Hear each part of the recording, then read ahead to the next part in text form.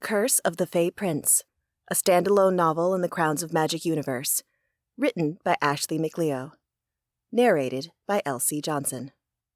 Chapter 1. Something magical hung in the air that night. Perhaps the moon, nearly full and peeking through the canopy ringing the forest clearing, had something to do with it. Or maybe it was the soft spring wind, carrying the scent of new grass. It might even be the bonfire, leaping and dancing, calling to my soul fire. "Cora!" Tobias offered his hand, and our fingers intertwined, vampire and witch in a ritual circle together. I used to think this odd, but now it was just a matter of course. Perhaps I was just sensing the coven itself? Before Mom and I moved to Connecticut 2 years ago, I never would have guessed other races of supernatural creatures would be allowed in witchy rituals. Now, I knew better. "Apologies for my cold hands," Tobias whispered, his British accent thick with apprehension. "No problem." I smiled to assure him I really didn't mind. With everything else going on, I'd barely noticed the ice of his skin.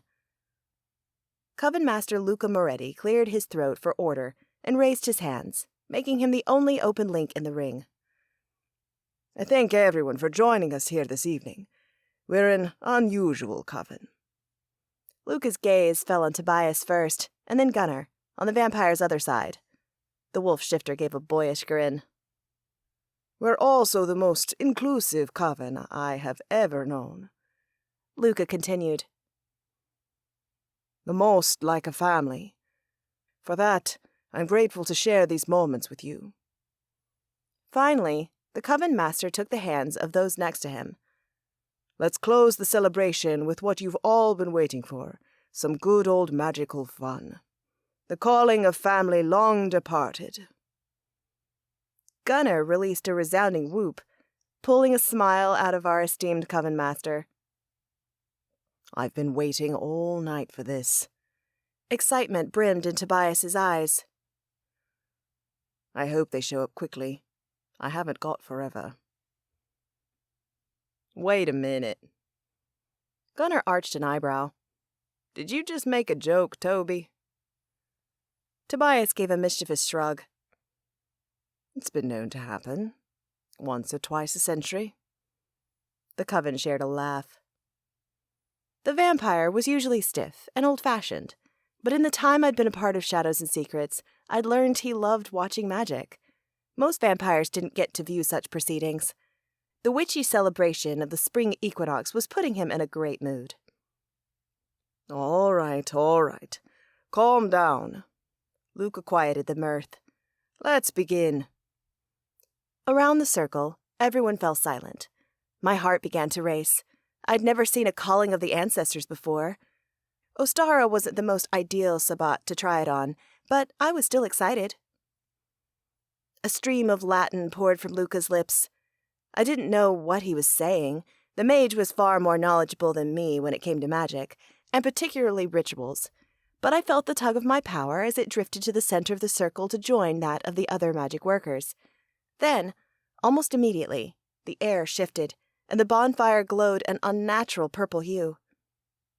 My heart warmed as the flames leapt ever higher. Inside me, the soul fire that made me what I was, a fire witch, burned more brightly. I wanted to work with the magic-drenched flames, but refrained, barely. I didn't want to spoil my first Ostara with Shadows and Secrets.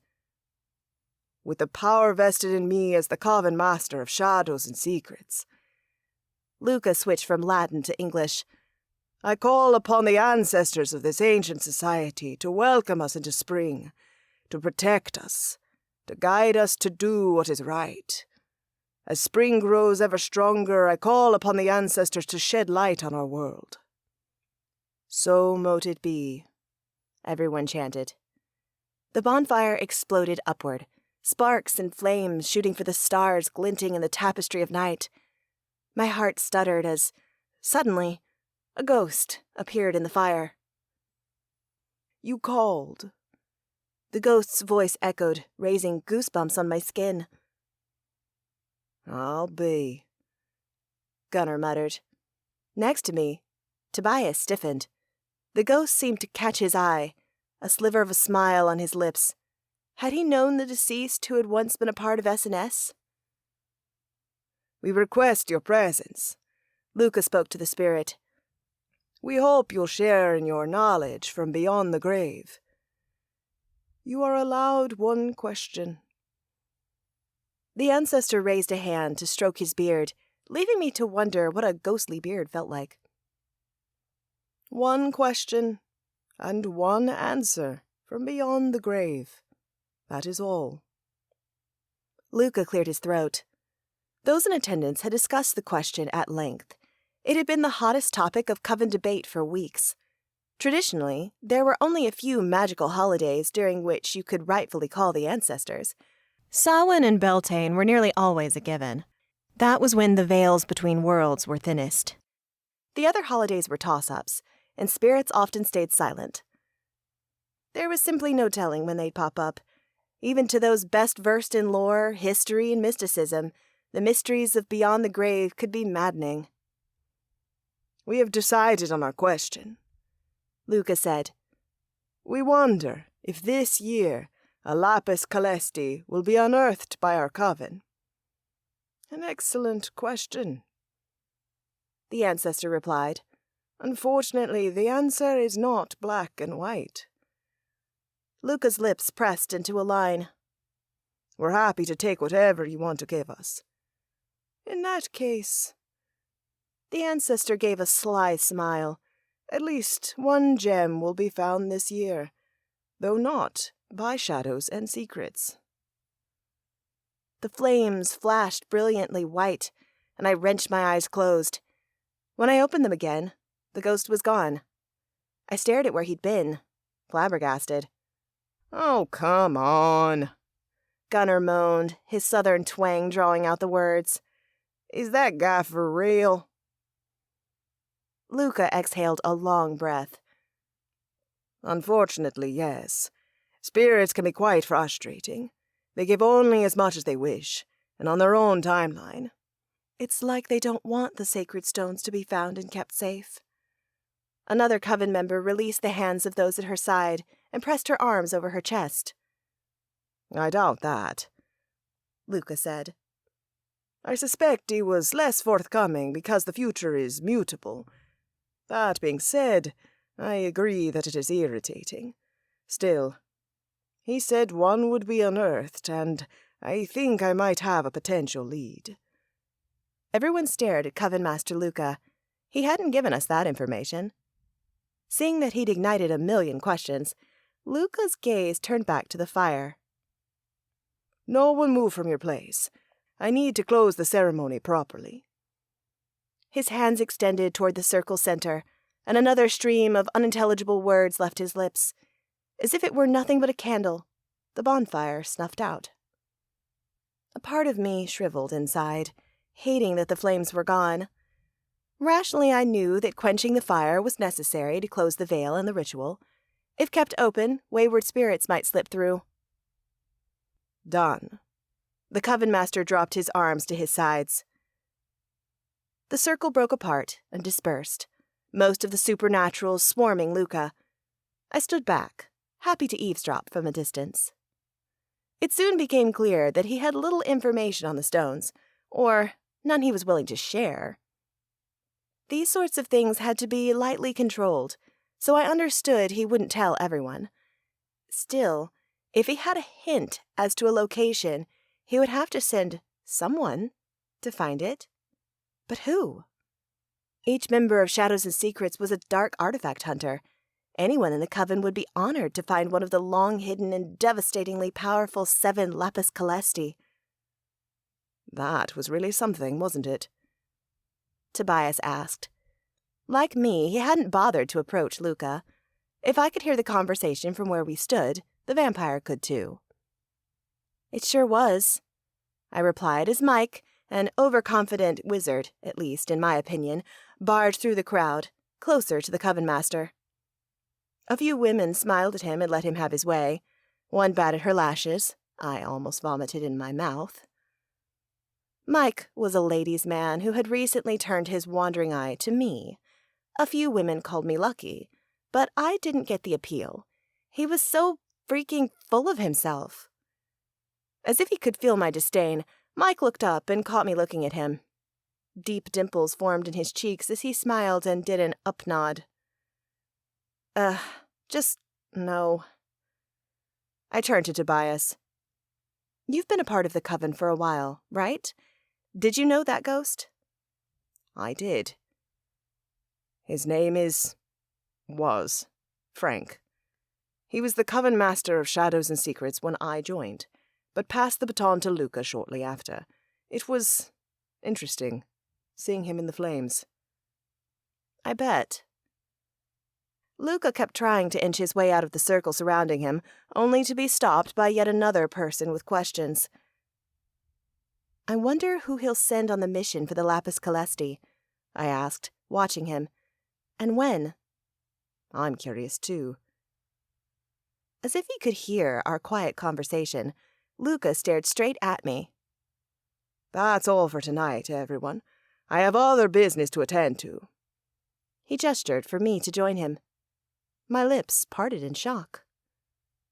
Seems we might have learned who the Chosen One is, Tobias murmured. No, The words died in my mouth. Was Tobias right? Could this really be happening? Was I going to be chosen to find the Lapis Calesti? What are you waiting for? Tobias prodded when I remained rooted in place. Go see what he wants. Right. Nerves building, I made my way to the Coven Master. Cora, Luca said when I approached. I'm glad you have not left. I believe I have a job that is particularly well suited to you. Oh, okay. More eloquent words failed me, and doubt crept in. Surely I was not better suited than others in my coven to find any of the sacred stones. This isn't the mission I just spoke about, but another, Luca said, confirming my suspicion. Not that you aren't capable of finding a Lapis Calesti. No offense taken. I brushed off the sting.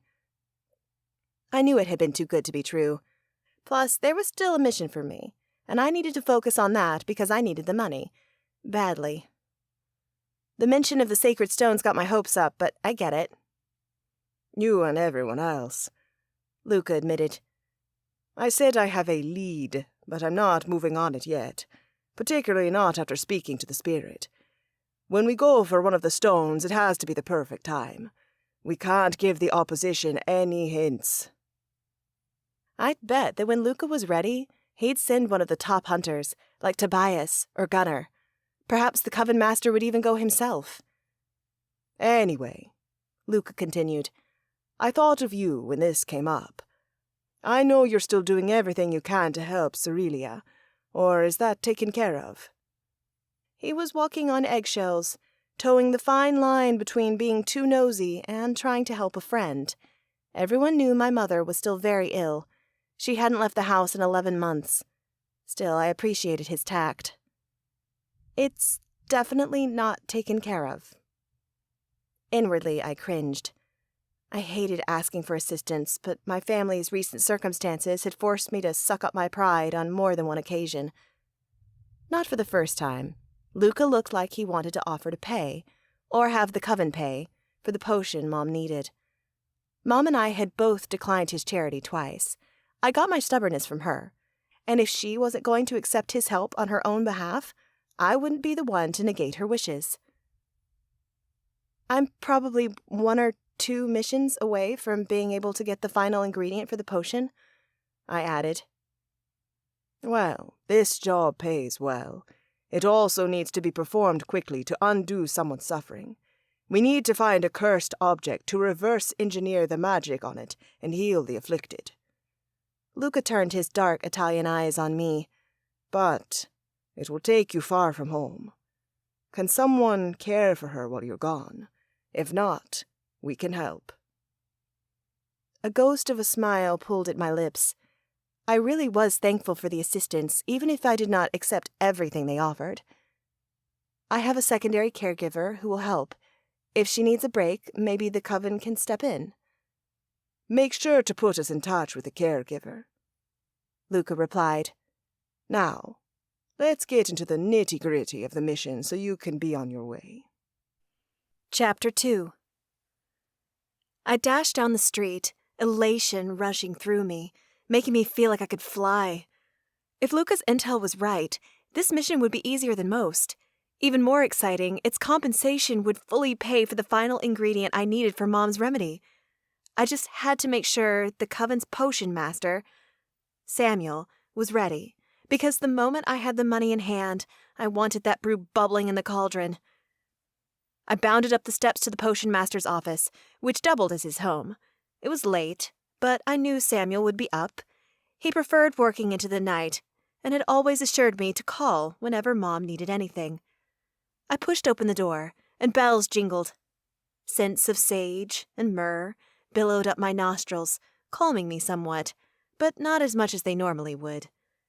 That was probably impossible. I'd been on an adrenaline high since I left the woods. After all, chances like this didn't come around often. The creaking floor alerted me to the fact that Samuel was making his way to the front of the shop. I glanced around, examining the wares that always struck me as overly mystical. Humans love to visit the shop for exactly that reason. Not to hate on it. I loved the shop too, but mostly because witches could find ingredients here that we could not find elsewhere. It was a rare gem, one I was lucky enough to be able to visit whenever I wanted. "Cora!" Samuel's raspy voice pulled me away from the pretty tarot deck I'd been studying. "This is a surprise. What can I do for you?" "Nothing at the moment," I said, taking in the elder and his prized rowan wood cane, which was decorated up and down with moons and stars. "I'm actually stopping by so you know to be prepared. Luca has given me a mission, and once I complete it, I should be able to pay for the anenia flower. You can still get it in, right?" "I believe I can." "Believe?" My excitement fizzled. Not the overly talkative sort, he waved his hands for me to follow. We ambled to the back of the room, where a table stood, weighed down with books. He opened one up and pointed to an image of a red, showy flower with a strange, pure white center. "This is the anenia. While I say I should be able to get it in, as of late there have been delays. It's only slowing the delivery of some of my merchandise, but it might affect the anenia bloom." I swallowed thickly. Like, how long are the delays? And why? Are they not in season? "The flower blooms best in the spring, so the timing is good," Samuel assured me with a soft smile. "The issue arises from the fact that the flower blooms in only one place, the realm of Vasila, more specifically the Faerie region of that world." He pointed to a very basic map on the opposite page. This part of the realm was divided into 4 Fae courts: winter, spring, summer, and autumn. I knew little about their courts, but winter had a reputation for being barbaric, and summer was supposed to be a Fae paradise. The other 2 were somewhere in between. "Where this little red flower is painted are where the anenia fields are located." He gestured to 3 areas on the map. "But there's one problem." I cocked my head. "What's that?" Samuel exhaled a long breath. "My sources have not been coming through in our world as often. In fact, I expected one a few days ago, and he has yet to arrive. I haven't seen him for over a month." "You don't think he got injured, do you? Or fell ill?" The Fae were long-lived to the point of seeming immortal, but they did die, and they definitely could be killed. "I don't think so. I've heard a rumor that there's been a disturbance between the realms. I suspect that's affecting commerce." My shoulders slumped, and I looked down at the image of the anenia one more time. I was so close. If this mission was as easy as Luca and I believed it would be, I would return home in 3 or 4 days. To have to wait longer was almost torturous. As of late, Mom had become increasingly sick, and it was nothing regular doctors could handle. Only healers and potion masters were equipped to cure such an illness. I know how hard you've worked, Samuel said softly. If I had the anemia on hand, I would give it to you already, but I can't afford it without payment in advance. My eyes snapped up to him. I would never ask you to give the flower to me. I intend to pay. I'm just worried about the wait. Mom has had a few really hard days lately. What if you don't see your supplier for another month? Samuel placed a wrinkled, bony hand on my shoulder. I'm determined that it won't come to that. Tomorrow I'll make inquiries to find another source. That way we can purchase the anemia flower as soon as possible. A lump rose in my throat. Thank you so much. I don't like seeing Cerelia ill, either, he continued. She was always such a light in our coven. It's time for that light to turn back on. I blinked rapidly, trying to dispel the sensation of tears pricking my eyes. Thanks, Samuel. I really appreciate it. The moment I have money, I'll come straight back here. Hopefully you can work magic and we'll get that flower. The old man smiled at me. I will try my absolute best. That's all I can ask. A clock on the wall chimed the hour. It was getting late, and I still had so much to do. I need to go home. See you later. At his wave, I left Samuel's home and climbed back into the car. I started the vehicle and began driving. My phone beeped on the seat next to me, and I glanced down to see Mom had texted me. It was much later than I'd claimed I'd be out. She was probably wondering where I was right now. I'll be home soon, I murmured. The drive out of New Haven, the closest town to where we lived, and the home base for my coven, was short, especially with nobody on the road. When I pulled up to our home, tucked tidily in the woods, I exhaled a long breath. Home sweet home. I got out of the car and went to the door. Briefly, I listened for voices, and when a laugh hit my ears, I smiled. I couldn't be with my mother all the time, but our neighbor was kind enough to act as second caretaker. She was retired and insisted she liked the company, but I still paid her for it. It wasn't much, but it was all I could spare. I eased the door open and found Mom and Nora in the living room. I beamed at my mother. You're out of bed. Not tired of laying down. She smiled at me. Sitting on the couch isn't much better, but it's a change of scenery. It's a step, I nodded encouragingly. Her sky-blue eyes, a hue which I had inherited, seemed to spark with life, lifting my spirits higher. She hadn't looked so alive in weeks. I have news. What's that, darling? Luca gave me a mission, a big one. She opened her mouth, and I smiled, knowing what was coming. Don't worry. It's not dangerous. In fact, he's allowing me to go alone so I can keep the fee, which you know never happens. S&S always ran missions with partners. That Luca was allowing this exception spoke to how much he wanted to help my family. That man is a saint. For sure. I nodded. I have to leave tomorrow morning for Ireland to search for a cave for a cursed amulet. I forced down the discomfort I felt at caving. Fire witches should not be surrounded by so much earth, but I just had to suck that part up. The cave was a tourist attraction, as safe as it could get, and we needed the money, so I'd do what I must. The coven that hired us needs to reverse the curse on one of their members. My teeth dug into my bottom lip as my gaze shifted to Nora. Do you mind staying here for the next 4 or so days? I really hoped to be back sooner, but you never knew with international travel. If you have somewhere to go, people in the coven will stop by and hang out. Nora was a witch, though not affiliated with Shadows and Secrets. She was a sole practitioner of the craft of magic, which meant she understood our ways, but did not want to be bound to a group. It was lucky, really, having a neighbor like us. At the very least, I didn't have to lie when I asked if she could chill with Mom when I went on missions. Of course I'll stay. Today, Cerelia and I started a new cooperative board game. We lost, but maybe we can win tomorrow. Nora looked excited by the prospect. I have a doctor's appointment 2 days from now. If someone can come by then, I can be here the rest of the time. I'll tell Luca, and I'll order you 2 groceries. You know the delivery apps are on your phone, right, Mom? Darling, you said you'd only be gone a few days. We'll be just fine. Maybe I was going overboard. I rubbed my hands together. Great. Well, my flight leaves early, so I'm going to go get packed. Nora nodded. I should get to bed too, actually. Me too, Mom said. I'll help you back, Nora offered. I can do that. I stepped forward. No, you can't, Nora said.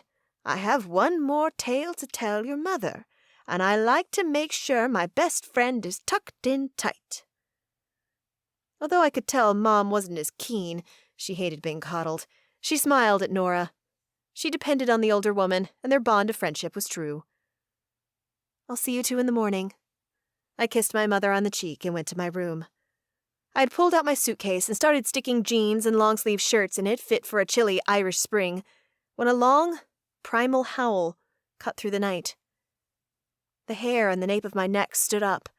None of our neighbors had dogs, but we were in a wooded area and a shifter pack lived in the next town over. Could it be a wolf from the pack?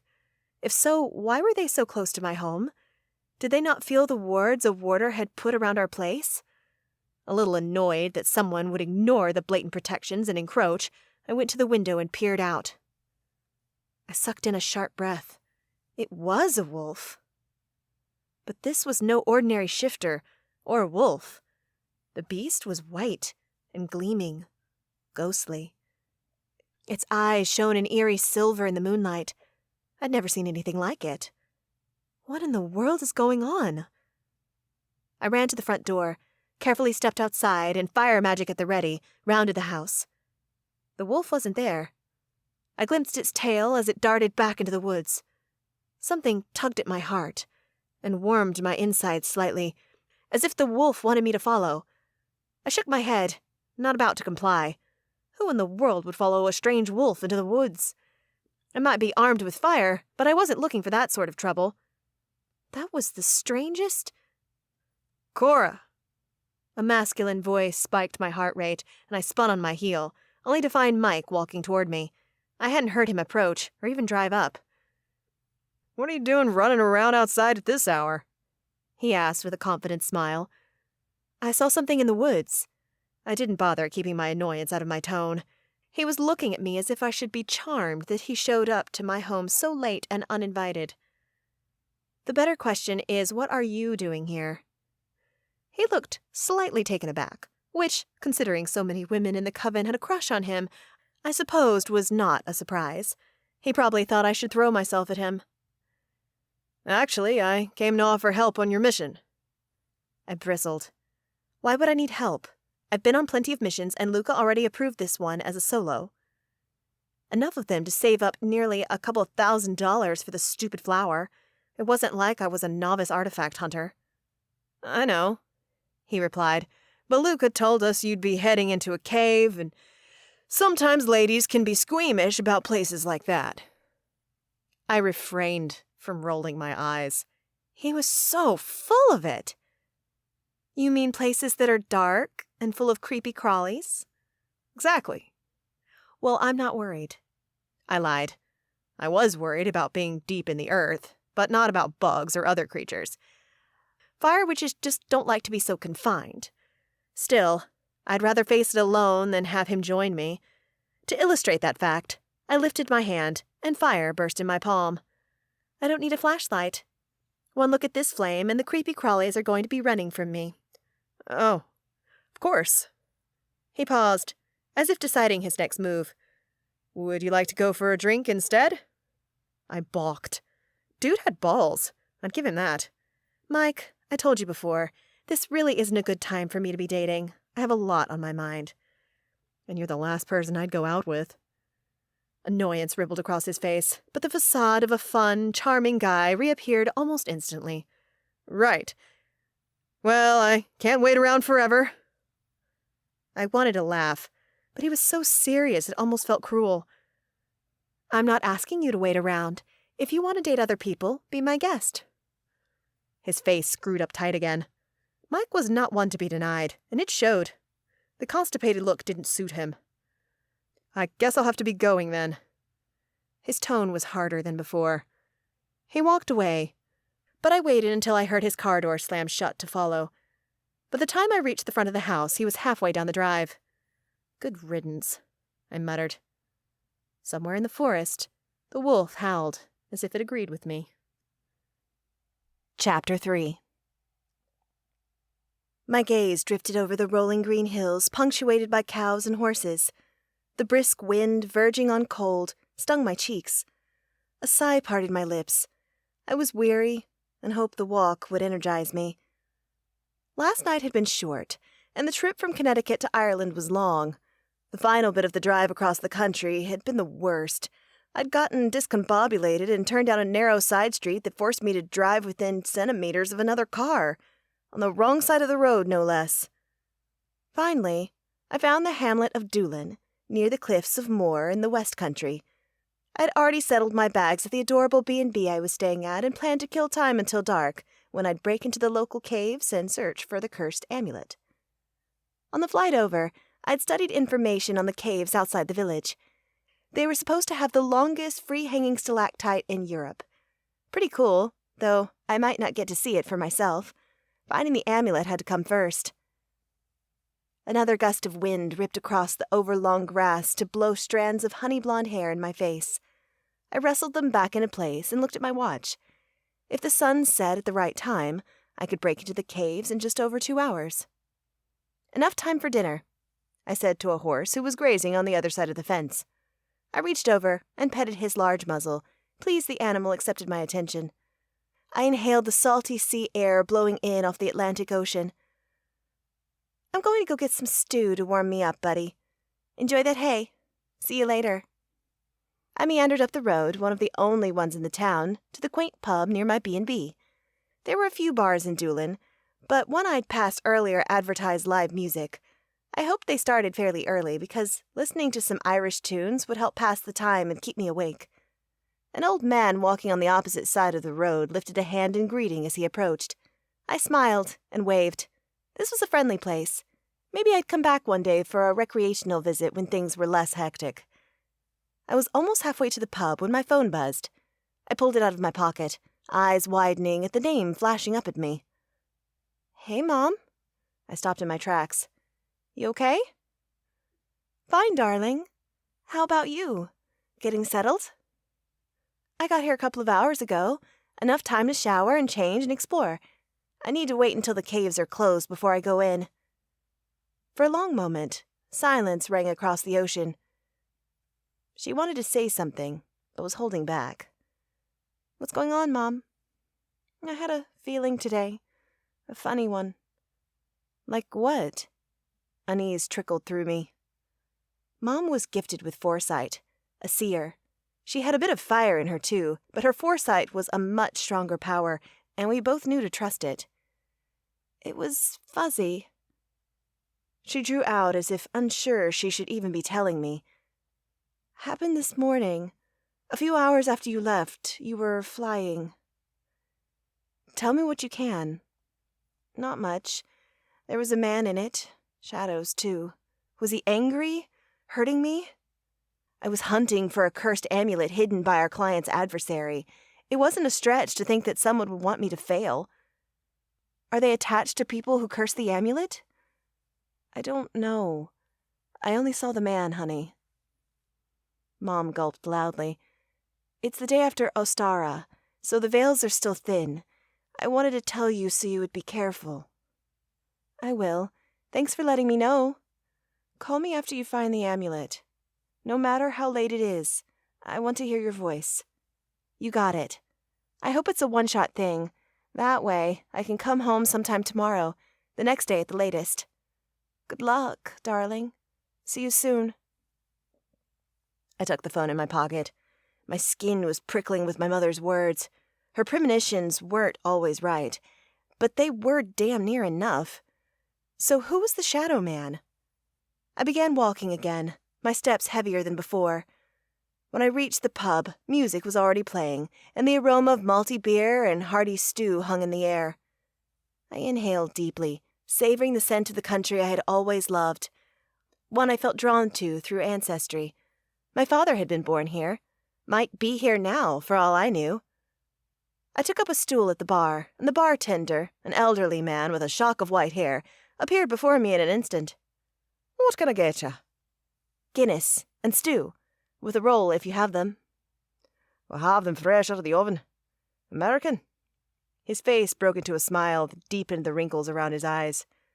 Afraid I can't hide it, I replied. Nor should you want to. I know some people have issues with Americans, politics and all that, but when you've been around as long as I have, you realise that every country has bastards. One of your countrymen saved my father in the Second World War. I leaned forward.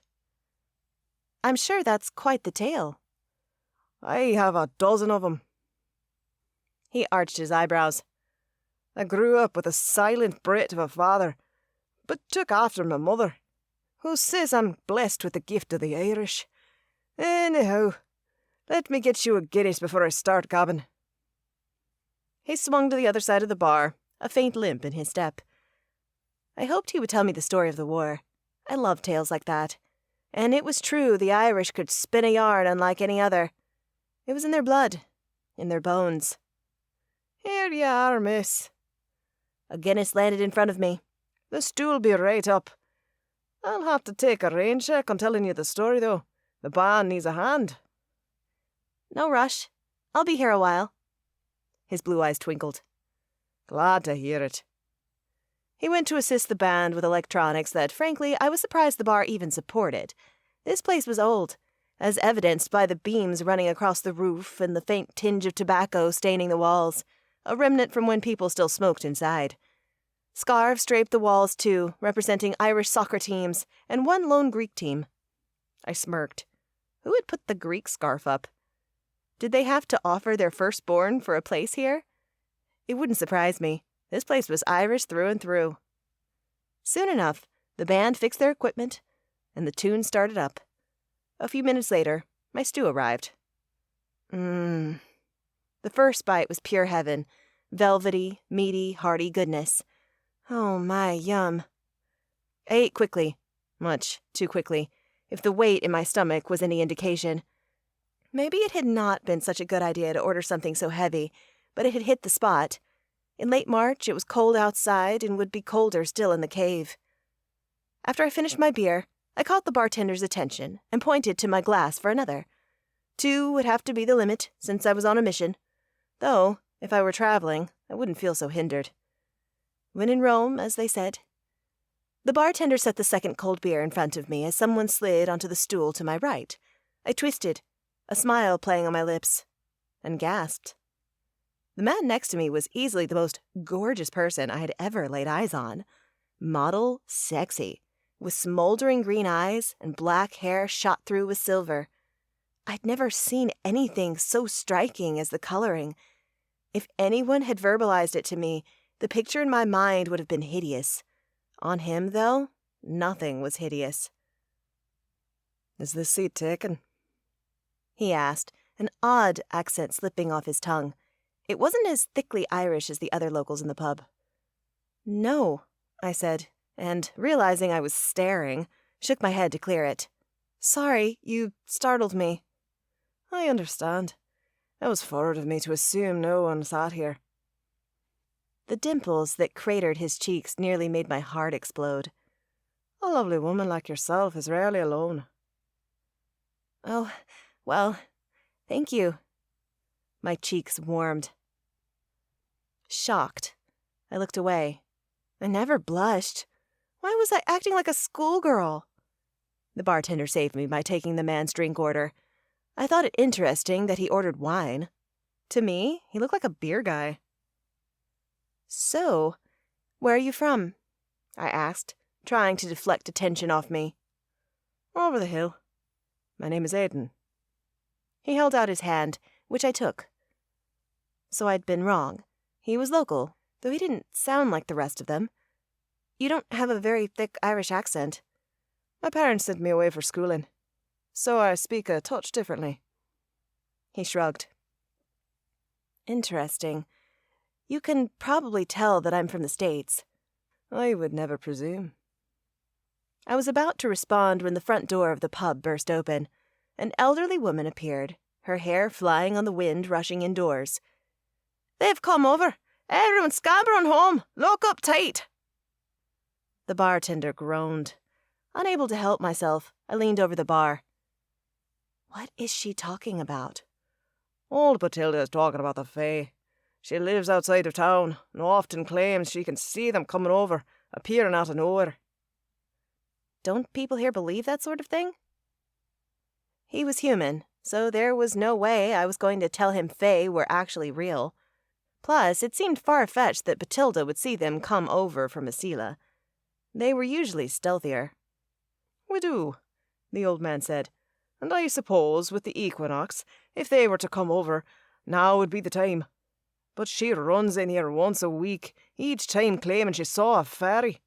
She's crying wolf, or maybe in it for a laugh."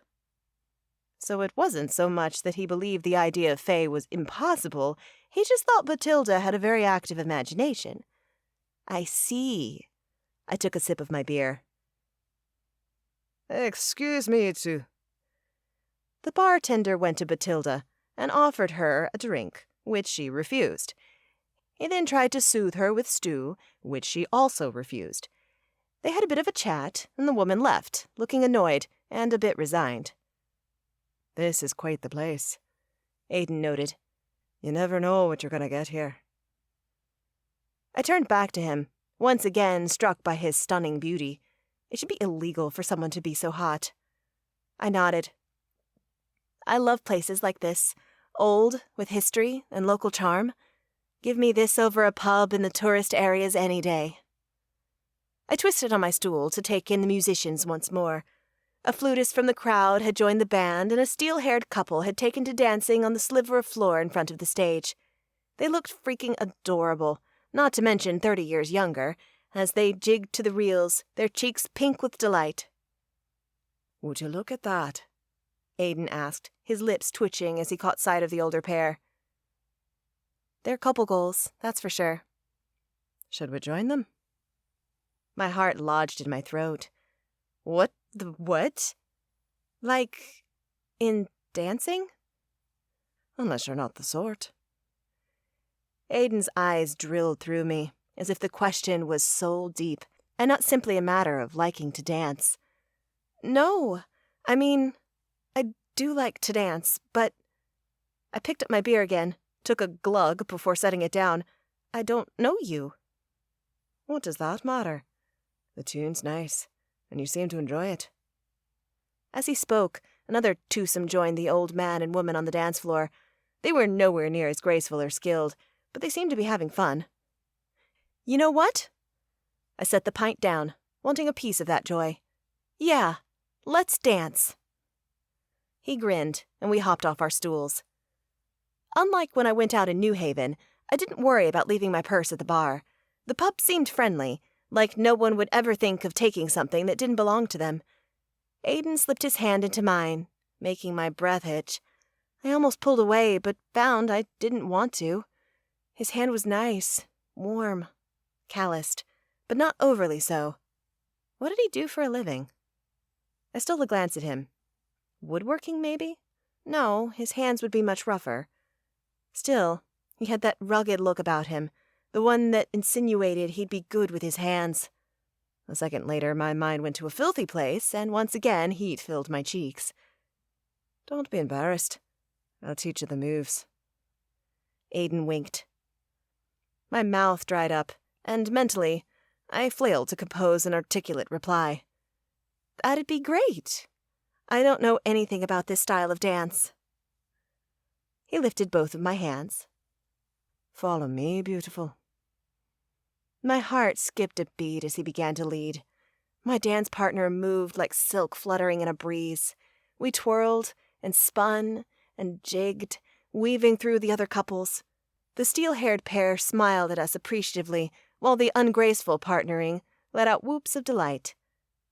I couldn't believe this. He was making me look good, like a pro. What sorcery is this? How can a man dance like this? When the music stopped, I threw my hair back with a laugh. That was amazing. 2, right? Aiden's voice warmed me to the core. More people are joining. He was right. Perhaps inspired by our show, others were standing waiting for the band's next song.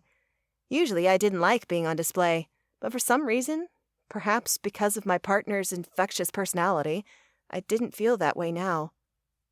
Another go? He held out his hand.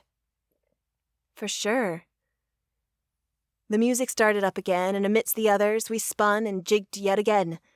This time, I focused less on my feet and more on my partner.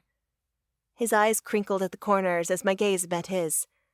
He had amazing eyes, emeralds that sparkled like stars. You're a natural, he said. I had a good teacher. I smiled, my heart thudding faster than it should. Someone bumped into me from behind, and my feet twisted mid-jig, causing me to nearly stumble. Aiden caught me, but not before I slammed into his muscular chest. Wowza. Whatever this guy did for a living, it had to be physical, because running into him felt like hitting rock. Everything all right? He asked, and I realized I was straight up gawking at his pecs.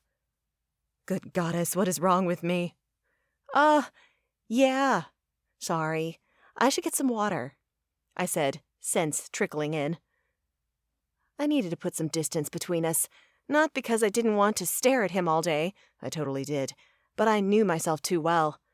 I didn't find men I liked often, but there was something about Aiden that drew me to him. He was the sort of guy I could fall for, and right now I couldn't do that. I was on a mission, one that would potentially heal Mom. One more dance? He asked. I shouldn't. He pressed his hands together, play-begging, and my resolve crumbled. One more. At that very moment, the tune slowed, and he eased me closer. My breath hitched as his broad hands cupped the small of my back, strong, but gentle all at once. Lightly, his fingers danced, as if questing for the perfect place to rest. A second later, he settled, and I exhaled quietly. This one's for the lovebirds, one of the band members announced. An old Irish tune of love found in the hills. Oh, my goodness. Is this country trying to make me throw away my life and live in the hills with a man I don't even know? 'Cause it might work. The singer belted out the most hauntingly beautiful melody I'd ever heard. The instrumentals were perfect, the Irish flute soft and romantic, the guitar full and resonant. Slowly, I melted into Aiden. This is nice, he said, his voice softer than before. I looked up at him to find he was watching me, green eyes penetrating. Yeah, nice, I murmured, mesmerized by him and how perfect this all felt. The song lulled us, but our gazes never broke, and as the music swelled to a crescendo, he dipped his head. The rational part of me had long since flown the coop. His lips inched closer and closer, and I wanted them. I wanted to feel the heat of his mouth, the heat of him exploring me. Tension coiled between my legs, telling me I wanted more than I dared consider. When our lips touched, the sensation was softer than I'd imagined, but just as steamy. Down south, heat pooled. This felt right, like our lips belonged together. He opened his mouth, and I accepted. We'd barely started to explore one another when a few whoops flew from the crowd. I laughed and pulled away an inch. He was smiling down at me, likewise amused. People were watching us, giving us the thumbs up. There were others on the dance floor still, but every single eye was trained on us. I guess we have a fan club, I whispered. Seems that we do. But perhaps it's time to give others their time in the spotlight. The song was ending, so I nodded. Together, we took a bow and retreated to the bar. Chapter 4. Aiden held the door open for me. He smiled as he did so, and his dimples cratered so deep. I bet I could slide a penny in one and it would stick. My lips parted in a soft sigh. Goddess, I wanted to kiss him senseless. But timing was not on my side. Midnight neared. which meant I'd spent entirely too long in the pub already. While I'd sat on the stool, switching from beer to water and flirting shamelessly with Aiden, I'd told myself the thick darkness would make breaking into the cave easier. But after Luca texted for an update, I could delay no longer. Mom needed me. The Coven, too. "Well, thanks for the fun night," I told Aiden as I passed him and stepped into the cool air. "Wish I could say let's do it again, but I'm probably only in town for 2 days." A shame. His tone was as soft as the wind rustling through the fields. It has been my pleasure to meet you. "Maybe we should connect on social. What do you use?" For a moment, he gave me a blank look, before recovering and flashing a charming smile. None, I'm afraid. There's no internet where I live. My heart sank. How was that even possible nowadays? I'd found this perfect guy, and now what? We'd never be able to talk again? My teeth sank into my bottom lip. There was something here. I could feel it. Had I not been sent here on a mission, I would have gone home with Aiden in a minute. But Mom had to come first. Well, then, I guess this is goodbye. I held my arms out for a hug. For a second, I thought he'd say something more, but he opened his arms too, and we embraced. I inhaled deeply, savoring his scent, which reminded me of hiking in the woods, earthy but somehow still sexy. The moment we broke apart, I missed the scent. "Thanks for teaching me to dance." I smiled, reluctant to leave, even though I knew I needed to. My pleasure. He bowed slightly. Goodbye, Cora. Have a nice trip. Good night. Turning away took more effort than I thought it should, but I managed and strolled down the lane toward my B&B. With each step, I could feel his eyes on me, piercing my back, but I told myself not to turn around. If we locked eyes again, it would be that much harder to leave. Plus, I didn't want to be that girl, the girl who went all gaga over a hot foreigner when I was on vacation. Even if that was what I was, sans the vacation. I made it only to the bend in the road before my body betrayed me, and I twisted. My heart plummeted. He was gone. Pinching my eyebrows together, I wondered, but where? There was only one road off the pub, and I could see straight down it. My gaze scanned past the pub. In the moonlight, the hills gleamed. Did Aiden live there? Behind the pub? Or elsewhere around Doolin? "It's just as well," I whispered, not sure why I felt so sad. I'd only known him for a few hours. I have a job to do. I trudged to the B&B. Once there, I quickly readied my gear for the cave, and then was on my way.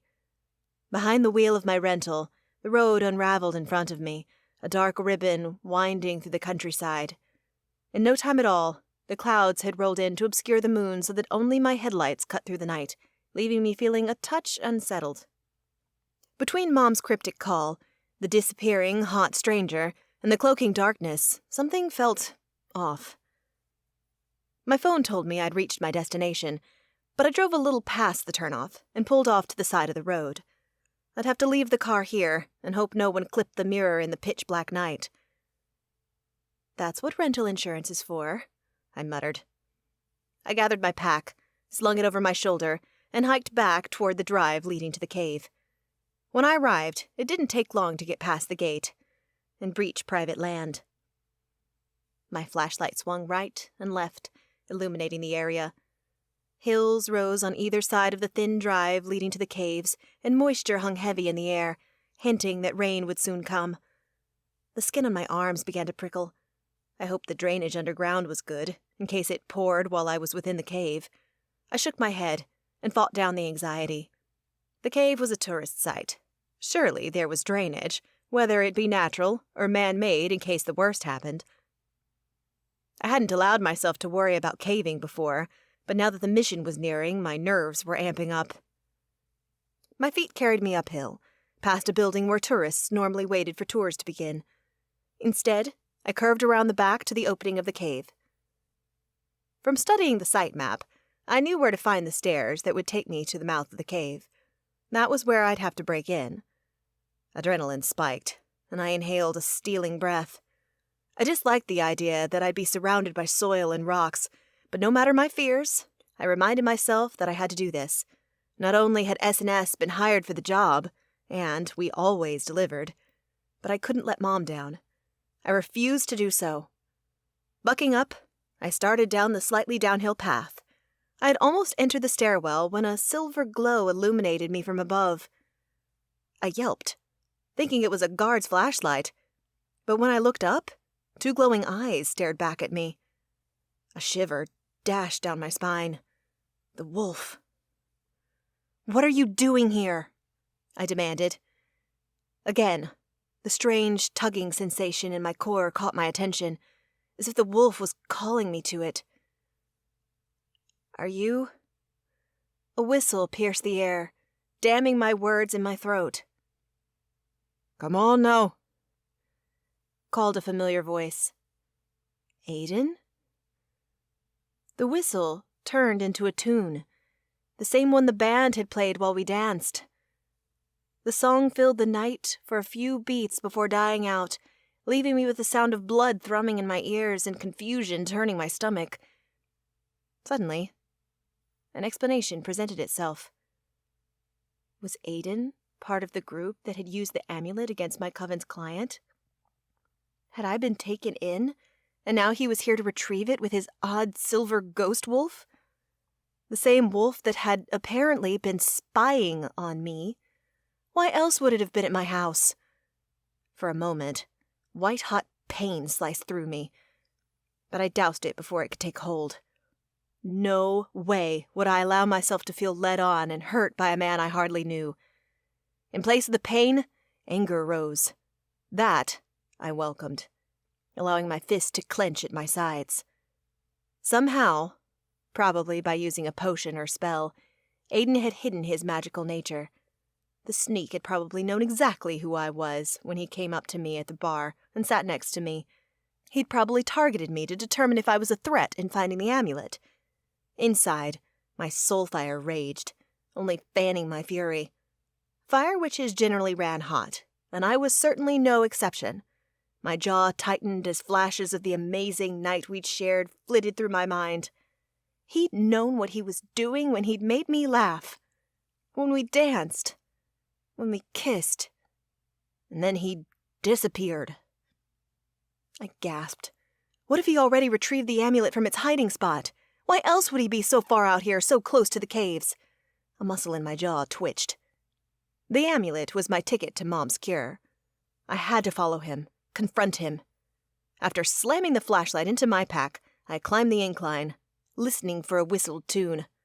A second later, he started up a new one, and I followed it, down a grassy, damp hill, up another. When I reached the top, I spotted the ghost wolf and jogged after it, careful to keep my steps light. I didn't want Aiden to see or hear me until it was too late for him to run. In a couple of minutes, I'd closed the distance between us considerably, and neither he nor his ghost wolf had noticed. What was he? A mage? I'd never met a wizard or witch who had a familiar like that wolf. They were always regular animals. Well, talking animals, but still normal-looking, not silver and glowy. Mages, however, were all different.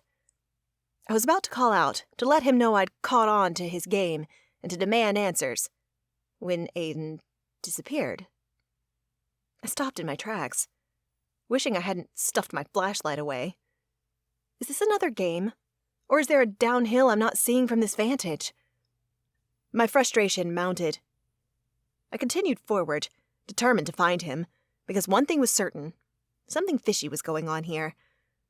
I'd made it to the point where he disappeared when a chill enveloped my skin and an ice-cold wind whipped against my face. My eyes squeezed shut against the wind, and I shuddered as the cold, wet sensation grew stronger, forcing my fire magic deep inside. Was this a ward around his home? My throat tightened as my fire dimmed even more.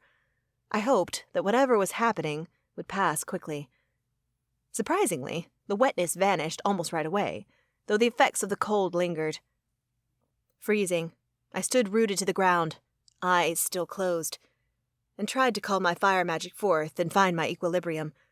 But the cold didn't seem to want to leave, and after what felt like forever, I decided I couldn't delay any longer. If I did, I might lose track of Aiden, so I'd have to push through. I opened my eyes and gasped. A forest that was very different from the hills of Ireland surrounded me. Snow hung heavy on tree limbs and swirled in the air. White flakes didn't reach where I stood, but still it seemed that I was in the middle of a blizzard. There had been no ward. No, there was only one explanation. I'd walked through a portal. The question then became, where was I? Maybe in Siberia? Or... Oh my goddess, am I in a Sela? What the actual hell? I whispered, heart thundering. I did not sign up for this. I turned to leave and ran right into an invisible wall. Ow! I rubbed at my forehead. With my other hand, I swiped through the area. Where a portal had been, nothing but air remained. I glared at the area, trying to work out what had happened. Before I reached a conclusion, a growl rolled through the forest, sending my blood racing. I spun and immediately located 3 pairs of eyes, red as blood, and locked on me through the swirling snow. Another low growl rumbled forth. My spine straightened. It was too dark and snowy for me to know what those creatures were, but from the crimson eyes I knew they weren't natural, and they acted like predators. I took off, throwing a glance back, and noting the way the trees looked, how one leaned far to the side, right over where the portal had been. I hoped I could find my way back when it was safe.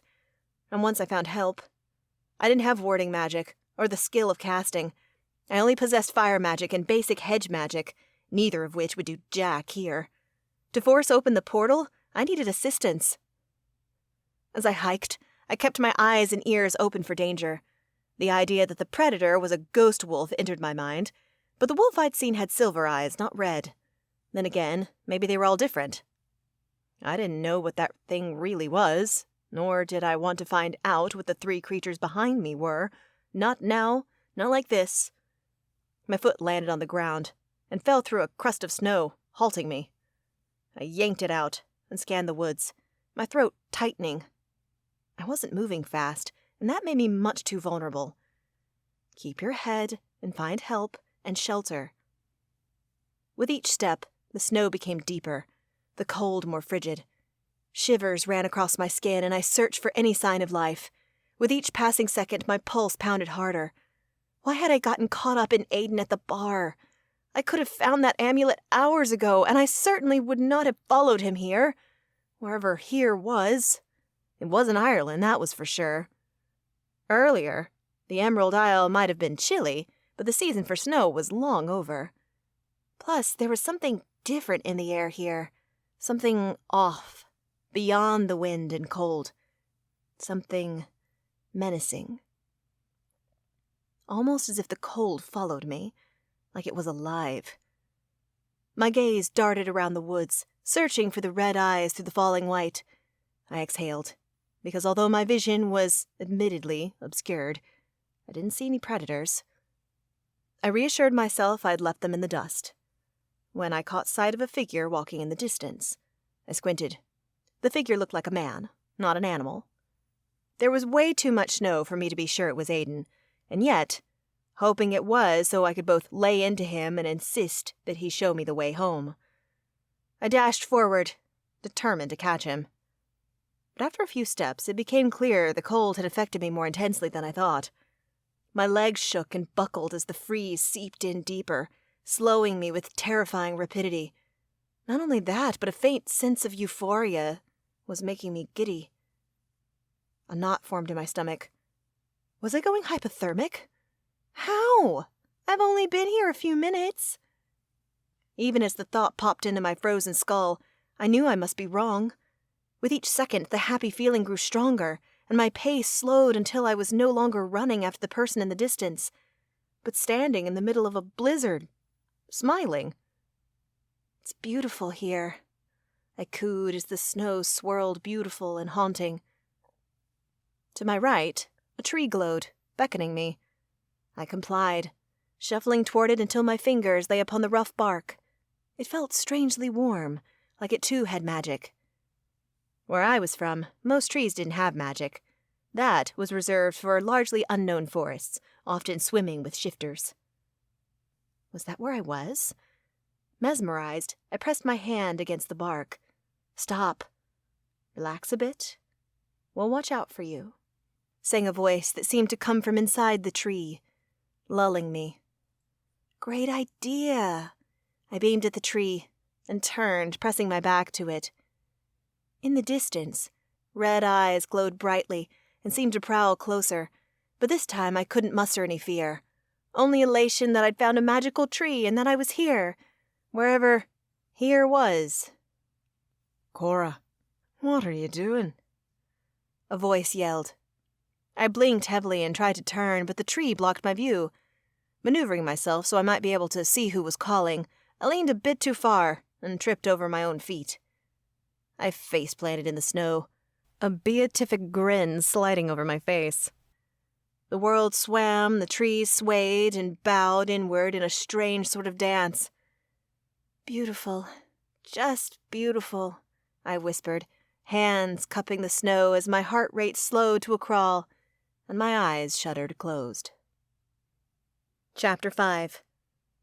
A strangled sound tore up my throat. Near the treetops, shadows swarmed, dangerous and menacing. Had they seen me? Every centimeter of me, from my toes to my head, shook violently. Why had I stopped running out of the woods? What was wrong with me? My legs tingled. Goddess, they are still so cold, like ice. I fought to stand, scanning for a path that the beasts might not notice. There was none. But I couldn't just stand there and wait for them to notice me. I ground my jaw from side to side and through sheer force of will moved my numb right leg. I'd taken a single step when a monster appeared from around a tree and glided toward me, eyes like garnets, teeth gleaming as it opened its mouth wide for me. No! I screamed and shot up to find myself in a bed. So it had been a dream. One that felt all too real. Don't worry, miss. You're safe. A hand landed on my shoulder, and I gasped as I twisted to find an old woman watching me. Actually, there were two. A young girl, perhaps 16, stood behind the older woman. Both watched me, concern plain on their faces. I inhaled shakily. Who are you? Maids. We serve House Caspian. The older woman spoke. Her hair was steel gray and pulled back in a tight bun. She wore a nice dress, nicer than I expected a maid to wear, certainly nicer than the girl's attire. Perhaps she oversaw other maids? You were in quite a state when you arrived. Frozen to the bone, I dare say.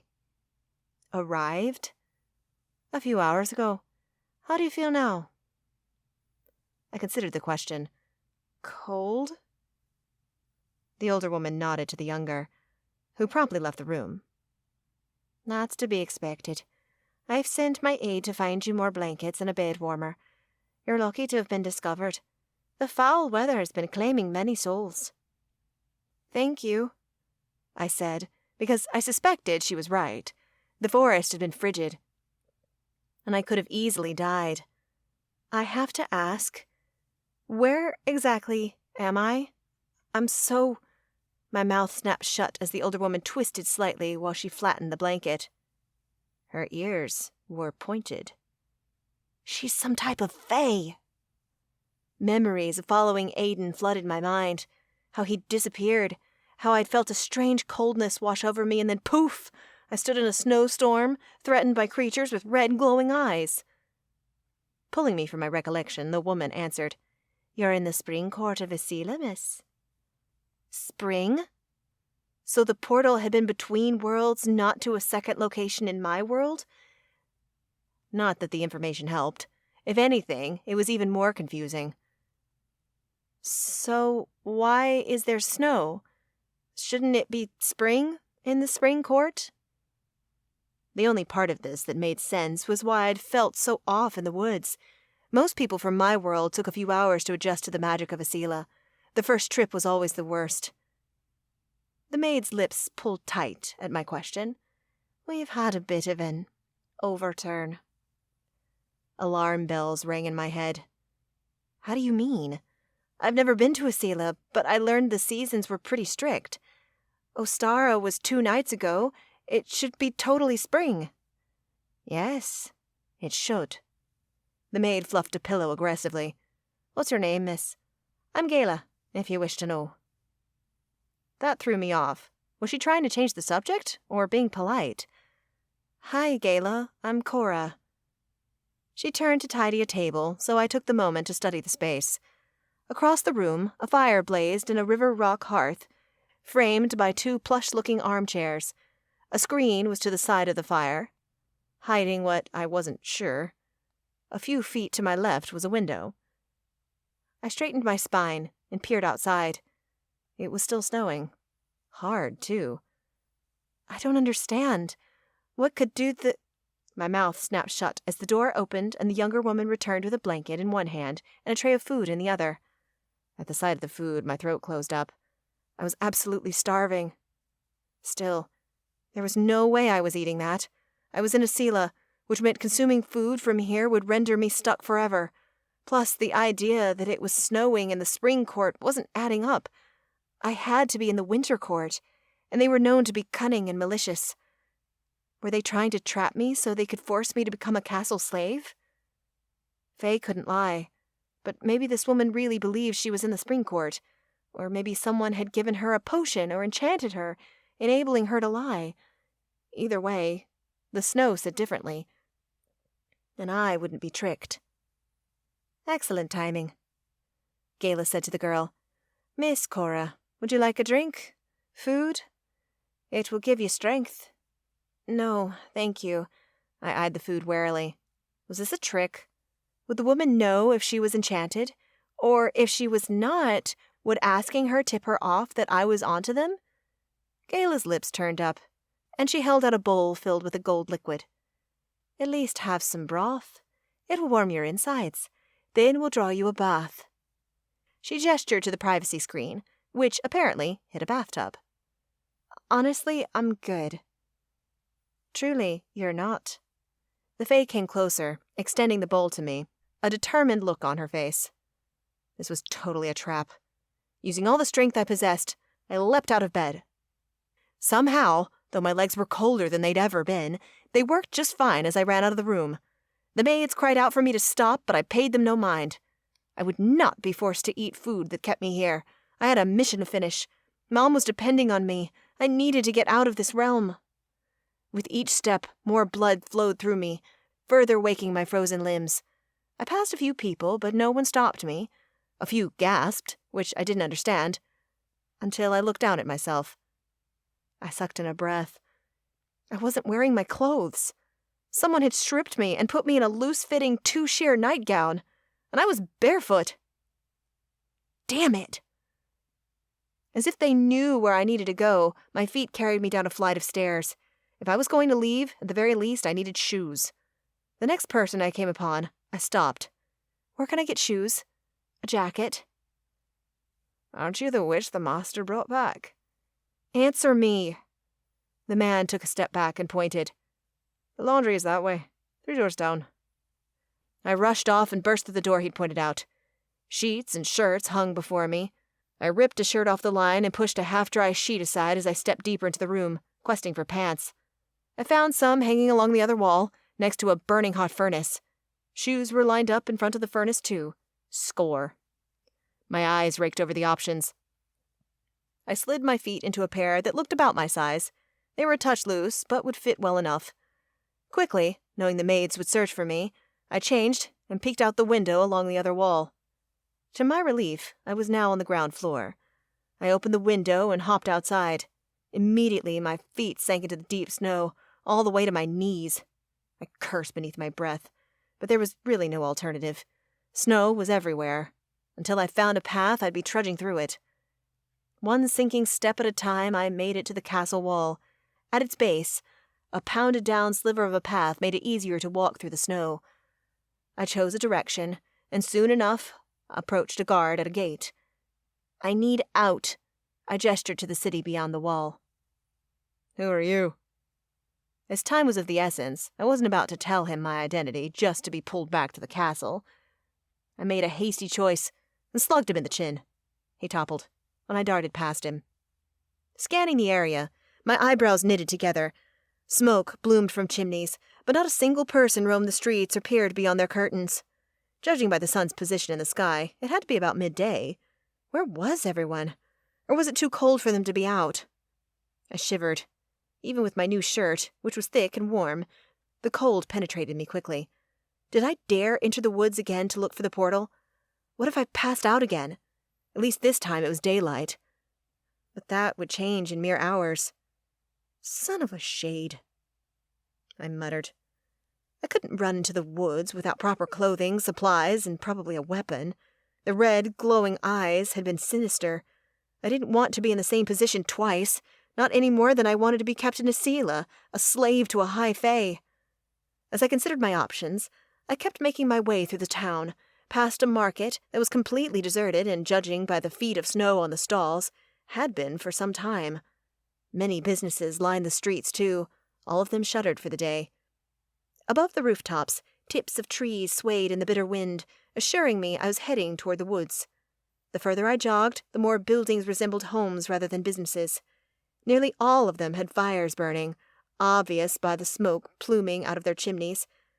But some did not. Since it was too cold to go without heat, I suspected those homes were unoccupied. I came within spitting distance of the forest when I decided I needed to take refuge and make a real plan before I froze my butt off again. I approached a home that appeared empty, and like it might blow over in a stiff gale. No family would want to stay here in this weather, but if unoccupied, it could be the perfect hiding spot for me. I brought my fist to the door 3 times, but after a few seconds, no one had answered, so I tried the knob. The door swung inward without resistance. My gaze traveled the room, empty of people and with a thick layer of dust atop every surface. A plate of bread and butter, not moldy because of the bitter cold, sat before one of the chairs at the table. It was as if those who lived here had simply stood up and left. But why? I continued deeper into the home, looking for items I might take with me to better my chances of surviving in the woods. A knife, probably used for chopping vegetables, caught my eye from where it lay on the counter, and I grabbed it. Even if my fire was an excellent weapon, it was always good to have alternatives. Mages could bind witches, vampires could compel them, and Fae? I didn't know as much about the varied races of Fae, or what they could do to my kind. I'd met one in Shadows and Secrets, but I was not close with Silas. As a general rule, many Fae could not pass as human and didn't live in my world, though apparently those who could pass did so more than I'd previously thought. Some slipped on over to the human world for a dance in a pub with an unsuspecting witch. My fist balled up, because now that I was here and had seen other Fae, I knew Aiden must be Fae too. He was probably the same person Batilda had seen pop into existence over the hills. The old woman wasn't crazy at all. If I made it back to Doolin, I'd make sure the town knew it too. Batilda was about to gain an ally. But first, more clothes, I muttered, my toes already on the verge of freezing off. Leather was not a great insulator, especially without socks. I rummaged through the house. There were a few articles of clothing I could wear. They looked to be men's garments, but I wasn't trying to be fashionable, only to protect myself. I pulled on a couple more shirts and tried to yank another pair of pants over the ones I already wore. It was no use. The Fae they belonged to didn't have my wide hips. Huffing, I searched deeper. I had made no headway in finding suitable pants or even a pair of socks before the cold got to be too much. I needed to make a fire and warm myself. I approached the hearth, shaking my head. As a fire witch, my temperature ran hotter than most people's. That the cold was penetrating me so deep, nearly dousing my soul fire, was astounding. I'd been as far north as the Arctic Circle, and while it had been bitterly cold there, I'd never felt quite this way. Once wood lay in the hearth, I called on my flames. They came readily and caught on the kindling. Exhaling, as heat blasted up at me, I squatted in front of the fire. As the flames grew and took on a life of their own, I both warmed and drew energy from the fire I'd sparked. I closed my eyes, trying to make sense of what was happening. Why had the maid told me this was the spring court? Anyone with sense could see that wasn't the case. And how had she managed to lie? She'd seemed kind, so I suspected someone was forcing her. A shiver darted up my spine, one that had nothing to do with the chill still lingering in the home. I needed to get out of here. While I waited to thaw, I formulated a plan. There was an abundance of twine on the kitchen shelves. I'd take it with me to lay a trail as I went, so if I didn't find the portal by nightfall, I could retrace my steps back here, to safety. Occasionally I heard shouts of people searching outside, but I paid them little mind. One of hundreds in the city, why would anyone come check this house? It seemed obvious to me that the owners weren't coming back. Then again, what if they saw the smoke from the chimney and knew it was unoccupied? Worry had begun to bloom inside me, but I shook it off quickly. The chances of soldiers or castle guards knowing the goings-on of the city so intimately seemed slim. For now, this was my home base, should I need one. If I had to run later, I would. I hope I don't, I muttered to myself.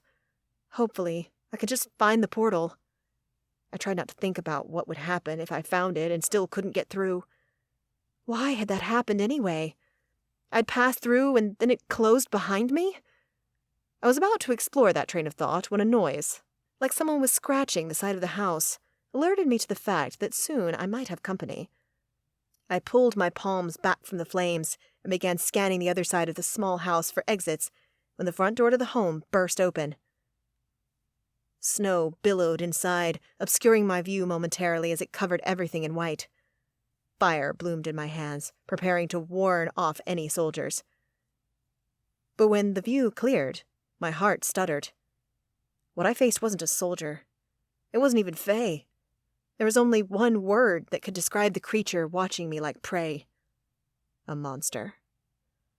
I pulled my arm back, preparing to lob a fireball at the atrocity, but a growl rolled out of its throat, and the creature took a step forward. At its advance, something shifted inside me, and to my horror, my soul fire snuffed out, and the flames in my palms disappeared, leaving me defenseless. Chapter 6. A scream clawed its way up my throat as red eyes stared back at me. This had to be one of the creatures prowling the woods the night before. Since all I had seen was its eyes, I couldn't be 100% sure. However, I was sure of one thing. It was unlike anything I'd ever seen. The monster was humanoid, but with dried-up, matte black skin and a severely wrinkled face that appeared slightly concave. Sharp teeth glinted at me, and claws that rivaled a bear's flexed. This monster was the stuff of nightmares. The beast hissed, and goosebumps erupted on my arms, completely dispelling the heat of the fire. "I'm armed!" I tried to call my fire, but my soul fire was still extinguished, and no flames came. Quickly, I grabbed the knife I'd lazily set on the side table. It wasn't super sharp, but as long as that thing was flesh and blood, it would do the trick. Between this and my fire magic, which I absolutely had to get working again, I'd be able to fend it off. The monster stared at me, glittering with menace. "Stay away," I added, stepping back, "or I'll—" It rushed at me. Its movement arachnid-like, its mouth open wide to take a bite. My heart rate spiked. This monster was definitely not a shade, but that clarity didn't reassure me. I still had no clue what I was facing. I darted backward, behind a simple wooden chair. Again, I tried to call my fire, but nothing happened. I tried to manipulate the flames in the hearth to help me, attempted to pull them out and create a stream to attack the beast, but no dice. Handshaking, I held the knife out, but the monster did not seem fazed. If anything, its crimson gaze glimmered with excitement as its slitted nostrils flared. It was having fun, tormenting me. Not for long, Buster. I thrust out my palms and sent the lightweight chair hurtling forward. It thunked against the beast, throwing him off balance and into the far wall. I seized the opportunity to run out, knife slashing. Before he could defend himself, the blade dug into skin. He snarled and, undeterred, reached out for me, 6-inch claws extended. I bolted for the door and flung it open. Pushing through the blast of snow and wind, I hung a right, toward the woods. Immediately, I regretted my choice, but couldn't turn around. There was only one road, and without even bothering to look, I could feel the creature's menacing presence behind me. I was so screwed. As if to echo my sentiment, a pissed-off roar rang through the otherwise silent city. My feet dug into the snow, propelling me forward step by step. The environment slowed me, but the snow would affect the monster too. Or would it? I was in the winter court, which meant the animals here were acclimated to life in the snow. My stomach sank. What was I thinking? Running into the woods where it lived. If this was a horror movie, I'd be the girl who died in the first scene. The one everyone called an idiot. I'd call me an idiot. Still, I couldn't turn around now. I was nearly at the tree line, and behind me danger lurked.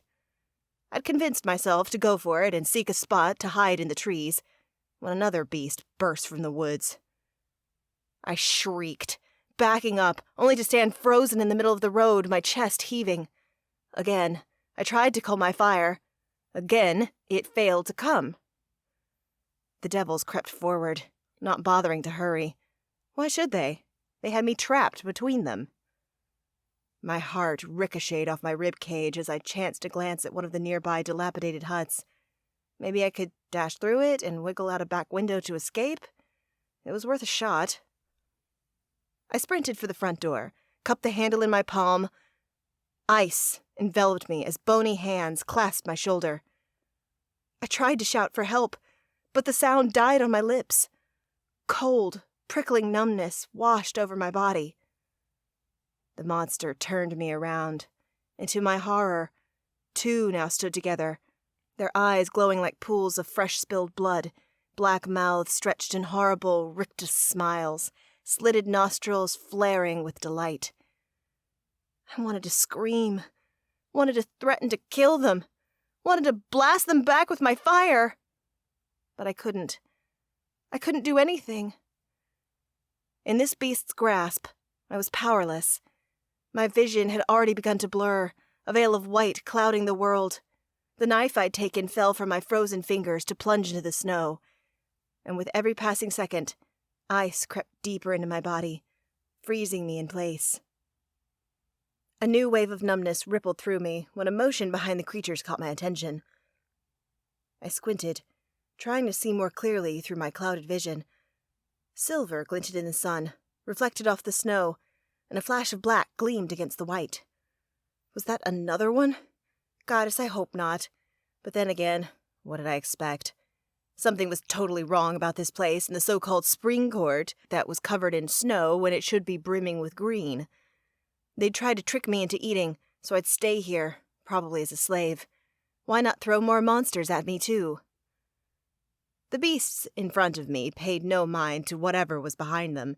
Instead, they bore down on me, their grins widening, eyes full of madness. I tried to call my fire, but nothing came. Nothing even sparked. Tears stung in my eyes.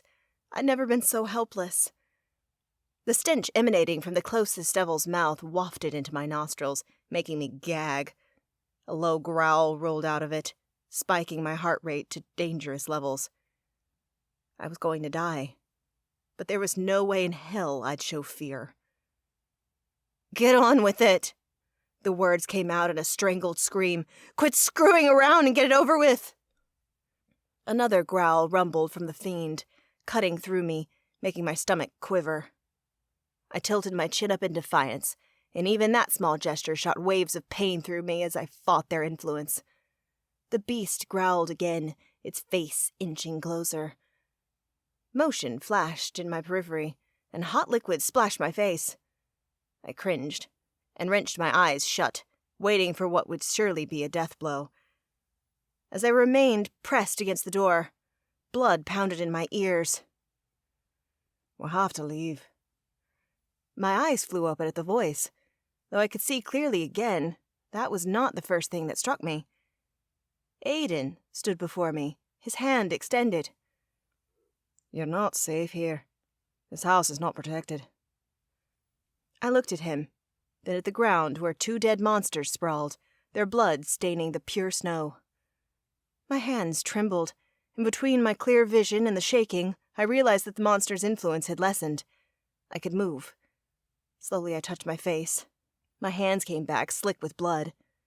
Again, my gaze went to him. Logically, I knew he had to be the one who killed the monster, my savior, but I was a fire witch, and we generally had a hot streak. Plus, I was riding high on a wave of too much adrenaline and fear, so instead of taking his hand, I batted it away. "Leave me alone! You deceived me!"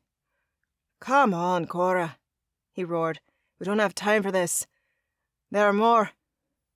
Another beast flew into view, and as though Aiden had been expecting it, he whirled and sliced the creature in half with a sword. Both halves fell to the snow, staining it crimson. When he twisted back to me, he extended his hand again. Once more, I slapped it away. A peevish expression crossed his features. I don't have time for this. Soldiers and knights are out risking their lives to look for you. Come on now. Without further ado, he bent to grab me at the hips and tossed me over his shoulder. I stiffened, unable to believe that this man had touched me without my consent, and now he was carrying me. I pounded his back with my fists. "Let me down! I don't need your help!" Would you rather I leave you out here with those creatures? I frowned. Fine. He had a point there. I can walk. The Fae huffed out a breath. You will, as soon as we reach the palace. Until then, I can't have you trying to make a run for it. Clearly you have no idea what sort of danger you're in. Of course I don't. I don't even know where I am. I glared at his butt, willfully ignoring how perfect it was and hoping he could feel my ire. The spring court of Asila. Liar. I don't appreciate that. His tone tightened. As I'm a fairy, you know I can't lie. So he was a part of the most powerful and legendary suborders of Fae. Fairies were the most likely to pass for humans. Well, unless you counted elves, who were extremely proud and preferred not to be thought of as a Fae race, but in their own category. In most of the Fae kingdoms, fairies ruled over other races of Fae, like goblins, pixies, sprites, brownies, and more. Depending on their courts, the fairies in charge fashioned many titles for themselves, such as kings, queens, high fae, lords, ladies, wardens, dukes, duchesses, and so on. It was also true that fairies couldn't lie. They could evade, but not outright lie, unless they'd ingested a potion specifically for that purpose, or had been enchanted. I'll accept an apology at any time, he said. I snorted. That was not happening. If I'm in the spring court, that means it should be spring here.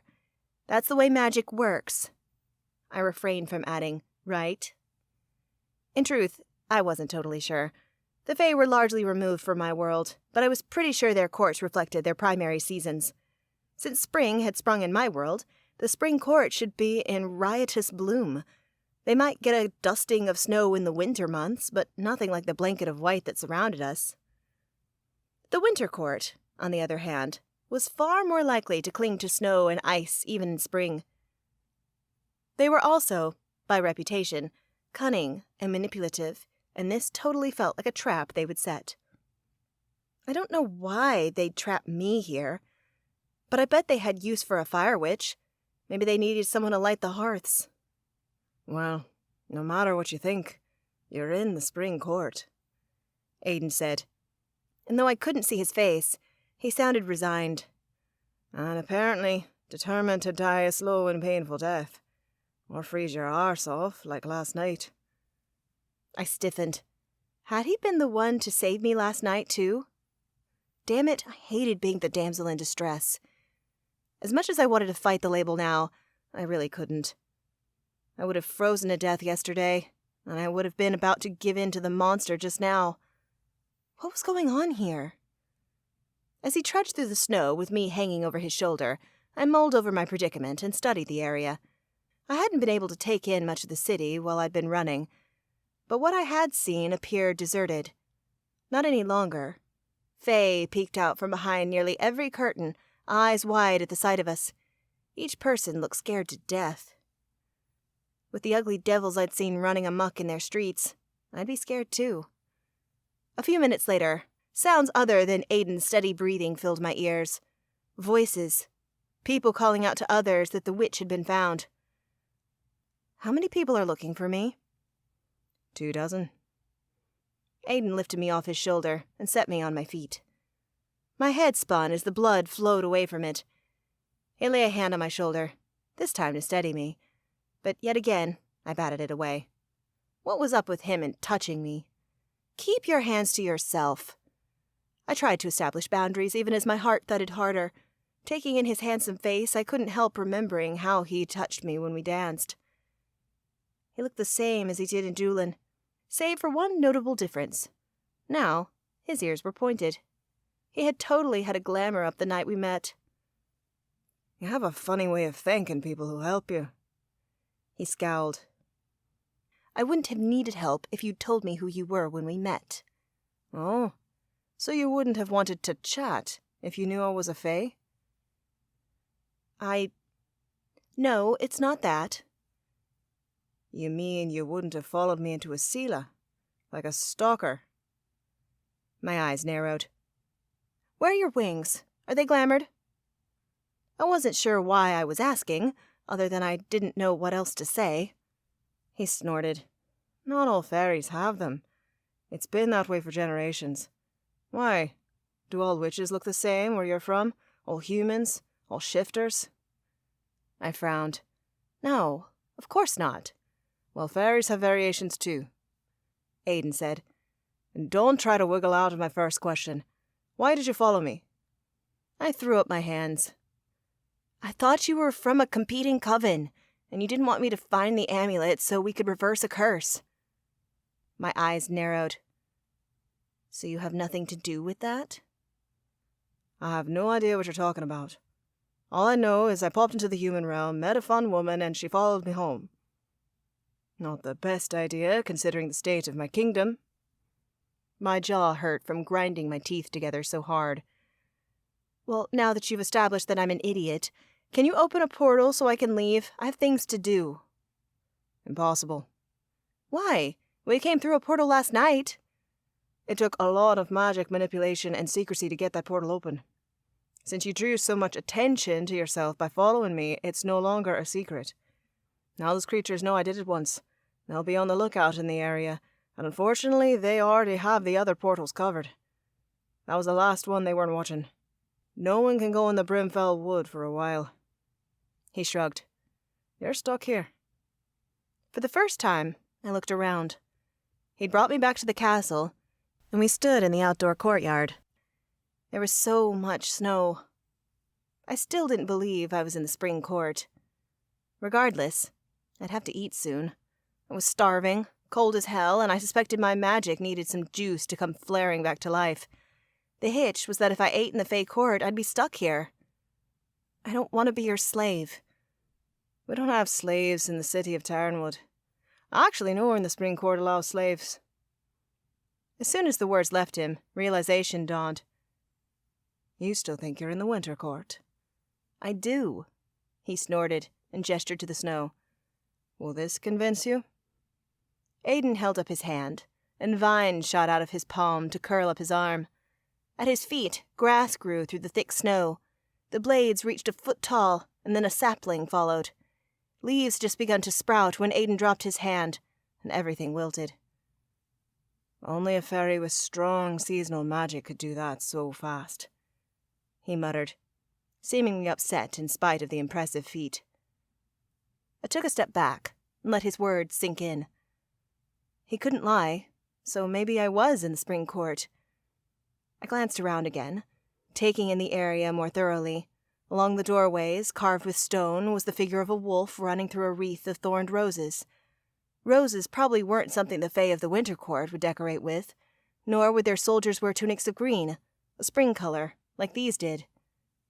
But then why was the spring court like this? What was going on? Catching myself, I shook my head.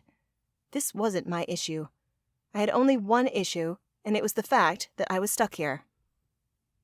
I believe you, but I have to leave, I insisted. My mother is depending on me. Not that I expected him to care, but sharing my sob story was worth a shot. She's sick, and I need to finish my mission to get her medicine. Aiden's eyes softened. I understand your pain. I too have experience with an ill parent. But, unfortunately, there's no way you can return to your world. Not from this kingdom. As you've seen, the woods surrounding Tarrenwood are dangerous right now. I was about to retort, to tell him I'd brave it, when a soldier approached. He saluted to Aiden, who tipped his chin downward. Commander? Now that the witch is safe, shall we continue our regular guard? The soldier asked. Yes. Add more men along the perimeter of the kingdom. The Sylphie has ventured deeper into Tarrenwood today. We can't have them knocking on people's doors. Very well, my prince. The man turned, leaving me gaping. My prince? Chapter 7. I sat in front of a river rock hearth, a blanket wrapped around my shoulders as I tried to make sense of all I'd just learned. Aiden, the man I'd met in a teensy tavern in Doolin, Ireland, was actually Prince Aiden, a high Fae Prince of the Spring Court. A prince who, once his soldier had left, showed me back to my room and requested a new wardrobe be brought up so I would have something warm to wear. I stared into the flames, grateful for the heat they gave off. I was still frozen to the bone, a fact that had become even more apparent once we'd entered the castle, and I still didn't thaw. But the fire also helped me think better. However, one thing it didn't help was my magic, which was unusual. For the 10th time, I stuck my hand out of the blanket and called flame. Nothing happened.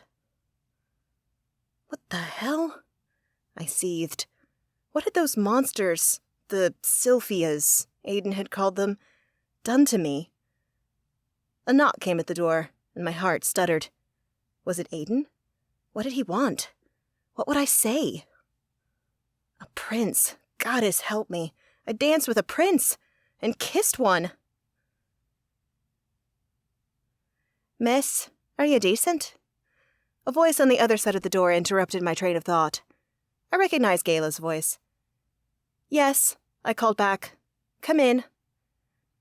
The old Fae bustled inside with a tray of food, piping hot, as evidenced by the steam rising from the dishes. My lips turned down in a frown. You must be starving, miss. I've brought all the royal family's favourites and a few of my own. I'm not eating. Just because I now believed I was in the spring court didn't mean I wanted to stay here forever. Gayla's eyes widened as she approached. It'll help you get your strength back. I can't stay in Asila, which means I can't eat. The confusion clouding her gaze cleared. Ah, is that why you ran out earlier? Thought we were trying to trap you. That's one of the reasons, I muttered, hating to admit it when the old Fae looked so harmless and helpful. Well, if you'd waited a mo, I could have assured you that isn't the case. In other courts, they still lure people, but not us. She plucked a tiny silver bottle from the tray and gave it a shake. This elixir will make it so that no matter what delights pass your lips, you may go home. No strings attached. No expiration date, either. I frowned. Well, don't I feel dumb. So, do you want the elixir? Gayla asked, now standing right next to me. Or would you prefer to starve? I extended my hand. I'll take it. Thank you. As soon as she passed the bottle over, my chilled fingers unstoppered it, and I slammed the liquid back. It didn't taste bad, a bit like spearmint and anise. Next, a tray of food landed in front of me, and, hoping I hadn't been taken for a fool, I dug in. The first bite was amazing. The second, heaven. By the third, I couldn't have stopped myself from devouring everything on the tray, even if it proved to be a trap. I was that hungry, that depleted, and the food was that good. Gayla watched me with amusement as she flitted around the room, straightening things. Hope it was to your liking, she said when I'd taken my last bite. Fabulous. I leaned back in the chair, feeling 1,000,000 times better. Like the body, magic required fuel. That energy could come as food, or an infusion of magic, which could be done in many ways, depending on a person's powers. The prince will be happy to hear that. I had so many questions about Aiden, but would Gala spill the beans? There was only one way to find out. Why was he in my world? Gala didn't even look up from making the bed. That's none of my concern, nor dare I say any of your business, Lady Cora. Undeterred, I pivoted to a different topic. He said this is the spring court, which, obviously, I am confused by. I gestured out the window. What happened? Is this storm a fluke? This time, the servant looked uncomfortable. The prince speaks the truth, but this is no fluke. Again, miss, this is none of my business. I furrowed my brow. Sure it is. You live here, so events that occur here are your business too. Yes, but you'll have to ask Prince Aedonius. Aedonius? Of freaking course he wouldn't have given me that name in Ireland. I might not have guessed he was Fae, but I certainly would have known he wasn't from over the hill if he'd spouted such a mouthful. I rolled my eyes. Fae were sneaky with their half-truths. Sighing, I rose and went to the window. The food had done me good, but it now settled deep in my stomach. If I didn't move around, I would pass out quickly. I peered outside and caught sight of 2 people walking in a frozen garden below. I leaned closer to the glass, allowing the chill from outside to caress my skin. Then, as the taller person turned, a frown slid across my face. Who's that walking with the prince? I hated myself for asking. Aiden, Aedonius, had omitted who he really was, and yet an undeniable surge of jealousy washed through me as I watched him walk next to a woman with beautiful golden wings. His arm was looped through hers as she stared up at him adoringly. They looked perfect together. Too perfect. Briefly, I hoped it was his sister, but Gala quickly smashed my hopes. That's Princess Vanya, from the Autumn Court. The Autumn Court? But Aiden had said there was no way in or out of here. How was she so far from home? Does she live here? She lives at the Autumn Court, but has been staying in the Spring Court for a fortnight. Why? Gala shot me a look, eyebrows raised. She was sent here as Winter died to get to know the prince. Princess Vanya and Princess Nai from the Summer Court are both present. Our dear prince is deciding which he'd like to take as a mate. Reflexively, my gut tightened. I vanquished the response immediately, but if the twitch of her lips was any indication, Gala totally caught my discomfort. It seemed Prince Aedonus's guide wasn't wrong. She mused. His trip might have been worth the journey. What? Not my business. I wanted to huff and demand answers, but not only would that be rude, but she'd actually already given me decent information. I didn't want to cut myself off when I was just getting going. Maybe if Gala and I could develop a relationship, I could weasel more tidbits from her. And I totally wanted to know more about these courting princesses and how they'd gotten here. If they'd gotten into the Spring Court, there had to be a way out. If there was even the slightest chance of one, I needed to talk to them and find the loophole. I still had a mission after all. More importantly, Mom would be worried, which might worsen her condition. I had to let her know I was alive, trapped in Isila, but otherwise fine. I gazed out the window once more, watching Princess Vanya coo and laugh at seemingly everything Aedonius said. I stuck my tongue out at her. She reminded me of one of those annoying girls in rom-coms, the one always out to get the man. Ew. Something wrong? I turned to find Gala tidying a table, grinning at me. Yeesh. I needed to get away from the window. I was making myself look like a fool. And for what? Aedonius is a phony. Even as the thought arose, memories of how it had felt to be with him that night flooded my mind, and my heart rate kicked up. Thankfully, at that very moment, a welcome distraction arrived as someone knocked on the door. Gala took a step to answer, but I shook my head. You're busy. Let me. Hell, I already felt guilty that she was cleaning my room while I stood there, spying on the prince. I'd never had a maid in my life, and it was awkward, though my unease seemed completely one-sided. She probably didn't care at all, but even if that was the case, I needed to put distance between my prying eyes and the window. I opened the door to find a troop of a half-dozen fae, their arms laden with gowns. "Where shall we set these?" The fae in the front asked, black eyes glittering with excitement. Judging by her short stature and copious amount of long hair on her head and arms, I suspected she was a brownie. I didn't ask for any of that. Prince Aidonius said he'd send up normal clothes so I'd be warm. The brownie stared at me. Like maybe pants and a shirt? The brownie scoffed. "For a lady, these are normal. Warm, too.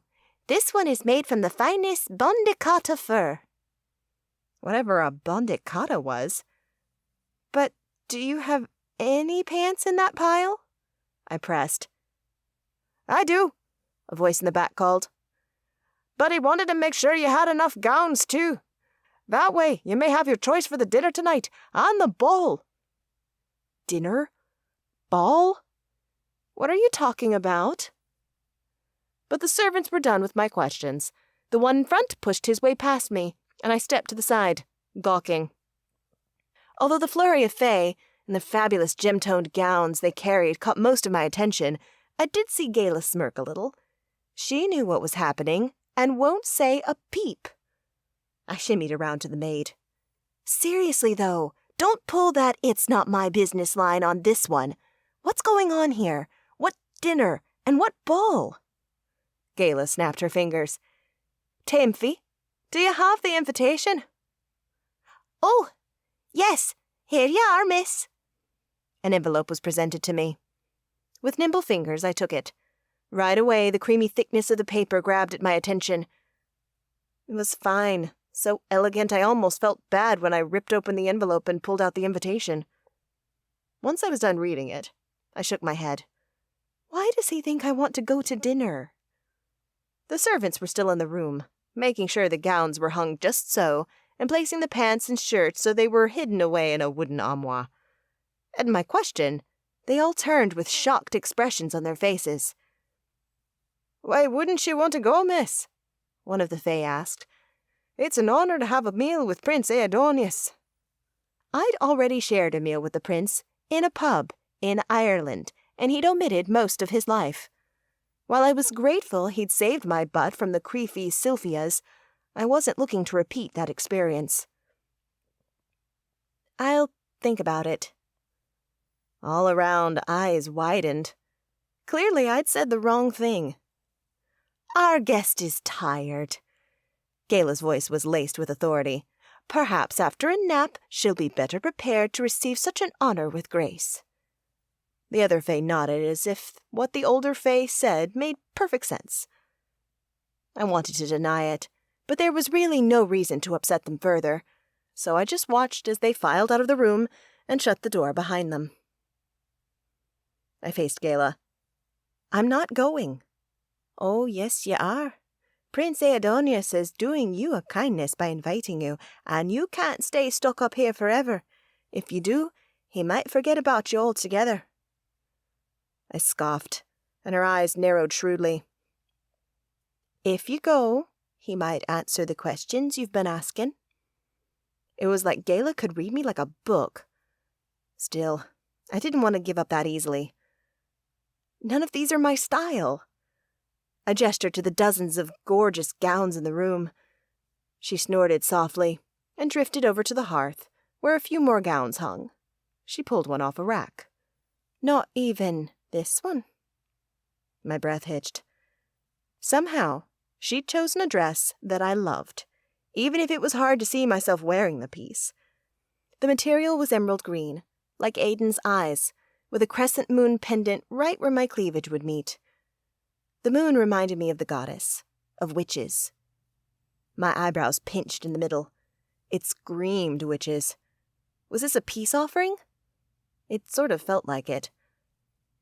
I stared down at the dress, lips pressed together. I can see you might not hate it. You're right. I tried to come up with another reason not to go, and a tinkle of laughter flew in the window. That had to be the Autumn Court Princess, laughing it up with Aiden. Aidonius. I wasn't sure I'd be able to get used to that name. At the reminder of the princess, my urge to accept grew. This could be the perfect chance to see how they got here, and if they knew how to leave. Are the visiting princesses going? They'll be in attendance. Fine, I said finally. I'll go, but only to be polite. Of course, miss. I'll make sure this gown is steamed for tonight and have someone draw you a bath so you can clean up. The servant was helpful, though her tone told me she didn't believe me one bit. Chapter 8. Later that evening, Gayla escorted me through the castle to where the dinner would take place. The green of the gown and the upsweep of your hair make your blue eyes stand out in a lovely way, Lady Cora. She looked me over once more and nodded approvingly. I always thought red was more my color, but I do like this dress. I fingered the moon clasp at my bust. The hair, too. Thank you for doing it for me. She'd spent an hour after my bath creating the perfect hairstyle. I'd never been so taken with my hair. A pleasure. I'm happy you like it. I do, although I have to say what I like best is you don't have heels here. I'd been shocked and very pleased when Gayla gave me soft but sturdy slippers to cover my feet. Some ladies in the kingdom wear them, most commonly during elegant events like balls and parties, she said. Though most find them too constraining. Of course, not all courts think that way. In both the summer and winter courts, they appreciate a bit more extravagance. Spring and autumn are tamer, naturally, between. Gayla brought us to a halt before a closed set of green double doors, each ornamented with a silver wolf in the centre. 2 guards dressed in green tunics and holding spears stood on either side. Gayla eyed them. Prince Aidonius's guest has arrived. I'll announce her. They twisted, and each opened a door. One of the men caught Gayla's eyes. Go on, then. She walked through, and I swept in behind her. Once inside the room, I blinked. The dinner was far more intimate than I had imagined. 4 people gathered around a circular table, Aidonius being one of them. The woman I had seen walking with him, Princess Vanya, sat at his right-hand side. Her gold wings had been banished, probably so servants could approach the table. Another woman, pale and with silver-white hair, perched at his left. On the other side of Vanya was an attractive man who shared her auburn hair and angular features. Her brother, maybe? At our entrance, the heads around the table turned. The auburn-haired man beamed a grin that was charming as hell. I suspected he was pure trouble.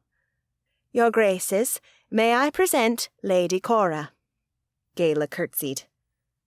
Thank you, Gayla. Aidonius stood and gave a bow. Interesting. I'd had my suspicions that Gayla was more respected than a normal maid, and that bow strengthened them. You may retire for the evening, the prince told Gayla. The maid smiled and left, the door shutting behind her. Please, join us, Cora, he invited when I didn't move from where I stood rooted in place. I had hoped to see Duke Galen. The Autumn Court Princess stared right at me as she spoke, her eyes large and violet and enchanting. You said he was here, right? Not in his manor. My cousin has fallen ill since arriving at court, Aidonius said, though he didn't look at the princess. Her expression soured. A shame that he's been ill lately. He'll miss so many events. And I do love talking about art with Duke Galen. He has such a discerning eye. She turned her gaze on me, looking me up and down. Still, I didn't think you would invite the witch in his place. Vanya wrinkled her nose, and I hated that. On her face, even that gesture was dainty, attractive. But pretty or not, I wasn't about to let her get to me. I strode forward, my shoulders rolled back and chin held high. Tell me how to leave Asila, and I'll be out of your way so you can court the prince without the witch taking up his time. I approached the table and made to pull out my chair, but Aidonius rounded the table quickly and did it for me. I arched my eyebrow at him. Thanks, but you have servants to do this sort of thing. I do, but we requested a private dinner. The only servants joining us will be laying the table and filling our glasses. Otherwise, we will not be disturbed. If you're uncomfortable, you could leave. No one will stop you. Vanya inserted, venom lacing her tone. What was with her? I'm fine. I addressed the table. I'm actually tired of staying in my room. I have lots of questions and hope to get some answers. Aidonius perked up. I'd be delighted to answer them. I turned and extended my hand to the other Fae male next to me. I'm Cora. The man looked at my hand and set his goblet down, but instead of taking my hand in his to shake, he grabbed me by the shoulders, pulled me forward, and kissed me flat on the mouth. When he pulled away, I blinked at him, gobsmacked. Ah. So sorry. Is that not how they greet each other in your realm? You know it's not, Kieran.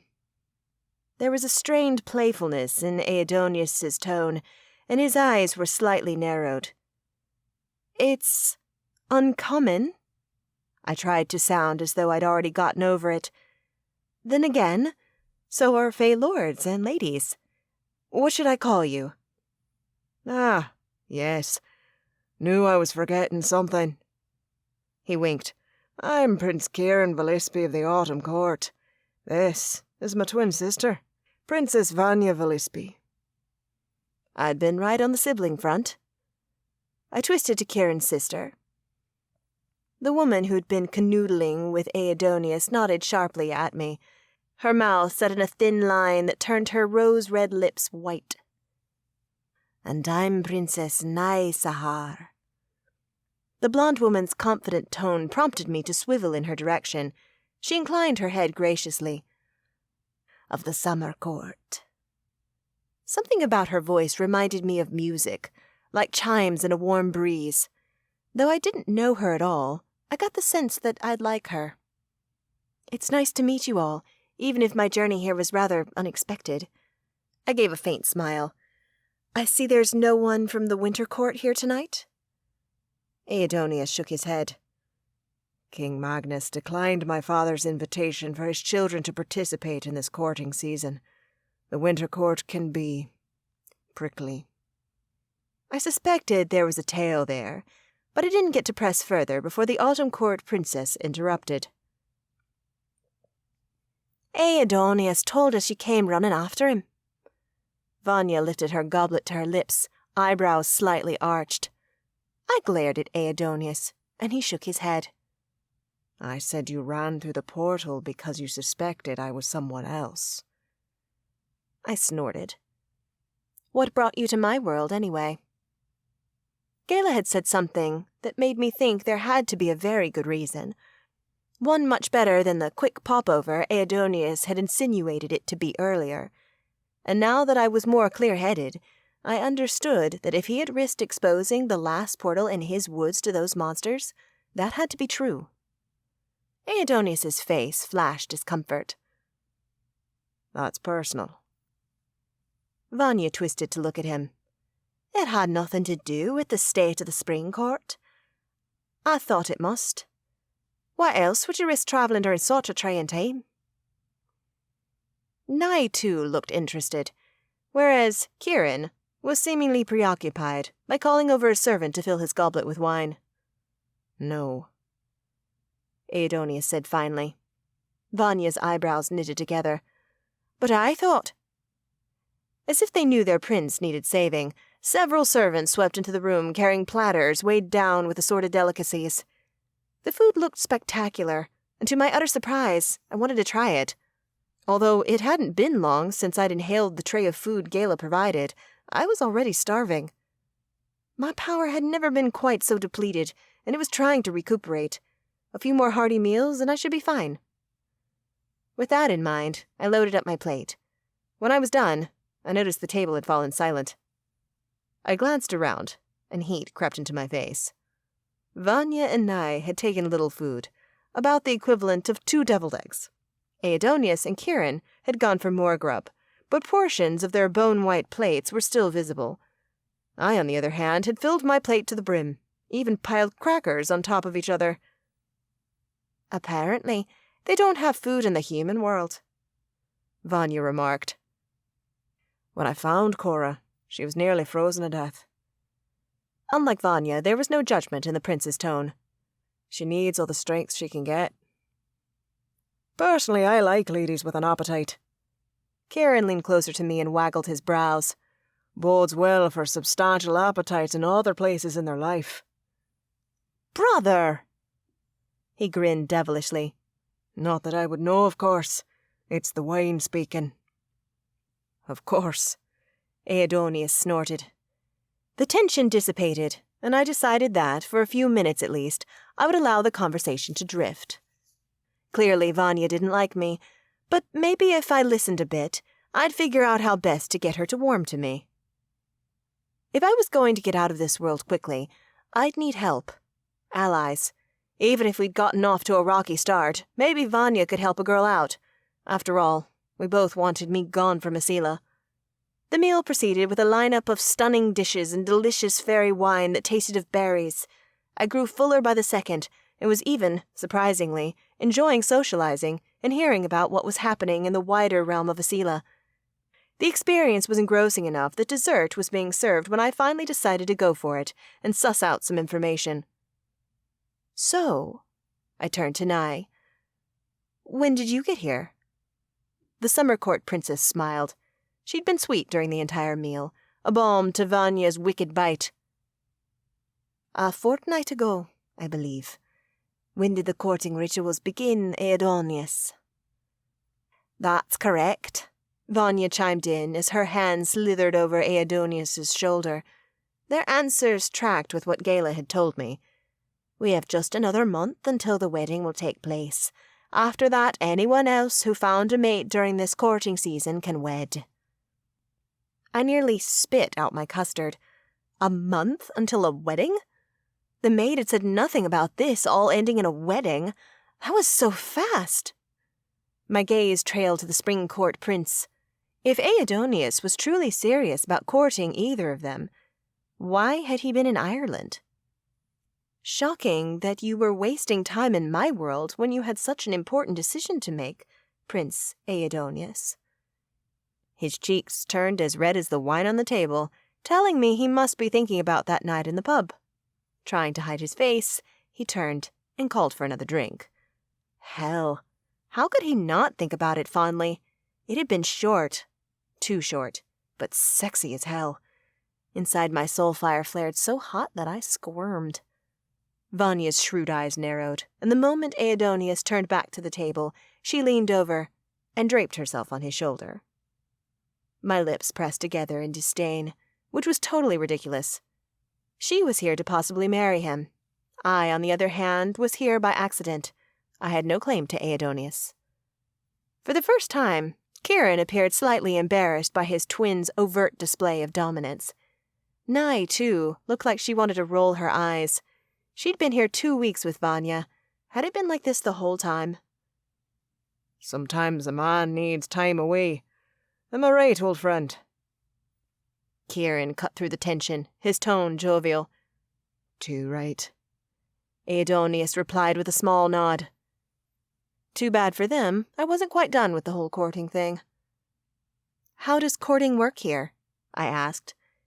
Aidonius had not offered any more information on why he'd been in my world, when his own was in such dire straits. Did he really need space? Or was there more to Kieran's words? Was the spring court prince running from commitment?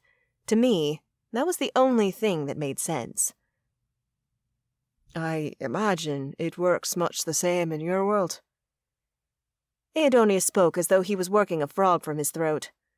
People meet, they spend time together. Share meals, dance, laugh. My lips parted. He'd basically described our night together. Something about that annoyed me, and my next word spilled from me without forethought. Well, that can't be all there is to courting. I took a nonchalant bite of my custard, trying to act as though memories of that night had no effect on me. What a sham. Otherwise, my hat would be in the ring. Vanya scoffed, and the other princess's eyes widened as her lips twitched in anticipation. No self-respecting high fae would wed outside a Sela. Vanya spat. Whatever you two did after you ran after Aiden is like a stray dog is nothing like what we do here.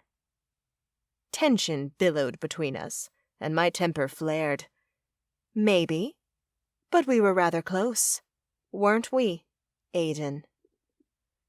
I was being a little shit, but I couldn't help myself. Vanya might well marry the prince of the spring court. I didn't know. All I knew was that she was rude and wrong. My night with Aiden, not Aidonius, had felt right. In my head, it played like one of those magical moments in the movies. Even if what I experienced afterward proved it was anything but true, I cherished that night because it had been so long since I felt something so powerful, like it was meant to be. Although I wanted to leave Asila as quickly as possible, I wouldn't let Vanya take that away from me. Who knew if I'd ever experienced such a poignant night ever again? If my history had taught me anything, it was that magic like that didn't happen often. We enjoyed a pleasant evening, Aidonius agreed, his gaze locked on me. A brief respite from the worries of my realm. I took the change of topic and ran with it. So, what are those monsters, the Sylphias, that are keeping me from returning home? The spring court prince set his fork down, apparently already regretting that he'd brought up his worries. The other royals squirmed, even Kieran. I suppose it can do no harm to tell you, Aidonius said. It might keep you safe, because after getting to know you better, I suspect that without an excellent explanation you'll run back into the woods to find a new portal. Though I assure you, there isn't one. Kieran and I ate their custard faster, but I set my spoon down and pushed the delicate bowl away, done and ready to hear what was going on here. You don't have to tell her. Vanya rubbed her hand on his shoulder. Darling, it's none of her business. He ignored her, his green eyes locked with mine. I'm cursed. The monsters were created because I showed no interest in another woman who arrived at court, one who wished to be my queen. Hell hath no fury like a woman scorned. So, all this, I gestured to the window at my right, to the ever-present snowstorm raging outside, is because of a jilted wannabe lover? Clearly she was not suitable for the title of queen. Vanya sniffed, her gaze landing on me as if to say that went double for the witch in the room. Get over it, woman. I'm trying to leave. Unfortunately so. My father, King Midas, Aidonius explained for my benefit, led an army into the woods where the Sylphias seemed to congregate, to fix the issue. So far there has been no resolution. Can't you fix it by talking to the woman who did this? I mean, did you hurt her feelings that badly? Honestly, I couldn't see him intentionally hurting a woman. But what did I know, really know, about the guy? Probably not much. I couldn't have been more polite about it. Aidonius sighed. I simply told her we weren't a match. The courting ball is soon, and my advisors requested I whittle down the contenders for queen, so I did. He leaned back in his chair, looking as if he regretted his choices very much. She knew coming here was a long shot, but she did so anyway. Why was it a long shot? Because we'd met before and didn't get along, the spring court prince explained. And she's a mage, Vanya added. Aidonius cleared his throat, clearly uncomfortable with the proclamation. While I have nothing against that, it is true that high fae usually marry others of that social standing. Vanya gave me a pointed look. That's become less common, though. Kieran jumped in. My younger sister is speaking to a mage prince. Once she's of age, they intend to court. Nye added softly, He's a nice man. Nice doesn't mean we should taint our bloodlines. Vanya spat, more to the table than the summer court princess, whose lips pressed together in frustration. When the high fae become part dragon, or part mage, or any other sort of creature, be they fae or not, when do we stop being fae? Even those stuck-up elves are a gamble, as they do not wish to be called fae. Some fae orders have already started to lose their wings. When will high fae magic be affected? Nye and Aidonius, the two high fae without wings, shared a glance. Only then did Vanya realize she sounded really negative. Not that being wingless is bad, just different from our ancestors. Right, Nye said, clearly keen to smooth things over. More importantly, the mage wasn't even a real princess, Vanya added. Though she didn't look at me, those words were obviously aimed at me. It surprised me how much they stung. None of those reasons are why I ceased our courting, Aidonius reiterated. Again his eyes met mine. We simply didn't mesh well. My heart thumped, and although I was no mind reader, I was absolutely sure he was thinking about the pub in Doolin. There was no denying that we had meshed well. I cleared my throat, needing to change the subject. Well, what's the likelihood that the king will fix this? I need to get home. My mother is quite ill, and... I trailed off, realizing what an idiot I'd been. The Aeania flower was native to the realm of Asila, the fairy portion of that realm to be exact. I might be able to get one while I was here. I tried to recall in better detail the map Samuel had shown me, indicating where the Aeania grew, and failed. Truthfully, that map had been too basic to really be of help, but could I find another? Cora, are you well? Aidonius' voice filtered through my shock, and suddenly I realized everyone was staring at me. I'd stopped mid-sentence. Yes, sorry. Actually, I have a question. Aidonius tilted his head, waiting. Do you know anything about the Aeania flower? He looked shocked, but nodded.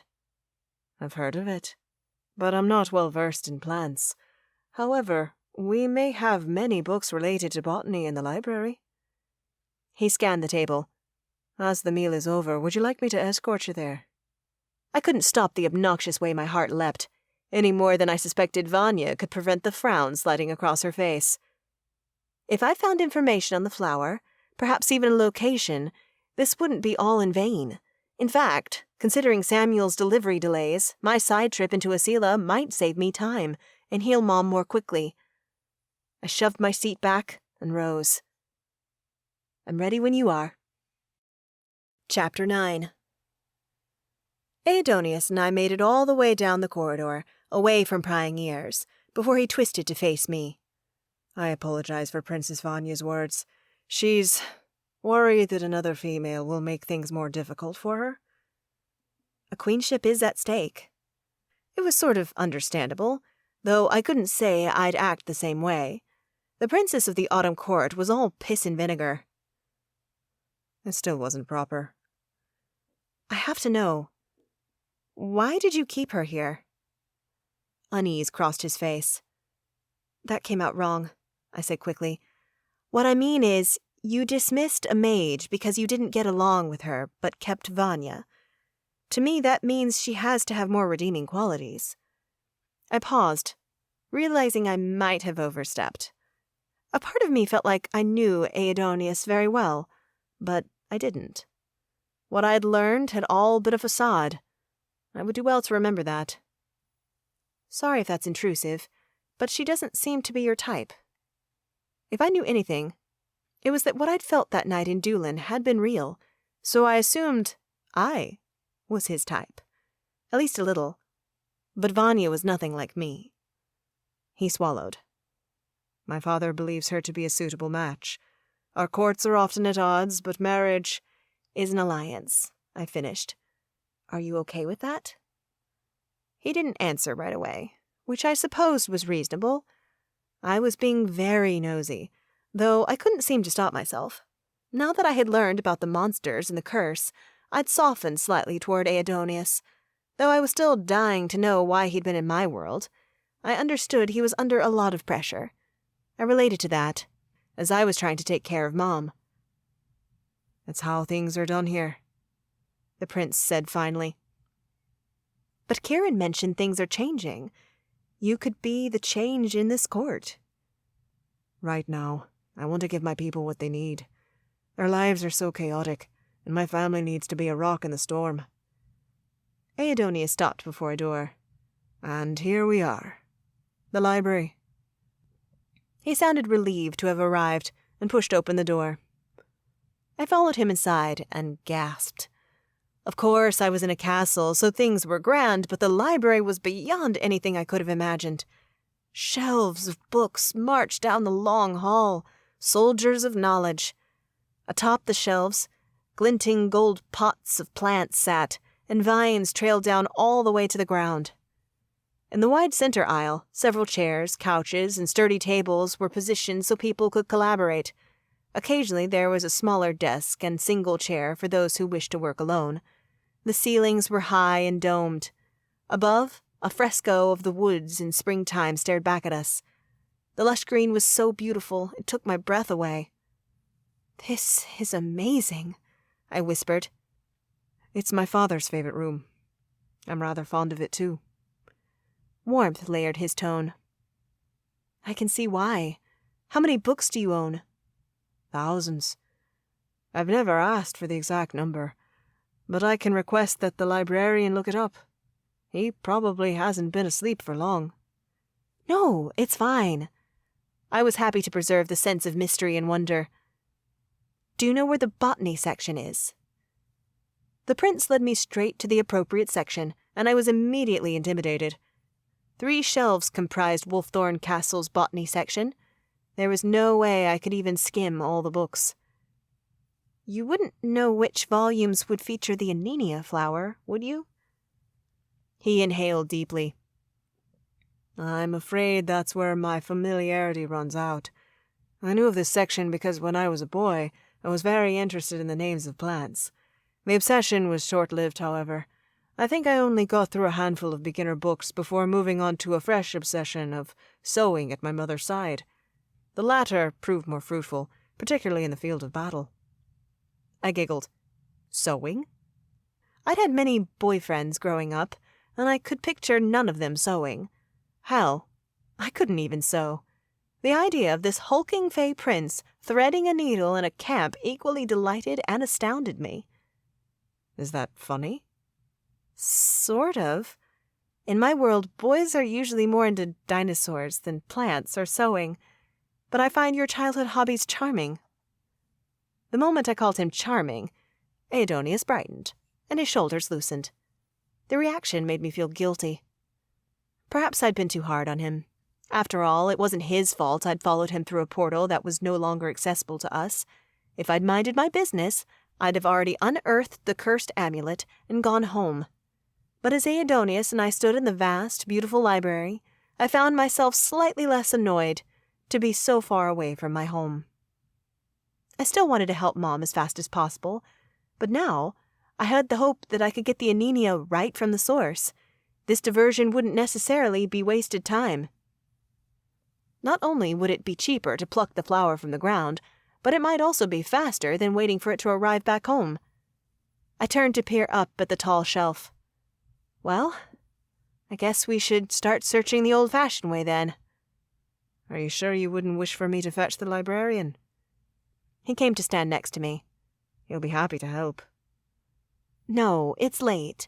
If I don't find a book on Anenias tonight, I can do so tomorrow. It's not like I can go anywhere in the meantime." He stiffened slightly. "You know, I'm sorry for that, too. I do not wish to keep you here against your will." "It's not really your fault." I smiled at the prince, and a little more of the ice that had formed between us thawed. For a moment, the castle fell away, and once more we were back in Doolin, and he was asking me to dance. Slowly he dipped his head. My heart rate spiked, and I looked away, breaking the trance of our stare with a loud cough. We should probably hit the books. We took to the shelves, pulling down tome after tome. One looked especially promising, but was out of my reach. I stood on tiptoe to get it, my hand flailing up high. "Let me help you." Aidonius came so close that our arms touched. His masculine scent overwhelmed me, and my head spun.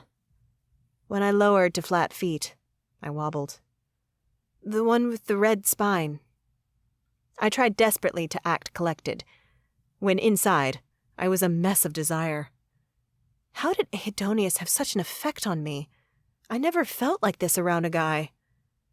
Seemingly oblivious to my inner swooning, he plucked it from the shelves and handed it to me. "Looks like it might be a good one. It's worn." "Let's hope so. I think I have enough for now." My eyes slid to the stack on the floor beside me, at least a dozen books deep. As we sat, I maneuvered to keep some space between us. When I began opening books, I was relieved to see that half of them had a table of contents. A quick scan meant I could disregard many. Then, realizing how strange it was that I could read these books at all, I paused. "Why are these in English? Don't the Fae and other magical orders in Asila have their own languages?" Aidonius nodded. "Each court has a traditional language. For Fae, it is a slightly tweaked variant of High Fae, but when we're together, we all speak English, like the other kingdoms." He meant the royal vampires, elves, wolvia, dragons, and mages. I was even less acquainted with those than I was of Faerie, the region of Asila where all the Fae courts settled. "Why is English the common tongue? Surely not all of these works are in English." "We have ties in your world, so we use English. To be honest, it's become more common than our mother languages, but you're correct about the written word. These books are largely written in Old High Fae, but we had a mage put a translation enchantment on them. So vampires will be able to read Vitrolic if they wish, mages might read Havri, and so on. You usually read English, so the words are in that language." "Huh. Color me impressed." I resumed studying. We worked in silence for half an hour. All the while, I spent time with the tomes that had a table of contents and built up a stack of volumes without one. Those would have to be searched manually, which would take more time.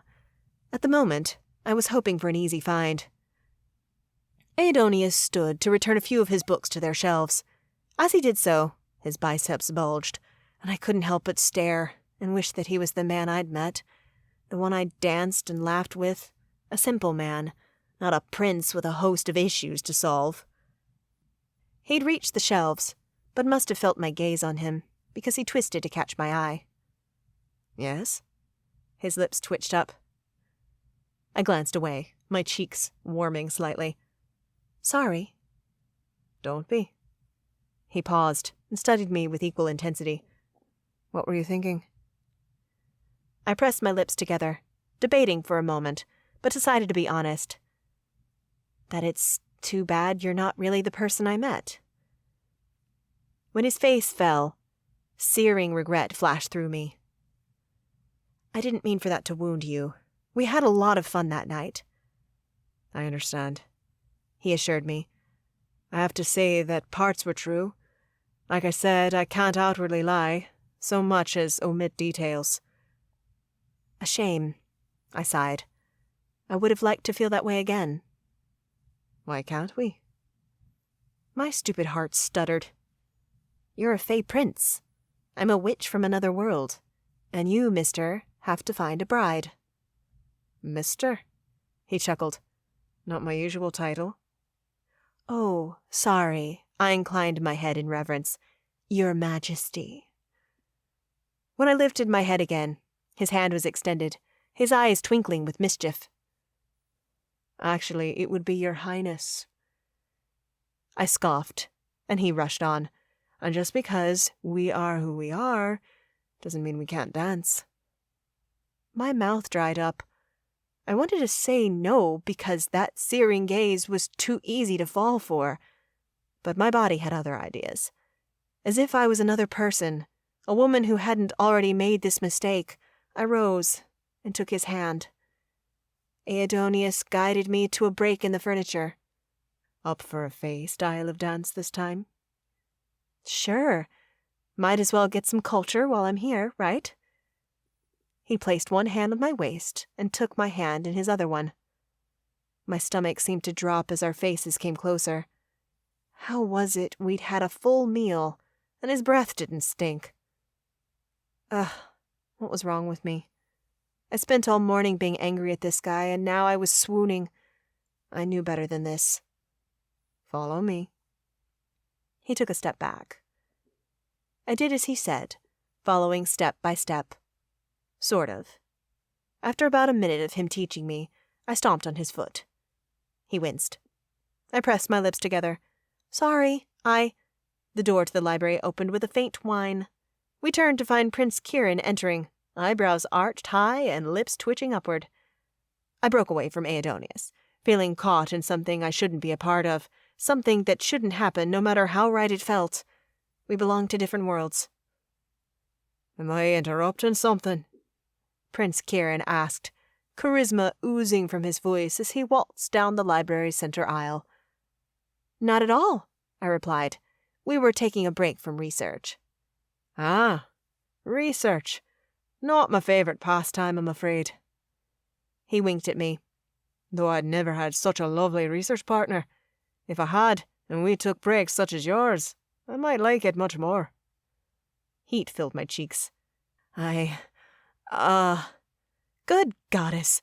I was usually much more articulate, but there was something about being caught with Aidonius's hand around my waist and Kieran's teasing nature that made me devolve into a little girl. How embarrassing. Can I help you, Kieran? Aidonius stepped in. I was hoping to speak to you on matters of state. Aidonius eyed him, and the other prince nodded. Something I didn't understand passed between the men, because the next second the Spring Court prince looked me in the eye. Cora, will you be all right alone? I can have someone wait outside the door and show you back to your room. I'm fine. We were in a new part of the castle, but the way back was fairly direct, and if I got lost, I was sure everyone in the palace knew where the Fire Witch was staying. Go on. I'll study a bit more before turning in. Very well. I wish you good luck. The pair left, but before they reached the door, Aidonius glanced back at me, almost like he didn't want to leave.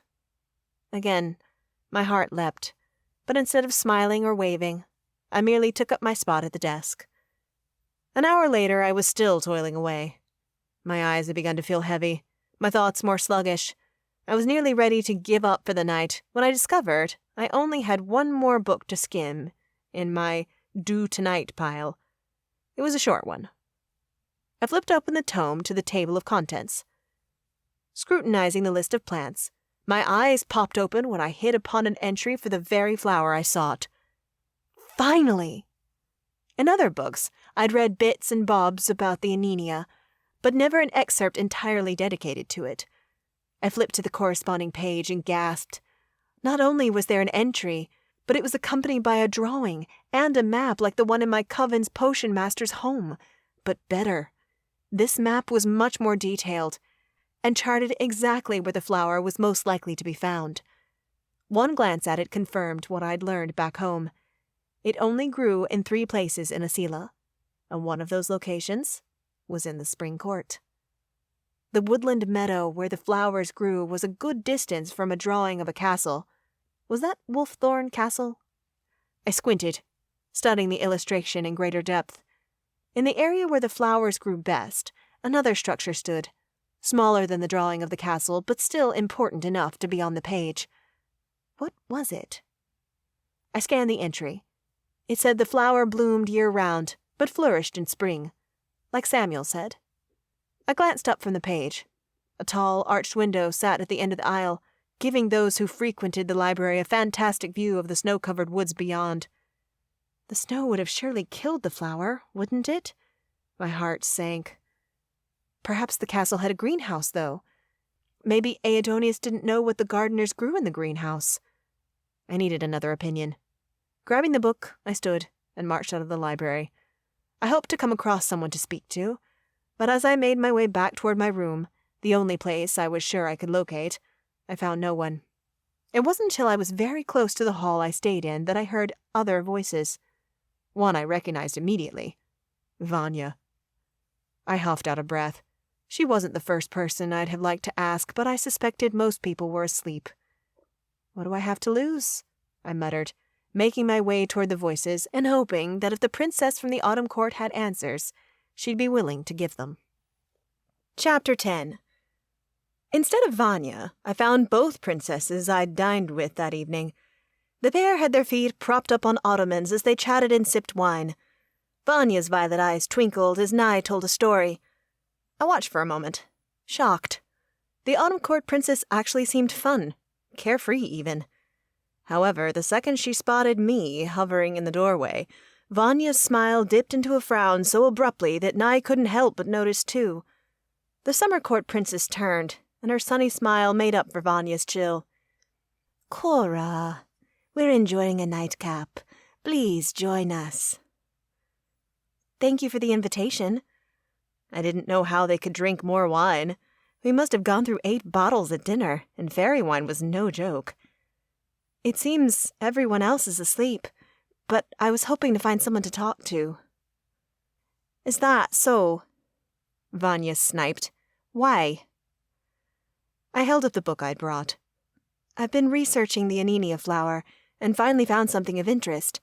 Are either of you knowledgeable about plants that grow wild in this region?" "Afraid not," Nye said. "Despite drowning in flowers at home, I've never taken a great interest in wild blooms." I deflated. I'd been hoping she would say the opposite. Trying to keep a smile on my face, I turned my gaze on Vanya. "And you?"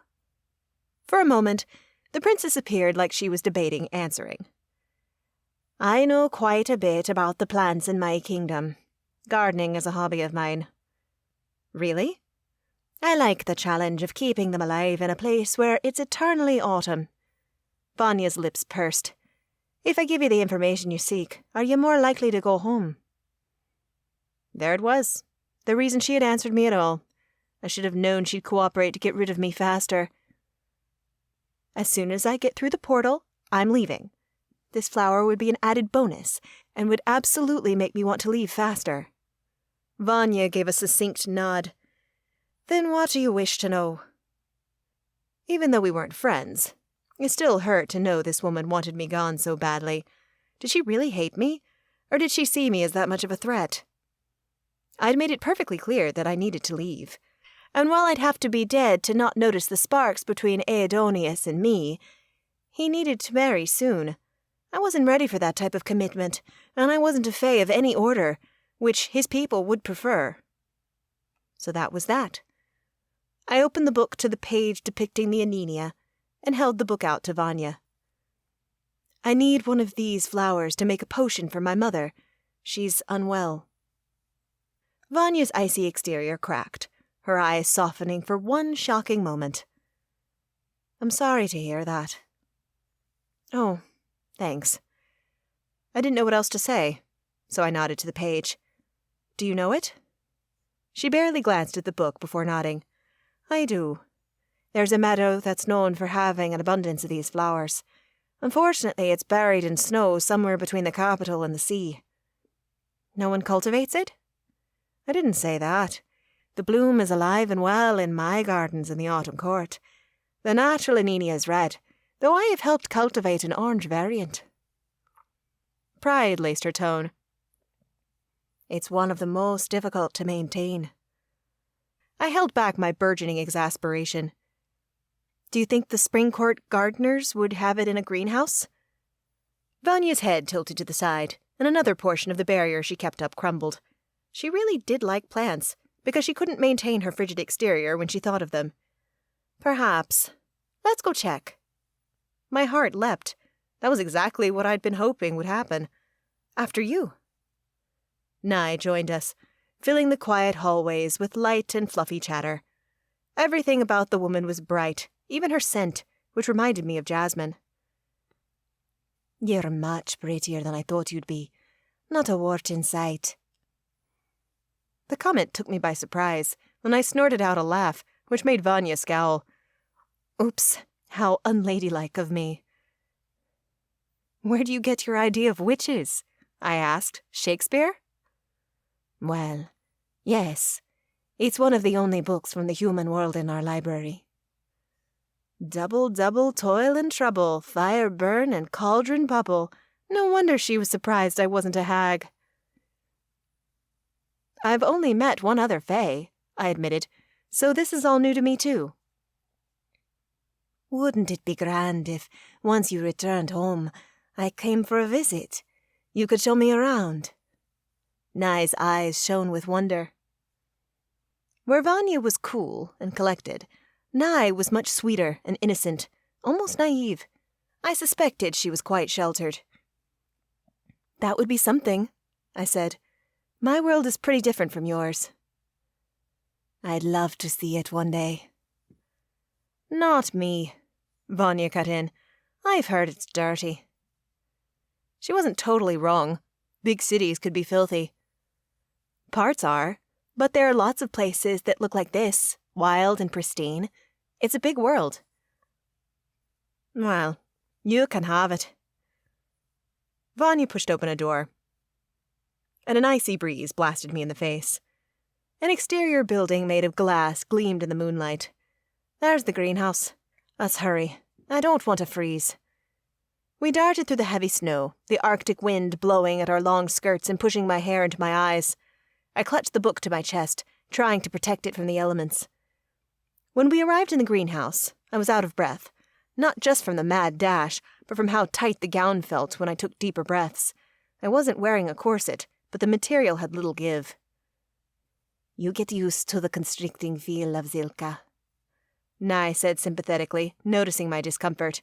It's lovely and smooth for dresses, but quite constricting. Can't even handle a dress, Vanya muttered and rolled her eyes as she brushed snow off her skirts. Once done, she looked around. See it? I wheezed, ignoring the jab. No, but it's dark, and they'd keep the anemia near the centre. It's quite delicate and can't be exposed to any cold or it closes up to protect itself. What does that mean? It won't reproduce, which is what you'd want, because they're quite hard to cultivate. Done educating me, she stalked down the aisle of the greenhouse. Seeing as it was dark, I called fire before I followed. A flame burst in my palm, lighting up the space. Though my magic had returned before dinner, for a moment gratitude filled me.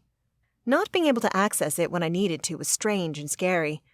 Fire was in the essence of my being. Being without it was like not being whole.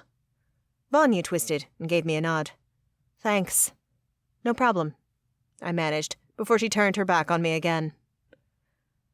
I followed the princesses through the greenhouse, marveling at the wide array of plants. Many looked exactly like they did in my world, but some were very different. One reminded me of a peony, but sharp teeth grew from each petal, reminiscent of a Venus flytrap. I was marveling at the oddity when the flower lunged forward and snapped at me. I yelped and instinctively used the book as a shield. Don't get too close to that. Amusement laced Vanya's tone. It will rip your face off. I can see that, I murmured, stepping away and snapping my teeth back at the plant before moving on. Once we'd paced up and down each aisle twice, Vanya stopped. It's not here, which I'm not surprised by, she huffed. She might not be surprised, but clearly she'd been hoping for the opposite. It takes a skilled gardener to cultivate the anemia. Its soil needs are very particular. Damn, I muttered. Well, thanks for looking. I guess we should get back inside? Though it was warm enough in the greenhouse, the wind whipping through the trees outside raised goosebumps on my arms. I'd been too excited to think about it before, but were we safe from the hordes of Sylphias out here? Nye caught my glance at the walls and shook her head. Prince Aedonius has put up wards. Well, he had his high mage do so. Wait, he has a mage? All royal houses do, the summer court princess said. As all the other royals in Isila have a Fae at their court. The court the guest Fae is from varies, but it's a way for all creatures to be represented at each court. Plus, it's handy. Why can't his high mage undo the curse? He has been trying, but the mage who cursed his kingdom, Maud is her name, is extremely powerful. Her mage magic is strong, but it's said that she's half Fae, and has that magic too. Supposedly her mother was from the Winter Court, or so the rumor goes. No one knows for sure.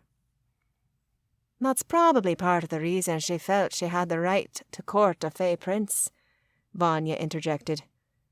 Maybe, Nye said. How stupid of her, Vanya scoffed.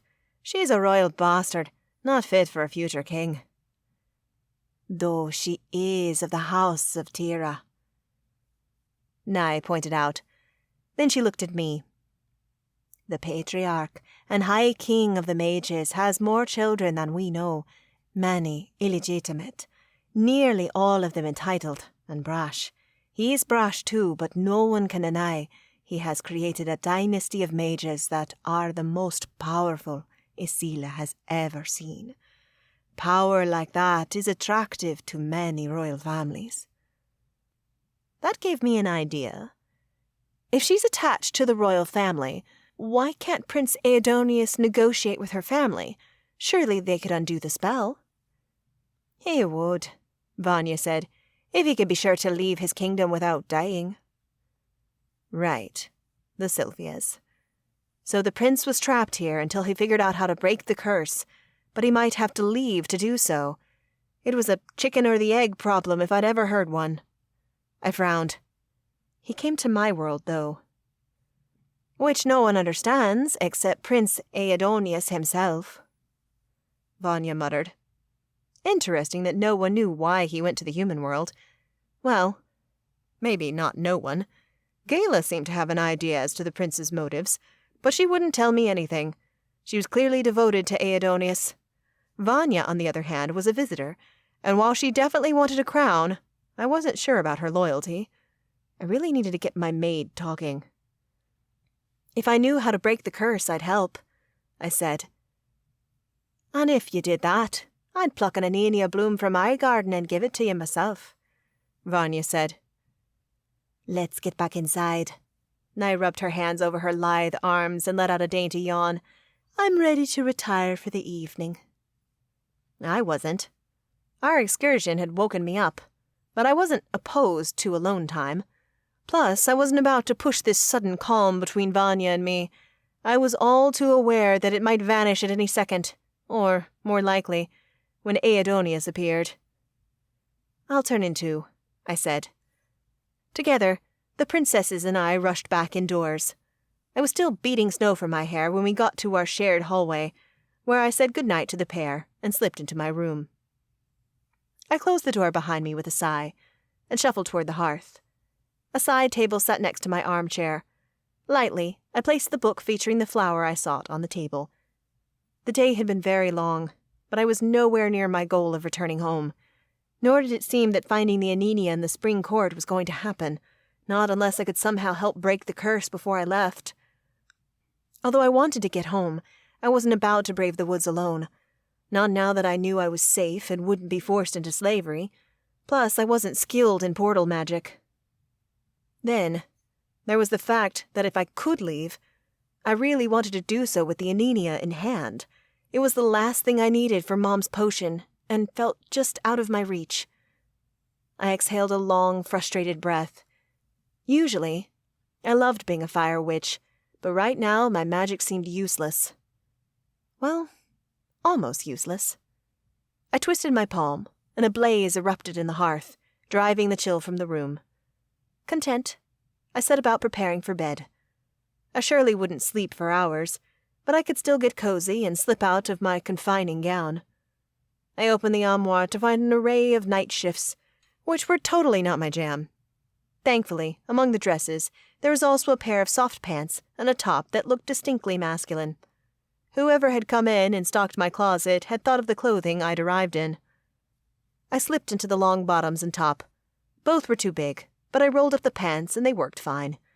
Once I was comfortable, I collapsed in the chair by the fire and returned my attention to the book.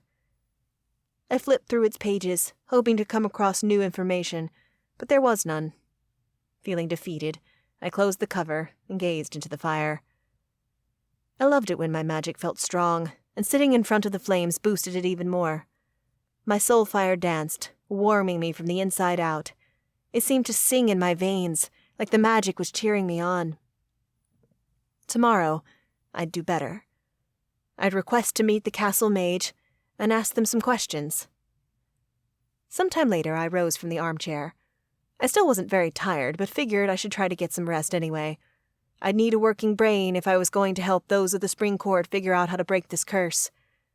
I'd just snuggled into the bed, which was very comfortable, and pulled up the covers, when a scream rang through the hall, chilling me to the core. Chapter 11. I leapt out of bed and ran to the door. Flinging it open, I was shocked to discover Vanya poking her head into the hall a few doors down. "Are you okay?" I asked, trying to calm the short staccato beating of my heart. "Fine. I think it came from Nai's room." The Autumn Court princess emerged and strode down the hall to knock on Nai's door. "Nai? What's going on in there?" No answer came, which only made my insides colder. I left my room to join Vanya. "Open it." She looked at me like I was crazy, but tried the door. "It's locked. That's weird. Royals rarely bar our doors, because people are always flitting in and out." So Gayla had told me when I had to keep unlatching my door to let her inside my chambers. I found the openness was weird, but Nai probably would not feel the same. She'd be used to it, as would Vanya. Fear prickled the back of my neck. "Move aside. We're breaking in." I called my magic, and fire leapt onto the wood. Using my fingers to direct the blaze, I seared a hole through the knob. Smoke filled the air, and still no sound came from Nai's room. My throat tightened, and I poured more power into the hole until it was large enough to slip my hand through and unlatch the bar. Quickly, I yanked my hand back, and without announcing that I was entering, barged inside, Vanya right behind me. A chill enveloped me the moment I entered the chambers, stealing my breath. Nai was laying in bed, a Sylphia leaning over her, his fingers caressing her cheek. "Stars save us all," the Autumn Court princess whispered, her tone strained. Snow blasted in through an open window, leaving a line that must have been the Sylphia's trail. To my horror, the white mist formed, connecting Nai's pink lips to the monster's horrible mouth. I didn't know what it was or what it did, but I doubted it was good. "No!" I hurled a ball of fire at the beast. The Sylphia jerked away from Nai, its crimson eyes landing on me. Mouth spreading into a horrible smile, it surged my way.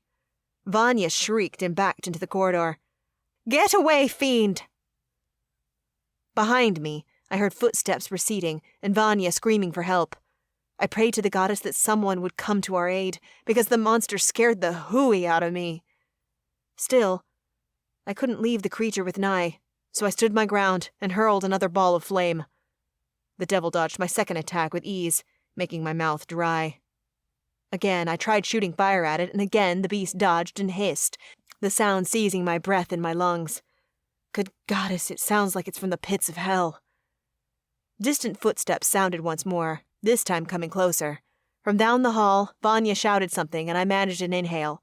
Someone's coming. They'll know what...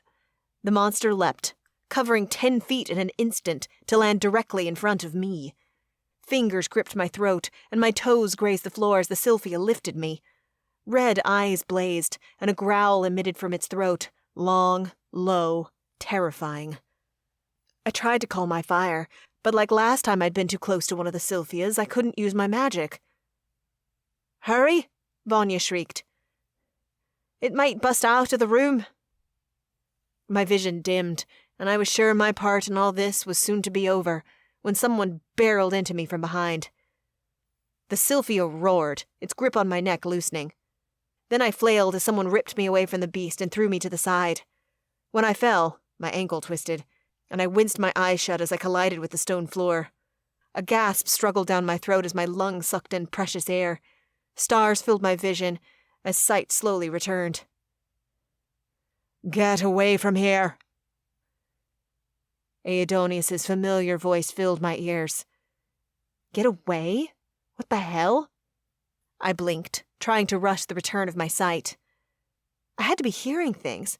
Why was he talking to it and not slicing it like he had the others? The Sylvia shrieked once more, this one longer, more dangerous. My prince, shouldn't we— Leave! Aidonius growled at the fiend, cutting off whoever had arrived with him.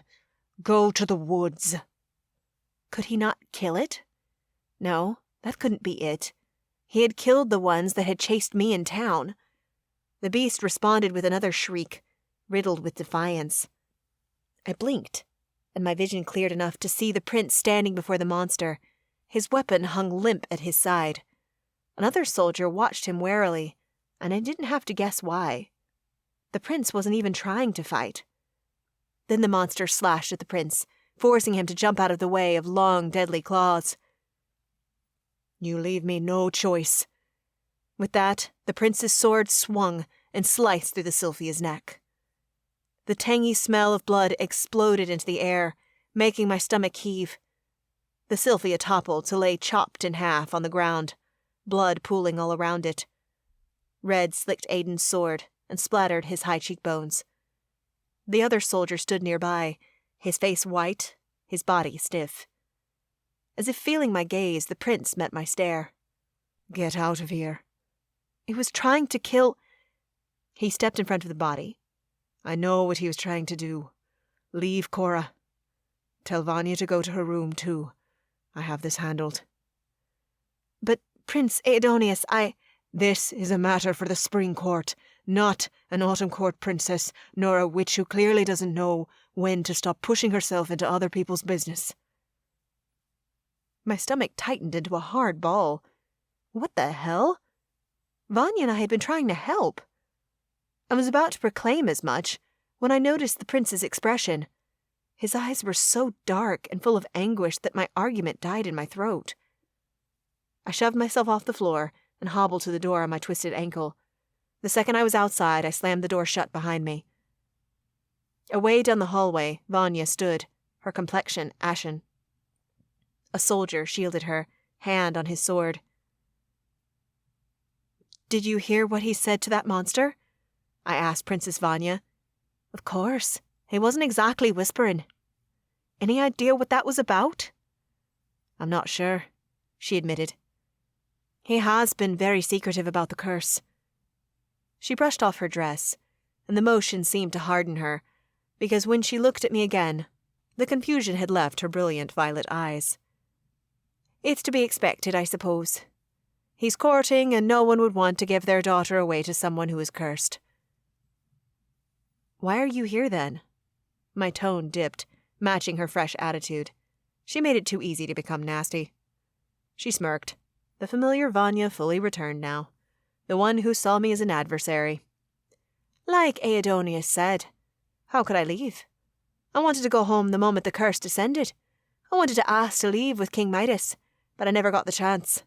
The king and his army were gone before I could request an escort. I wasn't sure why the Fae here would want her as their queen. She clearly had no loyalty to them. Did you meet the mage who cast the curse? Shortly after I arrived, Aidonius dismissed Maud. But I'd seen her before. She's attached to the royal family, even if by tainted blood. She was irate when she left, and the Sylphias appeared in her wake.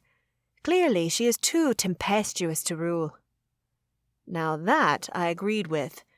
I didn't fully understand the curse of the Spring Court, but I was positive the mage was a horrible person. She'd put everyone in danger because a prince wasn't into her. People with tempers like that shouldn't manage a McDonald's, let alone rule a kingdom. I glanced back at the door to Nye's room. My fingers itched to open it again, to see what was happening inside. Was she okay? Was Aidonius comforting her? And if so, why did that cause a trickle of jealousy in me? The Summer Court princess was sweet, not to mention injured, maybe even dead. The only emotion I should have been feeling was concern, but that wasn't the case, and it confused me. I'm returning to my chambers. Vanya snapped her fingers at the guard standing with her. The protections around Wolfthorn Castle, when will they be strengthened? The moment we heard you shout for help, His Grace sent people to check on and reinforce the wards, the soldier replied. That was something, at least. We could sleep without worrying we would be the next person attacked. Theoretically. I tried hard to convince myself of that as, following Vanya's lead, I returned to my room. Hours later, I was still wide awake. The attack had left me shaken, almost as deeply as when I'd first seen those crimson eyes shining in the woods. But at least seeing the monsters in the dark forest made some sort of sense. Eerie forests were where monsters lived. Yet the princess of the summer court had been attacked inside a warded, protected castle. I gripped my covers, pulling them tighter to my chest. My feet danced beneath the luxurious sheets, smooth as silk and smelling of lavender.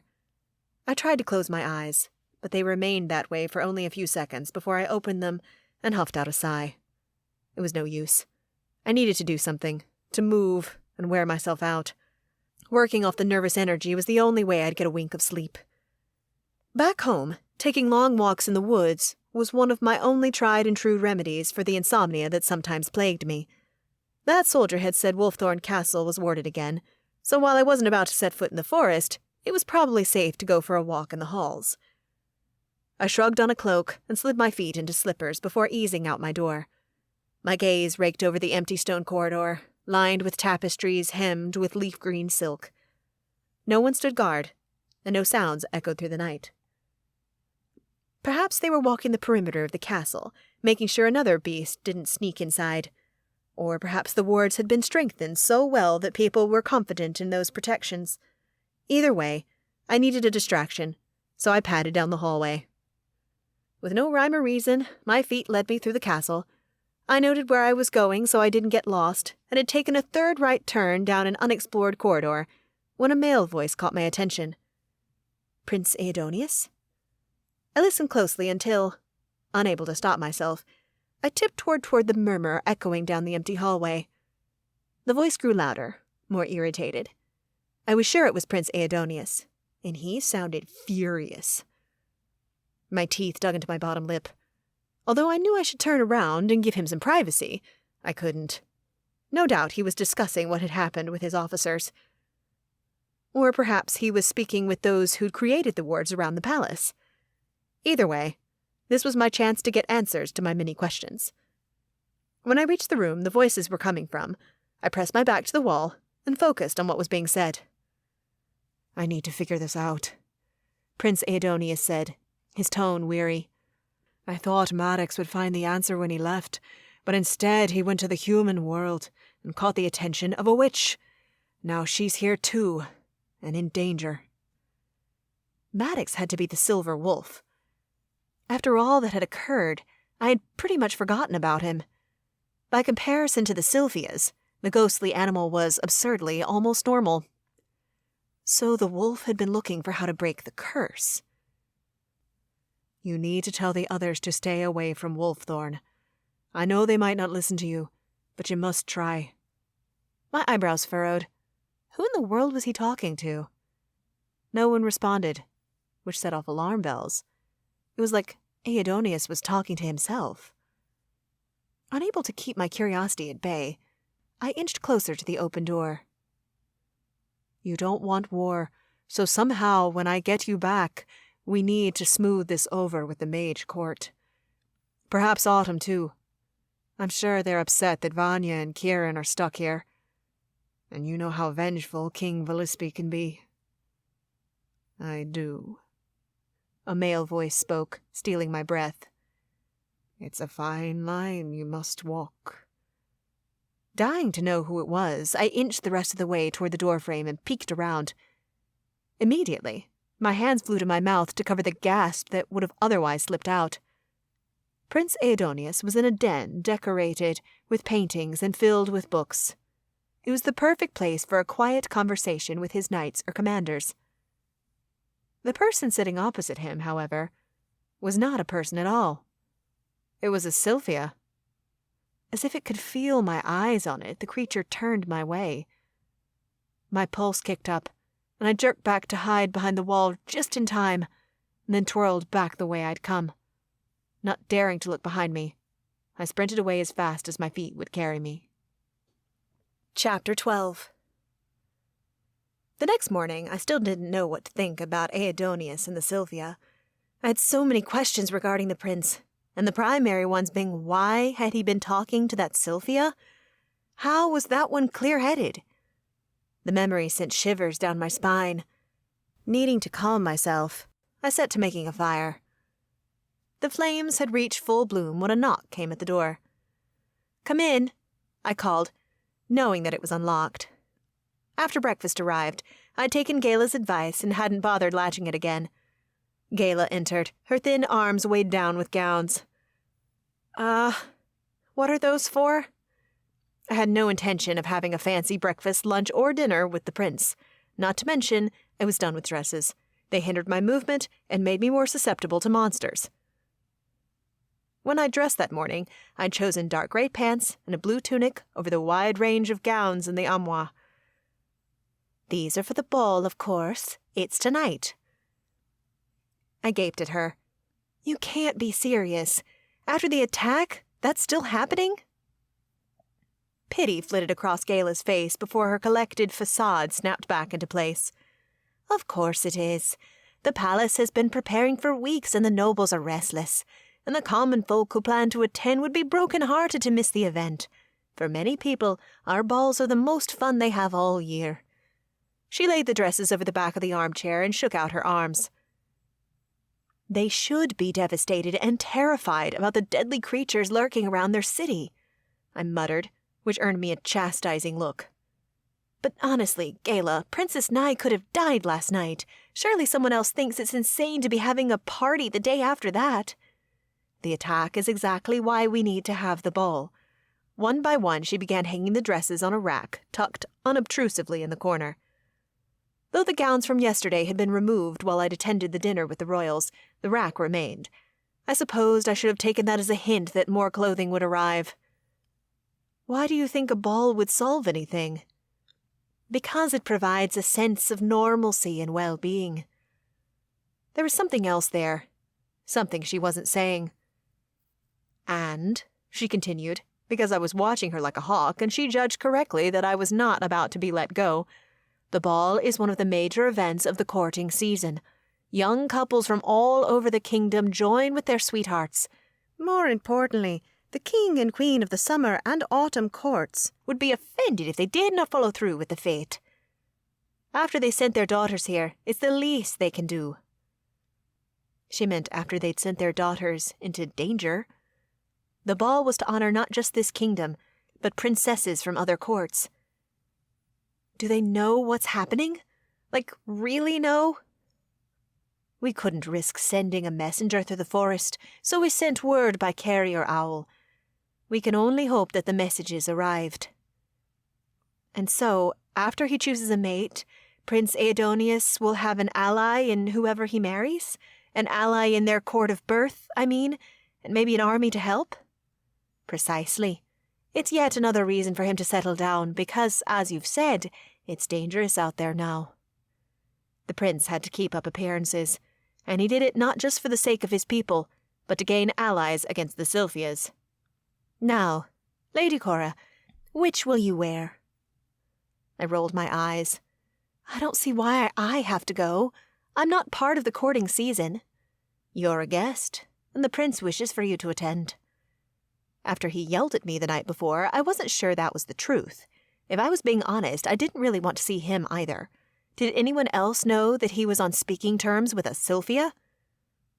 I studied Gala carefully. The maid had not revealed much about herself, other than she was a servant, excellent at styling hair, and refused to spill about Aidonius. Though those facts weren't much to go on, I got the sense that she knew Aidonius better than most. Hoping to pry a bit, I joined her and picked through the gowns.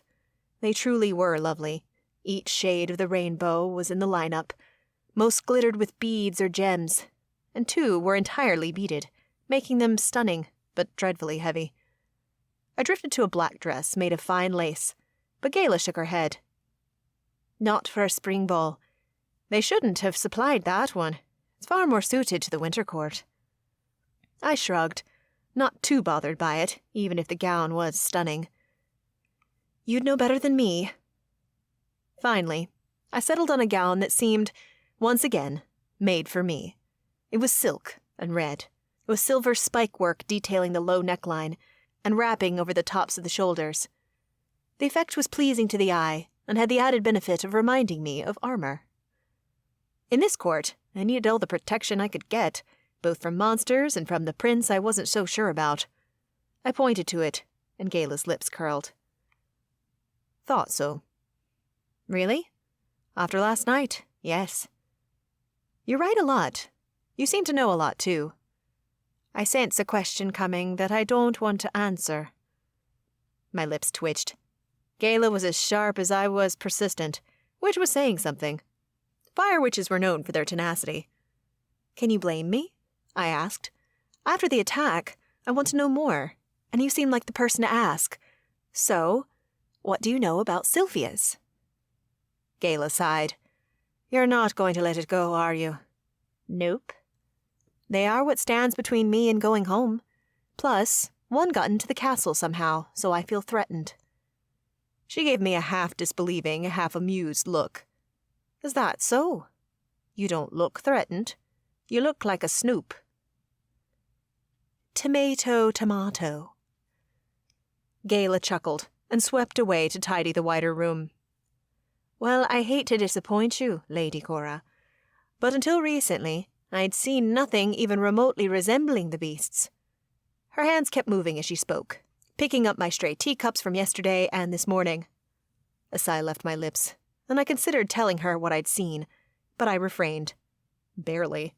She was too close to the prince, and might try to cover for him. Once I worked up the guts, I'd rather ask Aidonius himself. I wish we knew more, I lamented. Poor Princess Nye said the same thing earlier. Is she well enough to receive visitors? The healer was with her when I popped in with her morning tea. She said the princess was strong, so I don't see any harm in you visiting. I made my way to the door. I'll be back in a bit then. I'll have your gown steamed for this evening. Right. The ball. I still couldn't believe that was happening. I suspected Prince Aidonius was going to huge lengths to cover up the fact that he was up to something rotten. I exited my room and made my way to where a guard stood in front of Nye's door. Can I visit her? He looked down at me. Princess Vanya's with her now. You may join. I cracked open the door and poked my head inside. Vanya sat at the foot of the bed, legs crossed under mountains of skirts. She and Nye were chuckling over some shared joke. This was the second time I'd found them together, and laughing. Were they friends? Why did Vanya not feel threatened by Nye like she did me? Not wanting to spoil the moment, I was about to retreat, but at that very instant Nye looked up, and her large blue eyes sparkled with joy. Cora. Feeling like an interloper, I threw a wave. I didn't mean to interrupt. I wanted to see how you were doing, but clearly you're doing well. I can leave. No, please come in. It's nice to have people check on me. The summer court princess beamed, her smile brightening the room like sunshine. And thank you so much for asking. I'm fine. No lingering effects? I stepped inside a few paces, but not too far. The white-blonde princess shrugged. I'm tired, and my chest hurts a touch, but nothing too concerning. The night before, the Sylphia had hovered over her, and a white mist had joined them. What had it been trying to do? Well, I'm glad you're not injured. Vanya patted her friend's blanket-covered foot. Agreed. Otherwise, you would not be able to dance at the ball. My eyes popped open wide. Are you going? Of course I am, Nye said. It was one of the highlights of coming here. I love a good ball. Don't either of you think it's kind of crazy that they're having one after the attack? I gestured to the window. I mean, that thing snuck in right there. It could be prowling Terranwood right now. Why isn't anyone worried about it? King Midas will take care of it. Vanya spoke dismissively. He's old now, but back in his day, he was a great warrior. Since his fighting days ended, he's trained a strong and able army. The king and his men will defeat those horrible monsters. She leaned back and placed her palms flat on the bed. Besides, I want nothing to delay this ball. It could be the night Aidonius finally proposes. At the mention of a proposal, my jaw tightened. Immediately, I fought the reaction and loosened. I had no claim over this prince, even if my body wanted him. I hope the king is making good headway, the summer court princess said, clearly not annoyed by Vanya's obvious belief that the prince would choose her. Perhaps she'd already resigned herself to that fact. If that was the case, I truly did not understand the point of the courting rituals. Has anyone seen creatures like this before? Gayla said she hadn't, but perhaps they were better known in other courts. No, Vanya replied, although they sort of remind me of Anku. What's that? A type of fey creature who steals souls. Sometimes they're nice and want to escort your soul to the great beyond, but normally they are dark as can be. Nye shuddered. Have you seen one? Vanya leaned closer to the other princess. I wouldn't think they'd dare enter the summer court. It happened once. Rogue tribes of Fae roamed the summer court, even as far as the isles off our shores. She looked at me as she spoke, clearly saying this bit for my benefit. When I was young, one of the tribes grew quite large. Nye continued. A horrible Anku was with their group. I'll never forget when he entered the castle, teeth gnashing like a crazed animal. My father cut him down, but not before I laid eyes on him. How vile! Vanya spat, and a muscle in her jaw fluttered. I suspected that whatever the Anku was, she held a fear of it too. It truly was. The creatures that are plaguing the spring court remind me of that too, but worse. I needed to figure out what an Anku was. Preferably, I'd like to see a drawing so I could decide for myself how similar the creatures were. I inched toward the door. I'll see you two later. Bye! They chimed in unison, Nye's tone bubblier than Vanya's. I shut the door and made my way down the hall toward the library, intent on digging up whatever information I could find on the Anku and Sylphia. Chapter 13. I slammed the leather-bound book shut and leaned back in the chair with a huff. At a desk in the center aisle of the library, surrounded by shelves of books and mind-blowing greenery, I was growing increasingly frustrated. While the library held 1,000,000 books, I still hadn't found the one I needed. Not even with the librarian's help, which he provided liberally. That wasn't to say I hadn't learned about the Anku. There were actually entire tomes devoted to each species of Fae, of which there were hundreds. Anku were mentioned often, but not in depth. The most important thing I'd learned so far was that Princess Nye had been spot on when she said the Anku looked like Sylphia's. But despite their similar appearances, I didn't have to read much further to know they weren't exactly the same. The Anku seemed to float, as they had no lower limbs, while the creatures I'd seen walked on 2 legs. Additionally, in the illustrations, the Anku all had black eyes, whereas the Sylphias were red, blood red, and glittering with malice in a way I could never forget. So while there were similarities, there were also many differences. Dead end again, I muttered, my gaze raking over the other books. I was starting to feel hungry, and that made me crabby. Yet I really wanted to make headway on this issue. The more I knew before the ball, which was when I planned to confront Prince Aidonius about the monster he'd spoken with, the better. Determined, I reached for another book. The second I touched it, my stomach roared in protest and cramped. It was actually painful, so I allowed my hand to fall to the table with a defeated thunk. Fine, you win. Gathering up my books, I began to put them away. I'd nearly gotten rid of them all when I heard voices in the library. No, Your Grace, I don't believe we have that sort of tome here. Are you sure? I'm getting desperate, Melian. Surely we have something more, something deeper. I know, Prince Aidonius. My anxiety grows as well.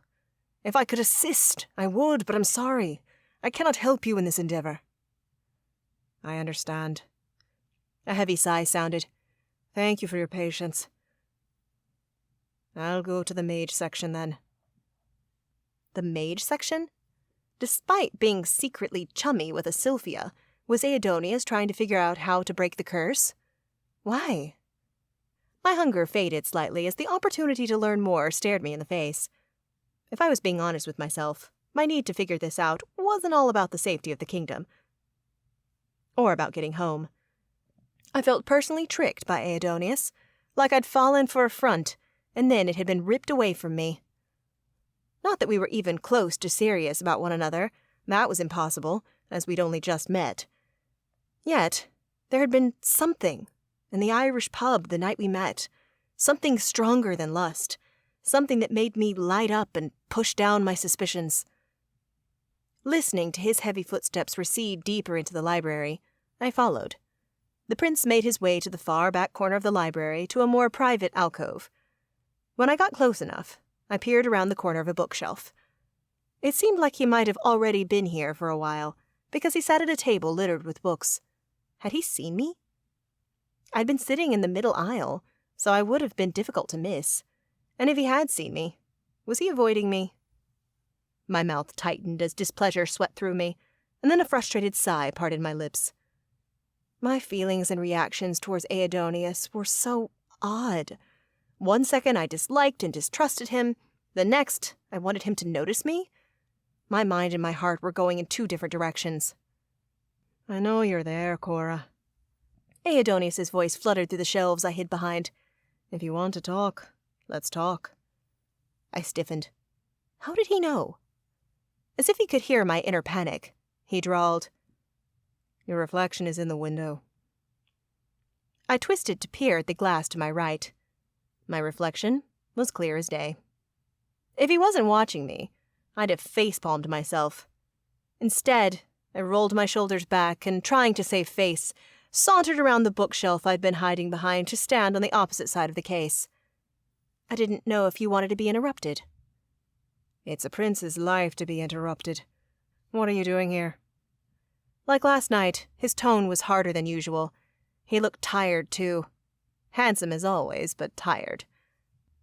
Researching Anku and Sylvia's, trying to see if they were similar enough and if information on the Anku would help us beat the Sylvias. His green eyes widened for a moment. And what did you find? Not much of importance, and certainly nothing helpful, I admitted. What are you doing here? Looking up stuff about mages, I knew, but this was a test. If he flat out lied, it was because he'd taken a potion that allowed him to do so. Then I wouldn't be able to trust anything that came out of his mouth. Researching mages so I can figure out a way to break the curse. Huh. He didn't lie. Have you found anything? There's plenty of information on mages, but nothing on the specific magic Maud used against me and my kingdom, so no. A ripple of sadness crossed his face, which made no sense. If he was upset about the monsters, why had he been talking to one? More than that, he had seemed to be commiserating with it.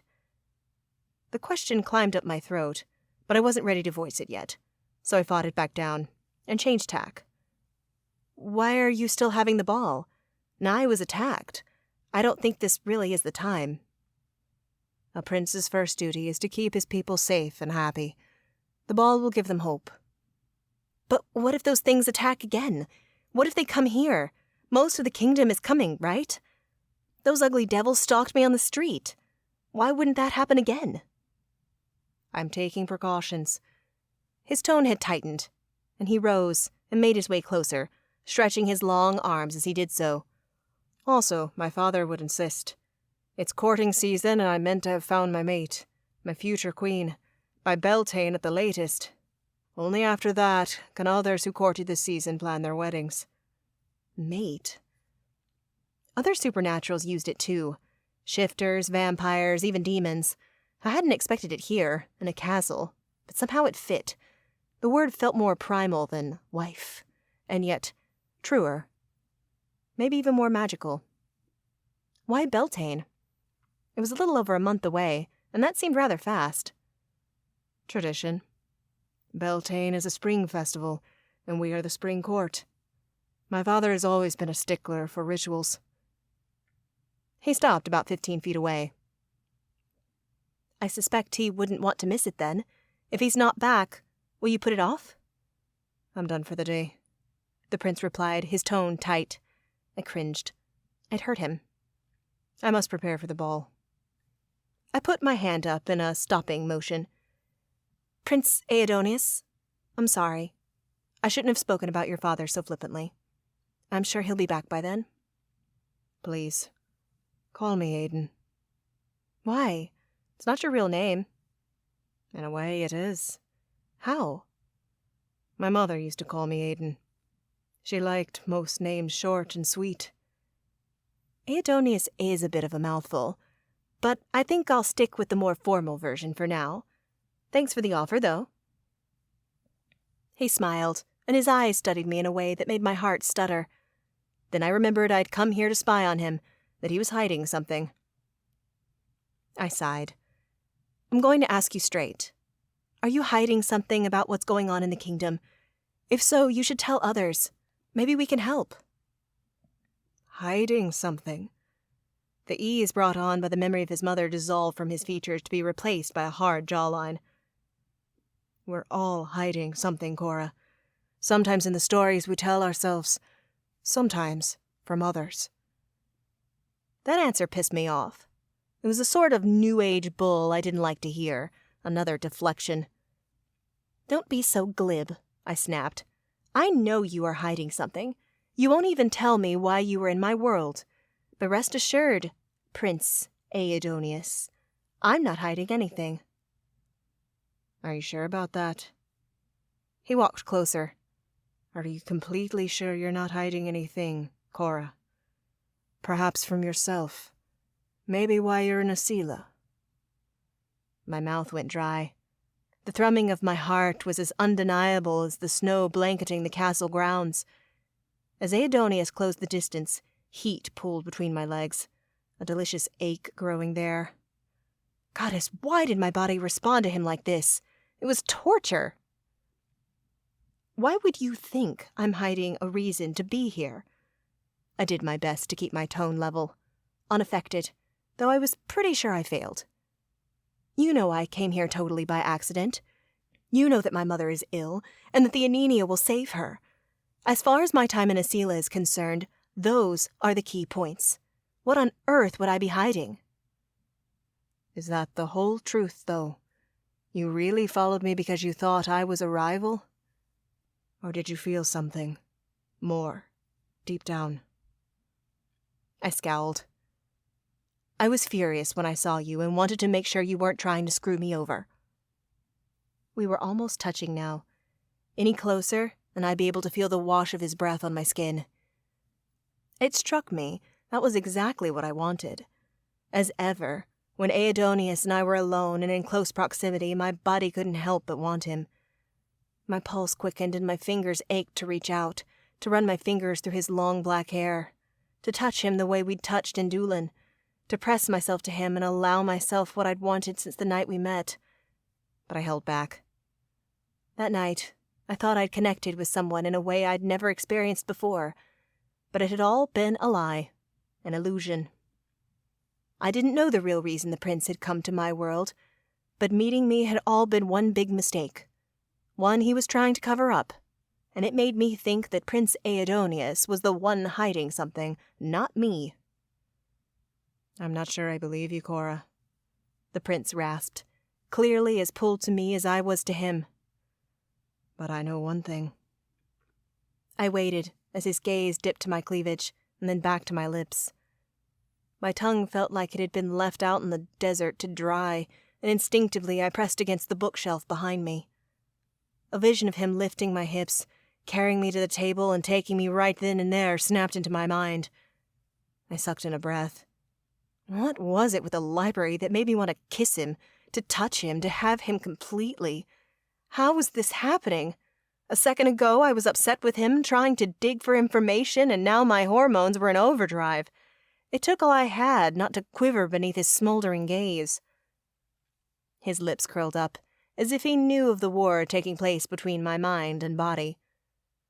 When you stop lying to yourself and tell me what really brought you here, I'll tell you a secret of mine. He pressed his hands against the shelf, framing me, leaning over me. His scent made my head spin, and I yearned to pull his face down so that our lips touched. I yearned to kiss him again. Like the night when I didn't know who he really was, and he didn't know who I really was. When we were a man and woman getting to know one another in a pub. The night when everything had felt right. His lips parted, inched closer. I nearly groaned and was about to throw myself at him when the sound of footsteps, heavy, booted footsteps, stopped me. A man with brilliant silver wings appeared, his gaze locked on the prince's. The new guy's cheeks turned red, and he glanced down at the floor. I closed my eyes, trying to pretend this wasn't happening, but the prince remained leaning over me like a predator, and there was no doubt that I was the prey. A second ago, I wouldn't have minded being caught in his grasp, but now I was mortified. Mortified and horny as hell. The sexual tension radiating around was too intense to dissolve into air. The other man cleared his throat. Trying not to act like a spaz and make this worse than it already was, I opened my eyes. There was a disturbance in the forest, cousin. We need you. Cousin? I raked my gaze over the man. He was perhaps a year or two younger than Aidonius, but not even half as striking. Still, now that I knew their relationship, I could see the resemblance. Apparently, my stare was intense, because the young man's attention veered from his cousin to me. His bright blue eyes took me in with curiosity. I recalled Aidonius had said he was ill, but the Fae appeared to have recovered fully. He looked healthy, and bursting with questions. I'll be right there. Aidonius's baritone was strained with desire. Leave us. The young man did so, but not before throwing one more curious glance our way. As soon as he was gone, Aidonius exhaled, and dragged his eyes back to me. Fire burned in them, a fire that I could tell he was trying his best to control. As I said, if you can be honest with yourself, Cora, I'll share a secret with you. Until then, I wish you good luck with your research. His fingers caught my chin, tilted it up, and 1,000 goosebumps exploded along my skin. I'll see you at the ball. Save me a dance. He pulled away and left me standing in the library, my heart pounding with infuriating desire. Chapter 14. Gayla cinched the back of the gown tighter. I sucked in a breath. Don't you think that's tight enough? Not if you wish for your bosom to stay put. I can barely breathe. You're the one who chose a gown with such a low neckline, Lady Cora. Would you like a different one? Keep going, I muttered, not about to go down that road again.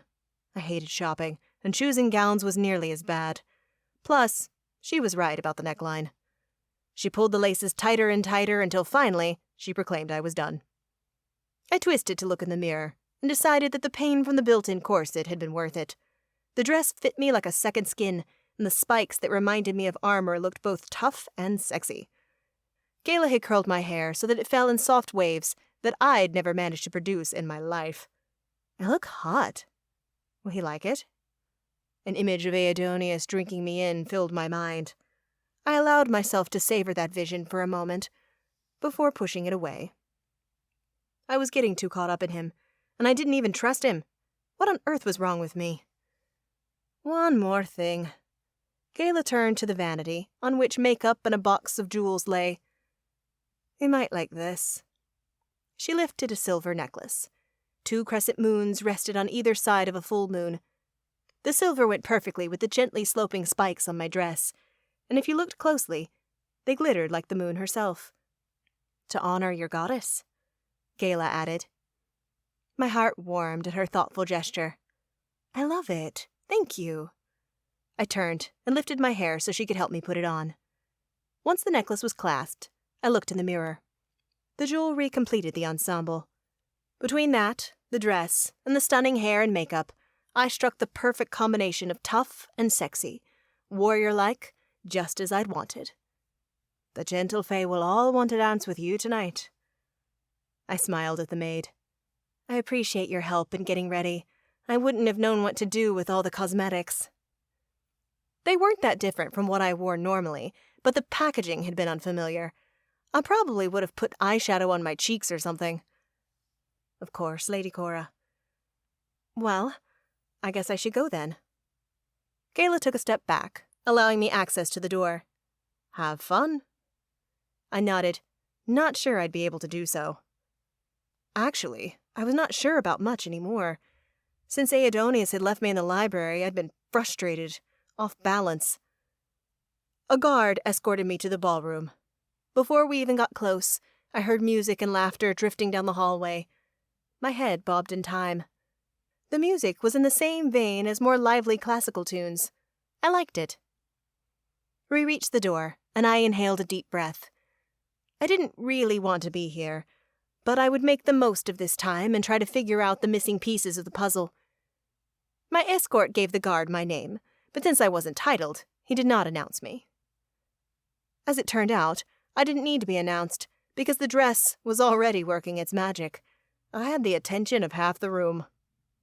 Many Fae of the male persuasion, and some females too, watched me with their eyes wide. It was the first time I'd seen such a variety of Fae in one place. Goblins, pixies, dryads, and even a satyr dressed in a sharp jacket lined with gold embroidery stared at me openly. Did they know I was a witch who had followed their prince here and had gotten stuck in Asila? Or was I a total mystery? Either way, I was sure I'd get a lot of questions tonight. One male with long blonde hair, teal wings, and a pointed chin took a step toward me, his hand held out as if inviting me to dance, when suddenly my right arm was occupied. I twisted. Would you like to take in the room? Kieran winked.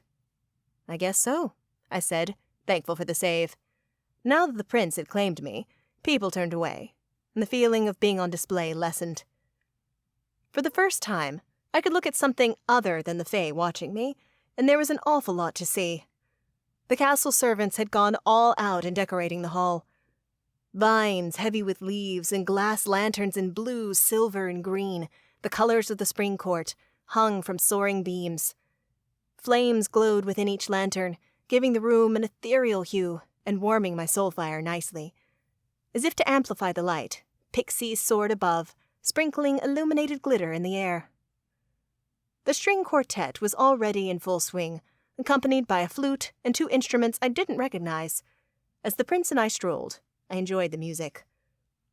Behind the musicians, raised on an expensive platform, stood the thrones. They were straight out of a storybook, blue velvet that reminded me of a springtime sky, with glistening wood trim. Though I was far away, I could make out the elaborate decorations on the thrones. At the top of each seat, a wolf running through roses had been carved. As Kieran and I strayed to the far side of the room, I had to admit that the night was indeed magical and uplifting. So how was your day, Cora? I heard you were researching Fae matters. My gaze traveled from the ballroom to Kieran, who watched me closely. He was handsome and clearly cunning. Was he digging for information, or truly interested? I admitted. I was trying to learn more about the monsters outside the gate. Now that's a bit dramatic. Knights and soldiers pushed all the Sylphias back to the forest, and castle mages reinforced the wards. We're perfectly safe. I knew better. Despite the pretty bubble we wanted to believe surrounded us, no one was ever perfectly safe. Well, I didn't find much anyway. You wouldn't happen to know more about the Sylphias, would you? Afraid not. I only came here to try and marry off my charming sister, but that isn't going quite to plan. Because of the beasts in the forest? Because of you. I sucked in a breath. Excuse me? You've mesmerized my best friend, which I find quite annoying, because I want you for myself. I have not. Even to me, the words sounded more hopeful than indignant. Kieran gave me a smug grin and pointed to the right. I followed his finger to find Prince Aidonius standing at the base of the steps that led up to the thrones. He was in conversation with a group of men, but not paying them the slightest bit of attention. Instead, he watched me and my companion. The Spring Court Prince didn't look pleased to see us walking together. Well, too bad. I wasn't pleased that he was keeping things from me either. He has always been a possessive thing. Kieran smirked. I snorted. Which is funny, because he doesn't even want me here. It was all an accident. You don't truly believe that, do you? My lips parted in shock. That sounded a lot like what Aidonius had said. Did they talk about me? Why wouldn't I believe that? I hedged. I walked through a portal after him because I was angry. The Autumn Court Prince's lips pursed in amusement. Perhaps. Shall we dance? I blinked, but quickly brushed off my confusion and threw my shoulders back. There was no way I was letting this prince have the upper hand. I don't know, I said nonchalantly. I think I'd rather... If you decline me, you'll have suitors approaching every second. Wouldn't it be best to say yes and learn more about my theory? I glanced around and saw the prince was right. Many people watched us. Most of them paid close attention to me. So, a dance? Kieran held out his hand. I'd appreciate it if you didn't make me ask 3 times. That would be quite embarrassing, and I'd have to orchestrate a scene so people would have something else to gossip about. Oh, fine, I huffed. I didn't particularly feel like getting bombarded by a bunch of guys. I took the Autumn Court Prince's hand, and he led me onto the dance floor. Others parted, allowing us to find a space easily in the center of the crowd. From this new vantage, the thrones were very visible. Aidonius no longer hovered by the steps, though. He's probably milling around the crowd, doing princely things. You wound me, looking for another man while in my arms. I snorted.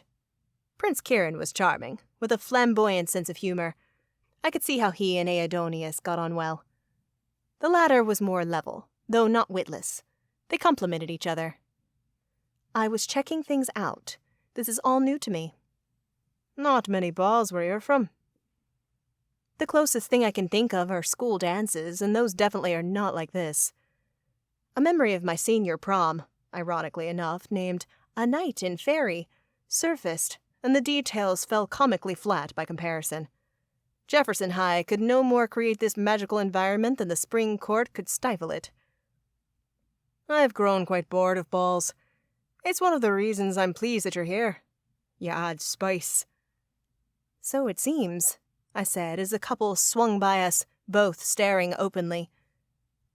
Now, wouldn't you like to know why I believe you're here? I locked my gaze on him. You don't listen well, do you?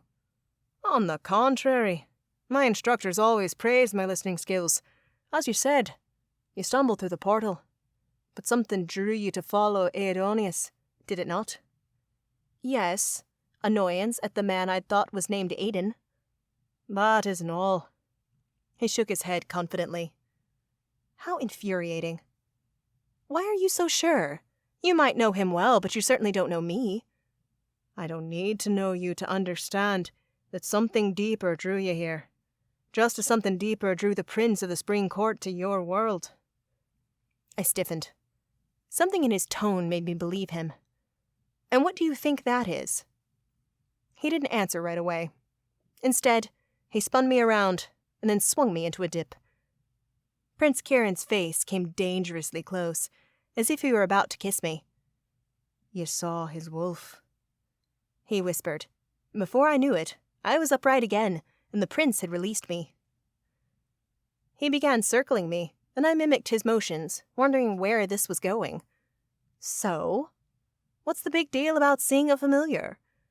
I was trying to act nonchalant, but my heart had begun to thud harder. The wolf had appeared to me not once, but twice, at my home in Connecticut and in Ireland. I thought the wolf was a spy, sent to watch the person tasked with finding the cursed amulet. Now that I was here, though, I knew that wasn't true. What was up with the wolf? Familiars are one name for projections that the Fae can make. Those in your world often use that term because it's analogous to living creatures that befriend your kind. But to Fae, a wolf like the one you saw is much more than a familiar. We came closer together, joined hands as the dance spun on and on. What are they? I asked curiously. Some high Fae have such powerful magic, that they can split a bit of their soul. Not a large piece, and it does not harm us. But that's what you saw that night. A piece of Aidonius' soul. Only losing something that important would have had him risking the woods and journeying to a new realm when his people need him so badly. Kieran had stunned me speechless. A piece of Aidonius' soul had been outside my home? And in Ireland? The prince had waltzed into the very tavern where I'd been eating dinner and sat right next to me. Had the wolf led him there? Why? I see you've come to the right question. Why did the wolf seek you? Do you know? I have a guess. Which is what? A face flashed by, stealing my words along with my breath. Aidonius was dancing now too, not with Princess Vanya, or Nye, as I would expect, but with someone I didn't know. He smiled down at her, though his gaze kept flicking to me. There's something between you two. Something the wolf knows the prince needs. Kieran murmured, ripping my attention back to him. Perhaps you're meant to break the curse. Perhaps it's more. Only time will tell. The song was ending, and he spun me again.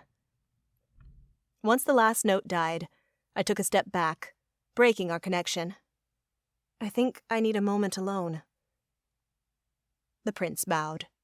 Enjoy the ball. Bending my knees, I did my best impression of a curtsy, only because I'd seen others do it, and didn't want to disrespect Kieran. He'd given me a million more things to question, but at least now I knew why the Spring Court Prince had been in my world. Part of his soul had journeyed there, and it had found me. But why? Does it have something to do with the curse? Or maybe the flower?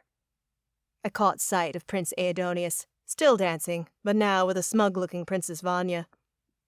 As if he could feel my gaze on him, he looked away from the auburn-haired beauty, and our eyes met, searing through each other's. A shiver dashed down my spine. Or am I here for something else entirely? Vanya said something that pulled the prince's attention back to her. I took the opportunity to leave the dance floor. Along the way, I fended off a few Fae, saying I needed to use the restroom. Judging by their scandalized expressions, that was a completely unrefined thing to say, but I didn't care. I needed some air and space to think. Staying true to my word, I dipped into the hallway and asked the guard where the nearest powder room was located. I shut myself in there, and once my business was completed, entered the corridor again. However, this time, I turned away from the grand hall. I wasn't ready to return to the crowds and fanfare. The question of why the wolf had been in my world and sought me out continued to plague me. I should ask Aidonius, but would he know? When a part of a high Fae soul detached from the part that stayed inside them, did they know why? Even the idea of a soul detaching was so odd. How did the person continue to live? I found a balcony empty of people and stepped outside. Once past the wards that protected the palace walls, the chill from the outdoors rippled over my skin. Plumes of white left my lips as I breathed deeply, trying to center myself. Maybe I wouldn't even return to the ball. Why should I? Aidonius had asked that I make an appearance, but I didn't need to party the night away. I rubbed my exposed arms. It was cold, and the air chilled my skin, but my soul fire kept my insides warm.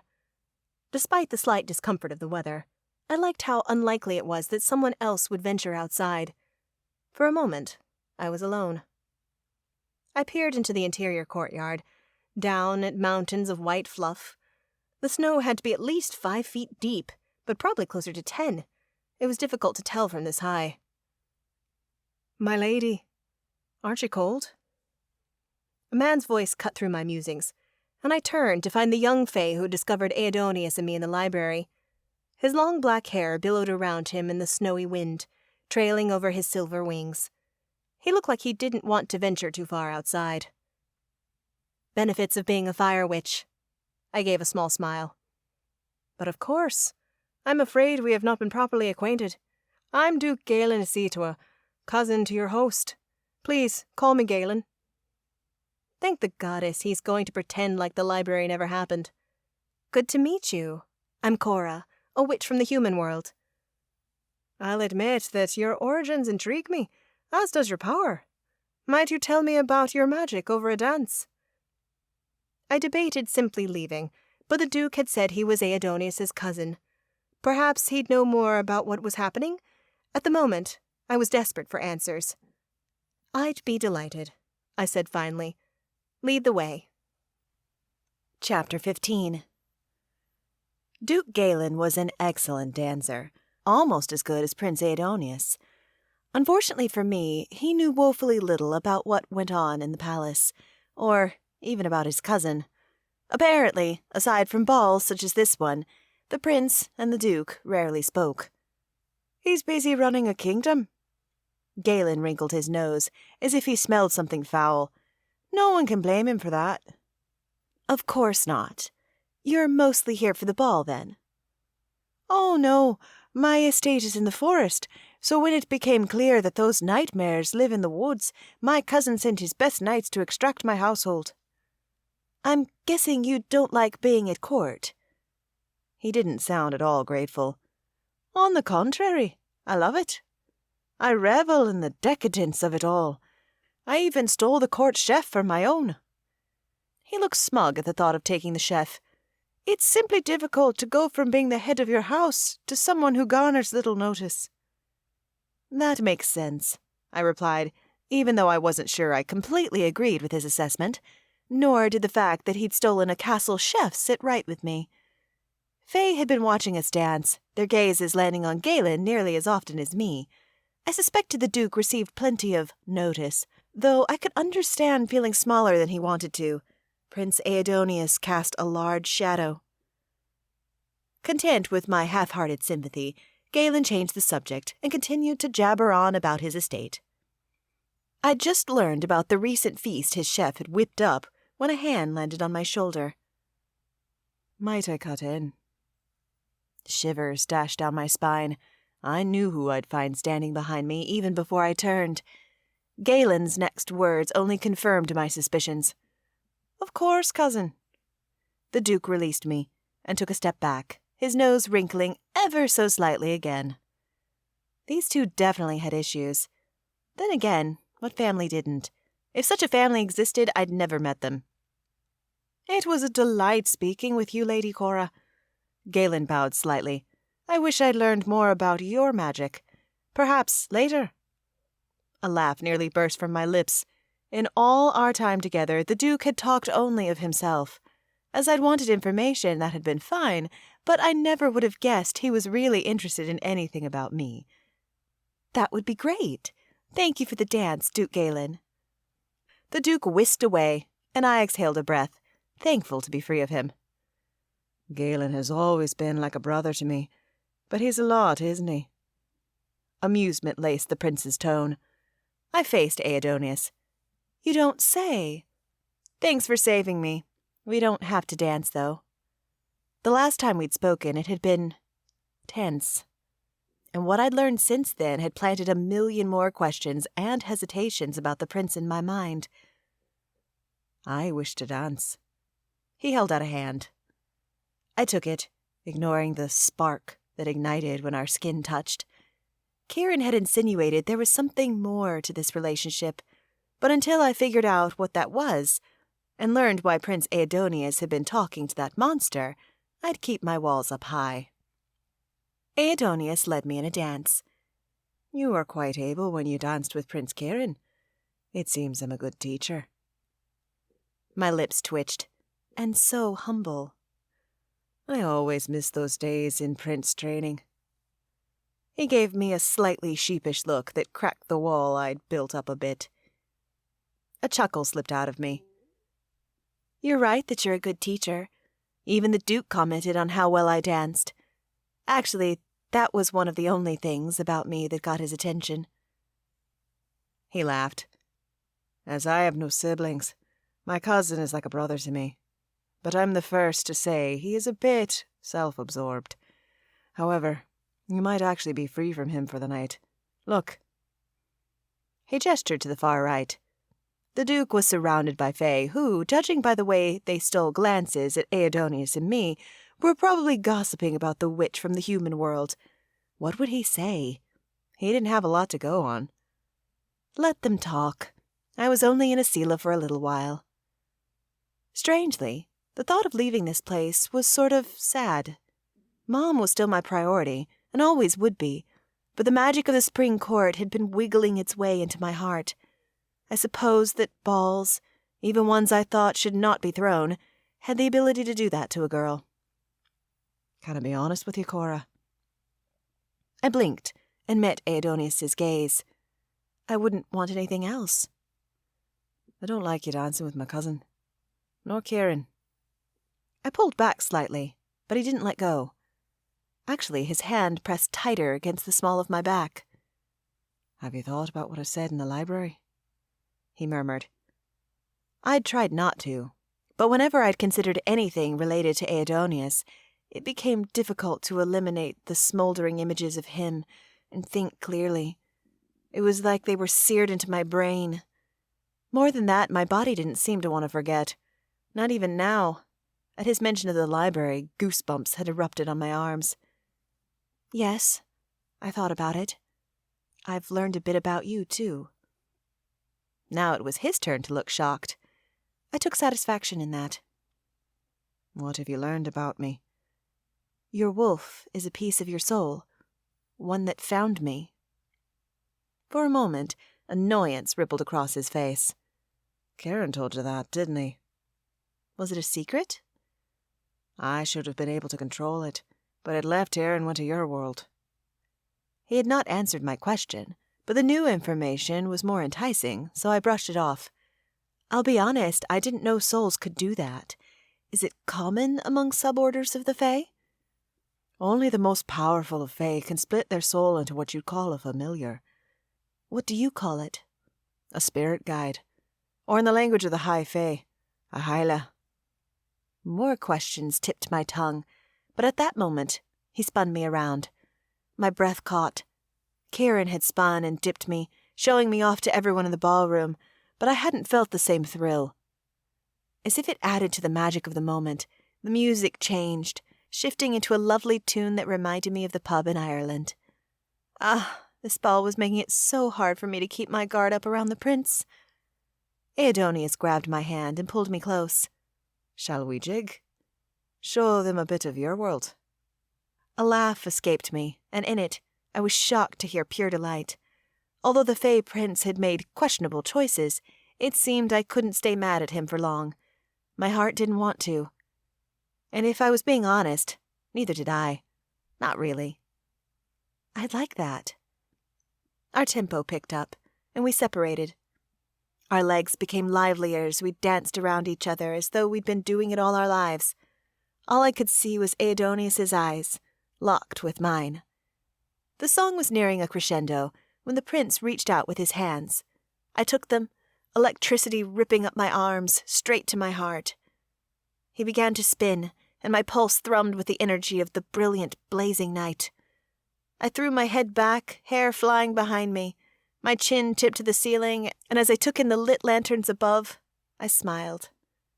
I hated to admit it, because it felt like a slight against Mom, but I was glad I had stayed, glad to experience this type of magic. Though I was trapped in an unfamiliar kingdom, my heart had never felt so light or free. Was it the prince? Or was it being here in a different world? Or was it something else entirely? A sense of dizziness overtook me as the swelling music slowed. Our twirling stopped, and as the band switched to something slower, Aidonius did not hesitate to pull me into him. I sighed, powerless to say no, and not really wanting to anyway. As if they belonged there, my arms wrapped around his neck. Heart thumping, I breathed in his scent, totally taken in by the moment. Pressed against him, heat wicked off of us. Second by second, our pulses slowed, even as the color in our cheeks remained bright. Only then did I notice the extent to which others were watching us. They weren't stealing glances, like they had when I danced with Kieran and the Duke. Oh, no. Others, even those on the dance floor, had stopped moving entirely to watch us. In the corner, Vanya, dressed in a burnt orange gown that I imagined represented her court's colors, scowled at me. The other princess, dressed in deep gold, looked intrigued. My stomach swooped. That dance had effectively told everyone in here that I was interested in Aidonius as more than someone who was under his protection. That dance, how we'd moved, how we held each other now, looked like courting. My heart skipped a beat, and heat filled my cheeks. He was hiding something, so why was I allowing myself to slowly fall for him? Not only that, but he was courting others. I was a smart woman, but it seemed I couldn't stop myself. Still, I couldn't help but think I was being a complete fool. So many thoughts, he said softly. I can see them flickering across your face. I didn't realize we had an audience. Again. I didn't either until we stopped. If you'd like to go, I'm sure other gentle fae would be happy to dance with you, though I can't say I would be very pleased. My throat tightened. Something inside me screamed to lay it all on the line.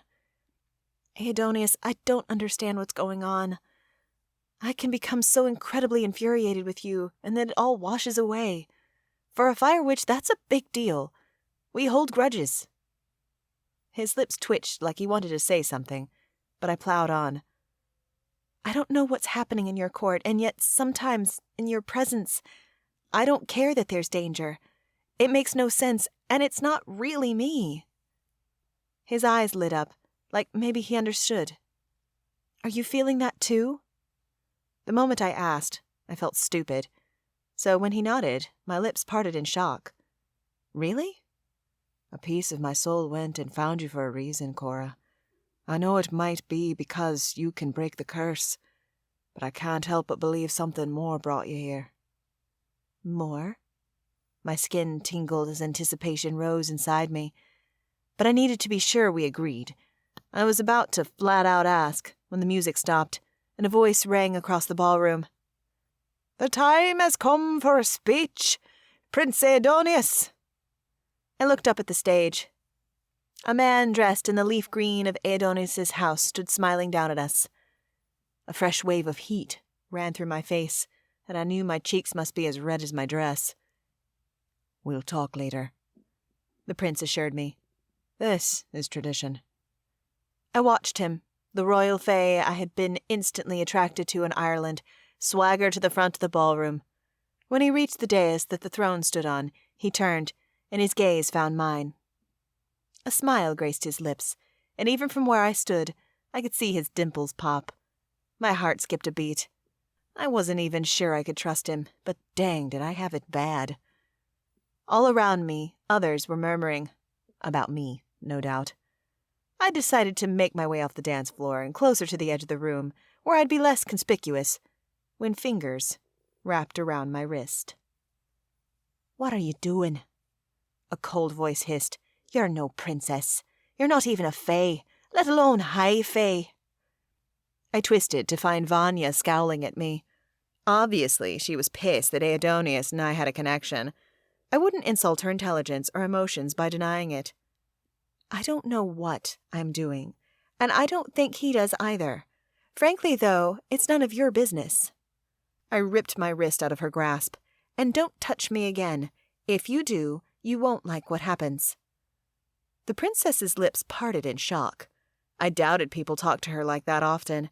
Her violet eyes narrowed, and I could tell she was about to lay into me when Aidonius began his speech. I took a few steps away and faced forward, confident that she would not want to disturb the prince's speech.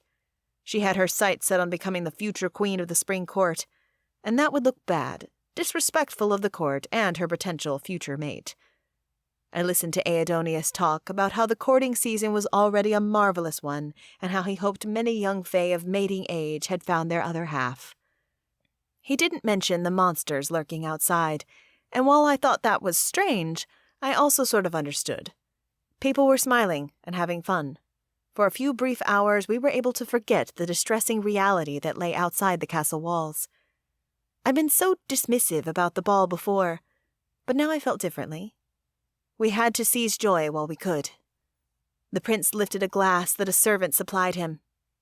Drink deep, and be well. For tonight the stars shine brightly upon all courts, and the love that might come to us this spring." People burst into applause, and I couldn't help but join them. He truly wished the best for his people, and it was so endearing. How he commanded the room was masterful. The applause died down, and Aidoneus had begun descending the steps when an ear-piercing scream cut through the ballroom. Another followed, then another. Not far away, a dwarf fell, and blood spewed all around him. My heart leapt into my throat. What was happening?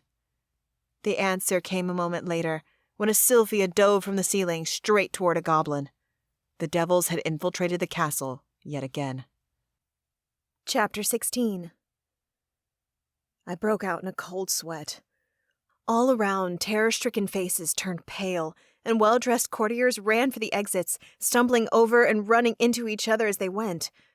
I twisted to follow the flow of the Fae to the nearest exit when I spotted something odd.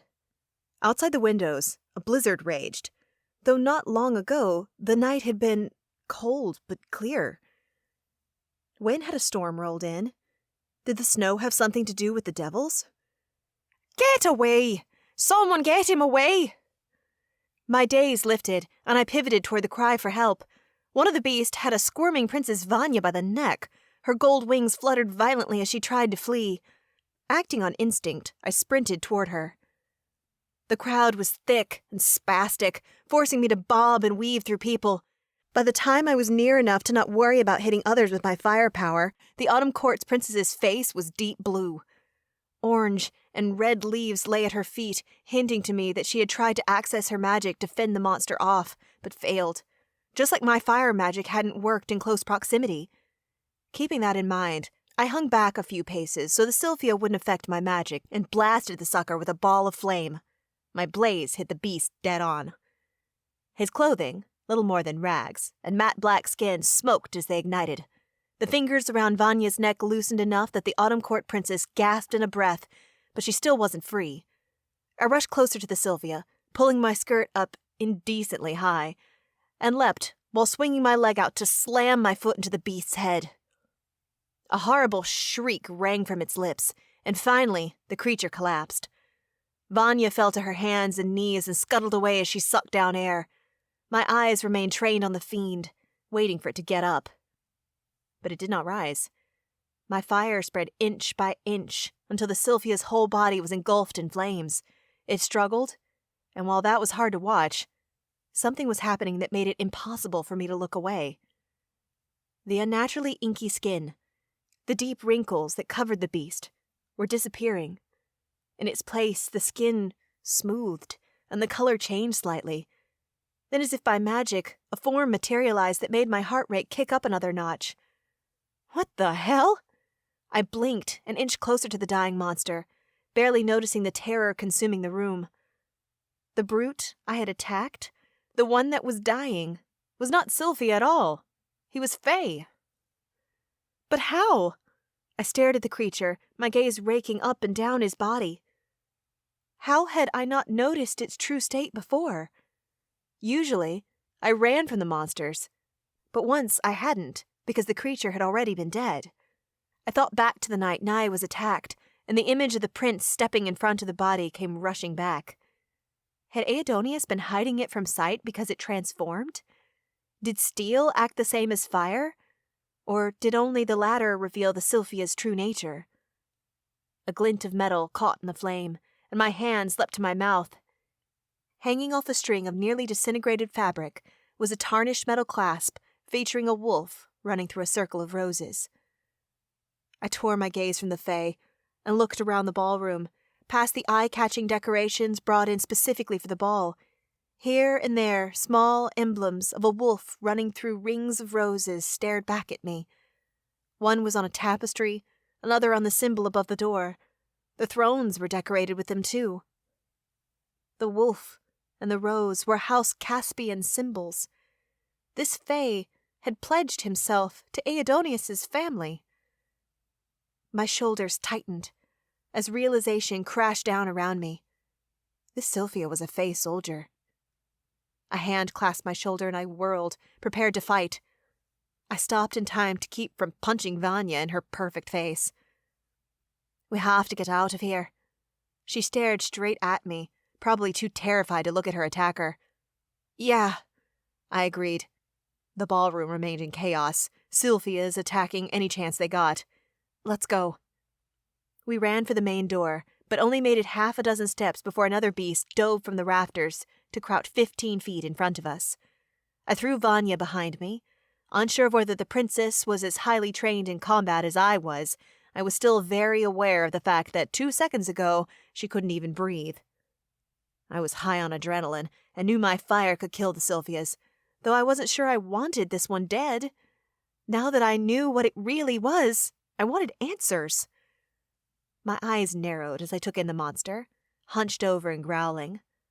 I hadn't noticed the resemblances between the Sylphias and the Fae before tonight, probably because I'd been too terrified. Now similarities, like the beast's pointed ears, stuck out. "What are you doing?" Vanya squeaked. "Kill it!" "I can't access my magic yet. The other one muted my power."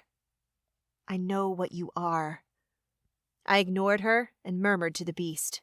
"Leave, and we'll find a way to free you. I promise." It cocked its head to the side, seemingly understanding.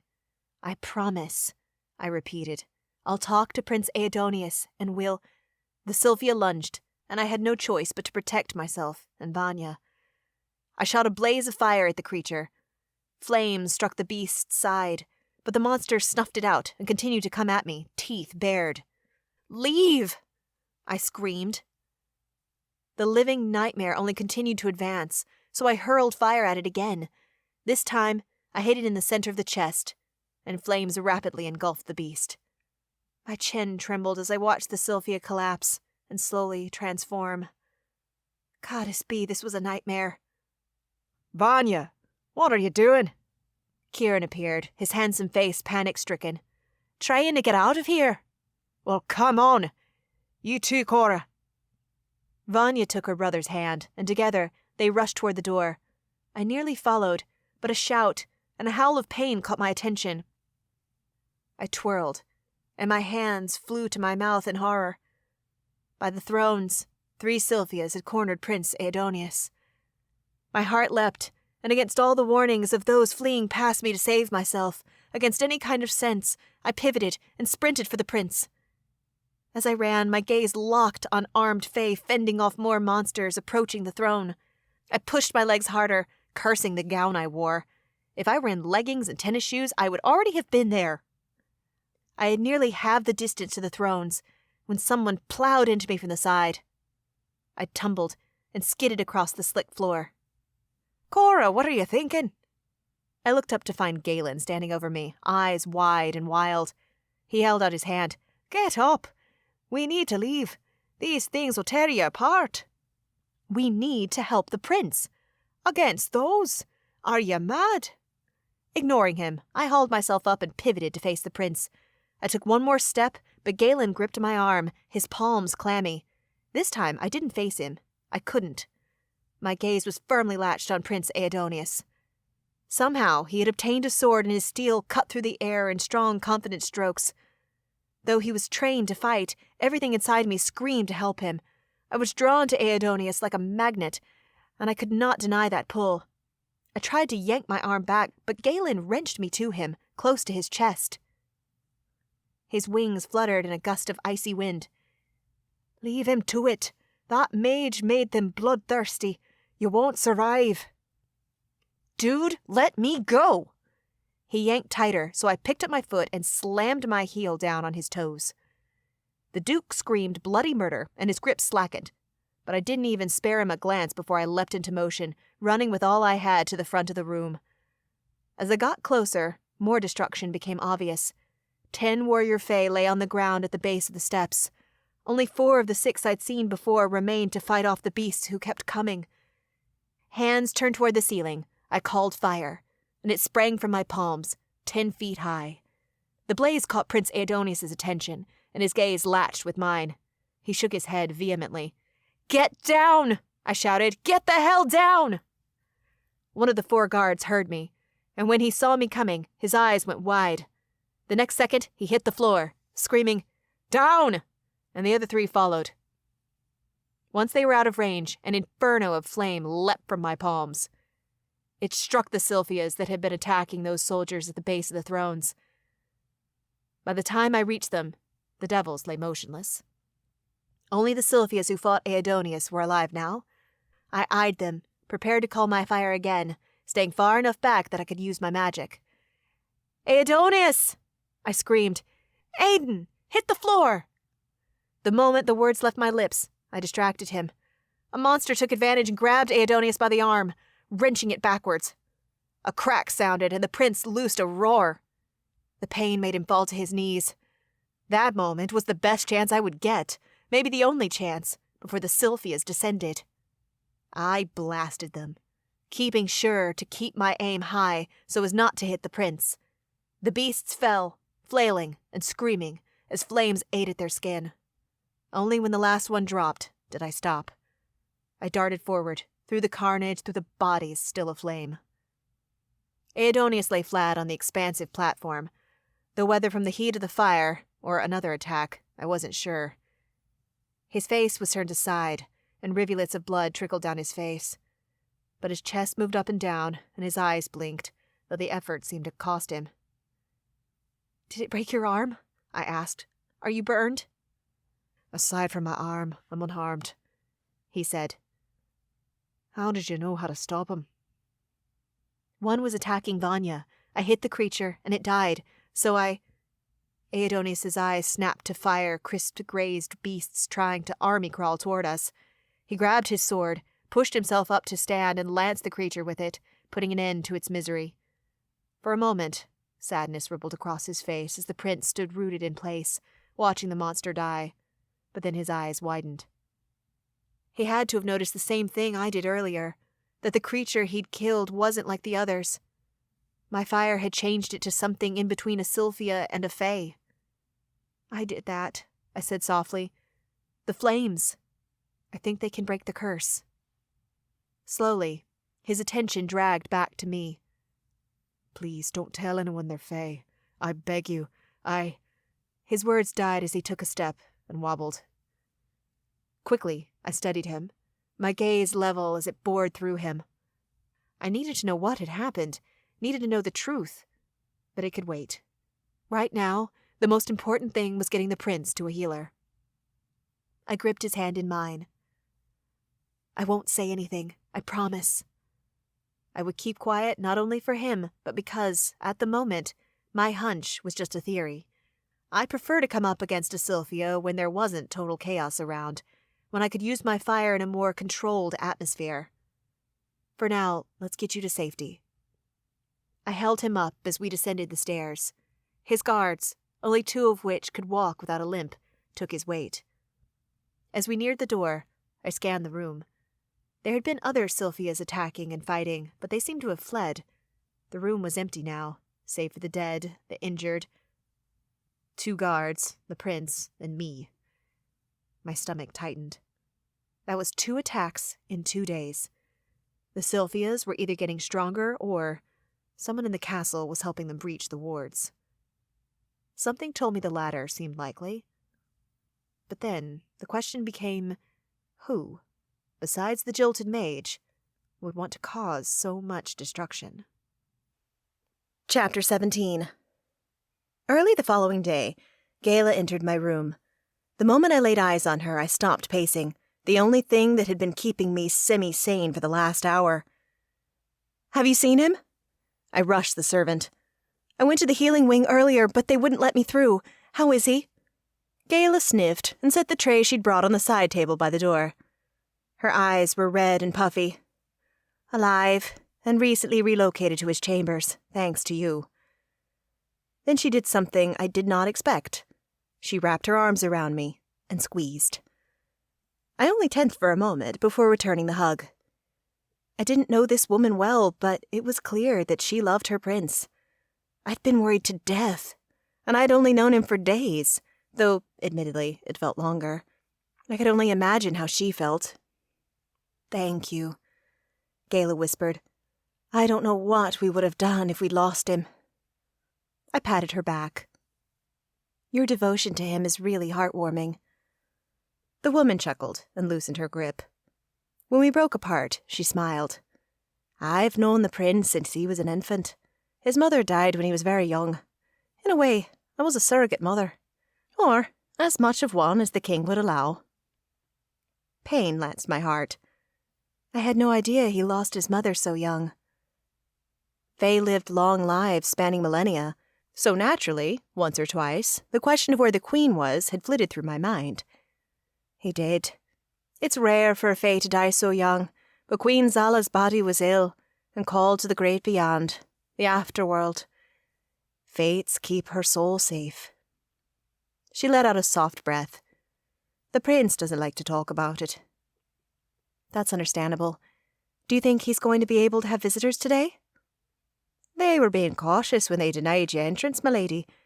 His broken arm is on the mend, thanks to the potion. I expect that tomorrow it will be fine. Her lips curled up as she took her hand in mine. And as for you visiting, since he was taken to his chambers, he's been asking for you. I straightened. Why didn't you say something? Can we go?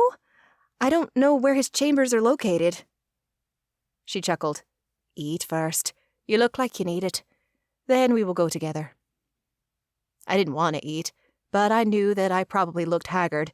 I'd barely slept, and Gayla likely would not let me leave until I did as she asked. While I could have requested someone else show me the way, someone who wouldn't force me to eat first, it would probably be faster if I just inhaled the food. Less than 5 minutes later, I set the empty tray back on the table. Ready? Gayla arched her eyebrows. You're going to have an upset stomach later, but there's nothing to be done about that now. Follow me. We left my quarters, and Gayla led the way through the castle. The atmosphere was beyond somber. I didn't know how many lives had been lost the night before, but it had to be over a dozen, possibly over 24. Had others seen the Sylphias I'd burned? If so, did they know what the monsters once were? Had the prince kept that secret to protect the families of the changed? Go easy on him. Gayla stopped to rap on a door. He didn't want anyone to get hurt. My heart clenched, and my hunch that he'd kept his secret so others wouldn't suffer intensified. The door opened, answered by a Fae wearing white pants and a white tunic, with a green wolf carrying a red rose embroidered over the heart. 3 others milled about, tending to the royal patient. A satyr with long brown hair that almost hid stubbly horns sat in a chair, watching the prince like a hawk, while Aidonius read a book. Hello, healer Valka. The prince has been asking for Lady Cora. She's here. Gayla announced, and urged me inside. The moment I entered, Aidonius's eyes snapped up to meet mine. He set the book down. Cora and I need the room. The healer sitting next to him rose, and, hooves clomping, went to his bedside. My prince, I must insist that you... It'll only be for a few minutes, Valka.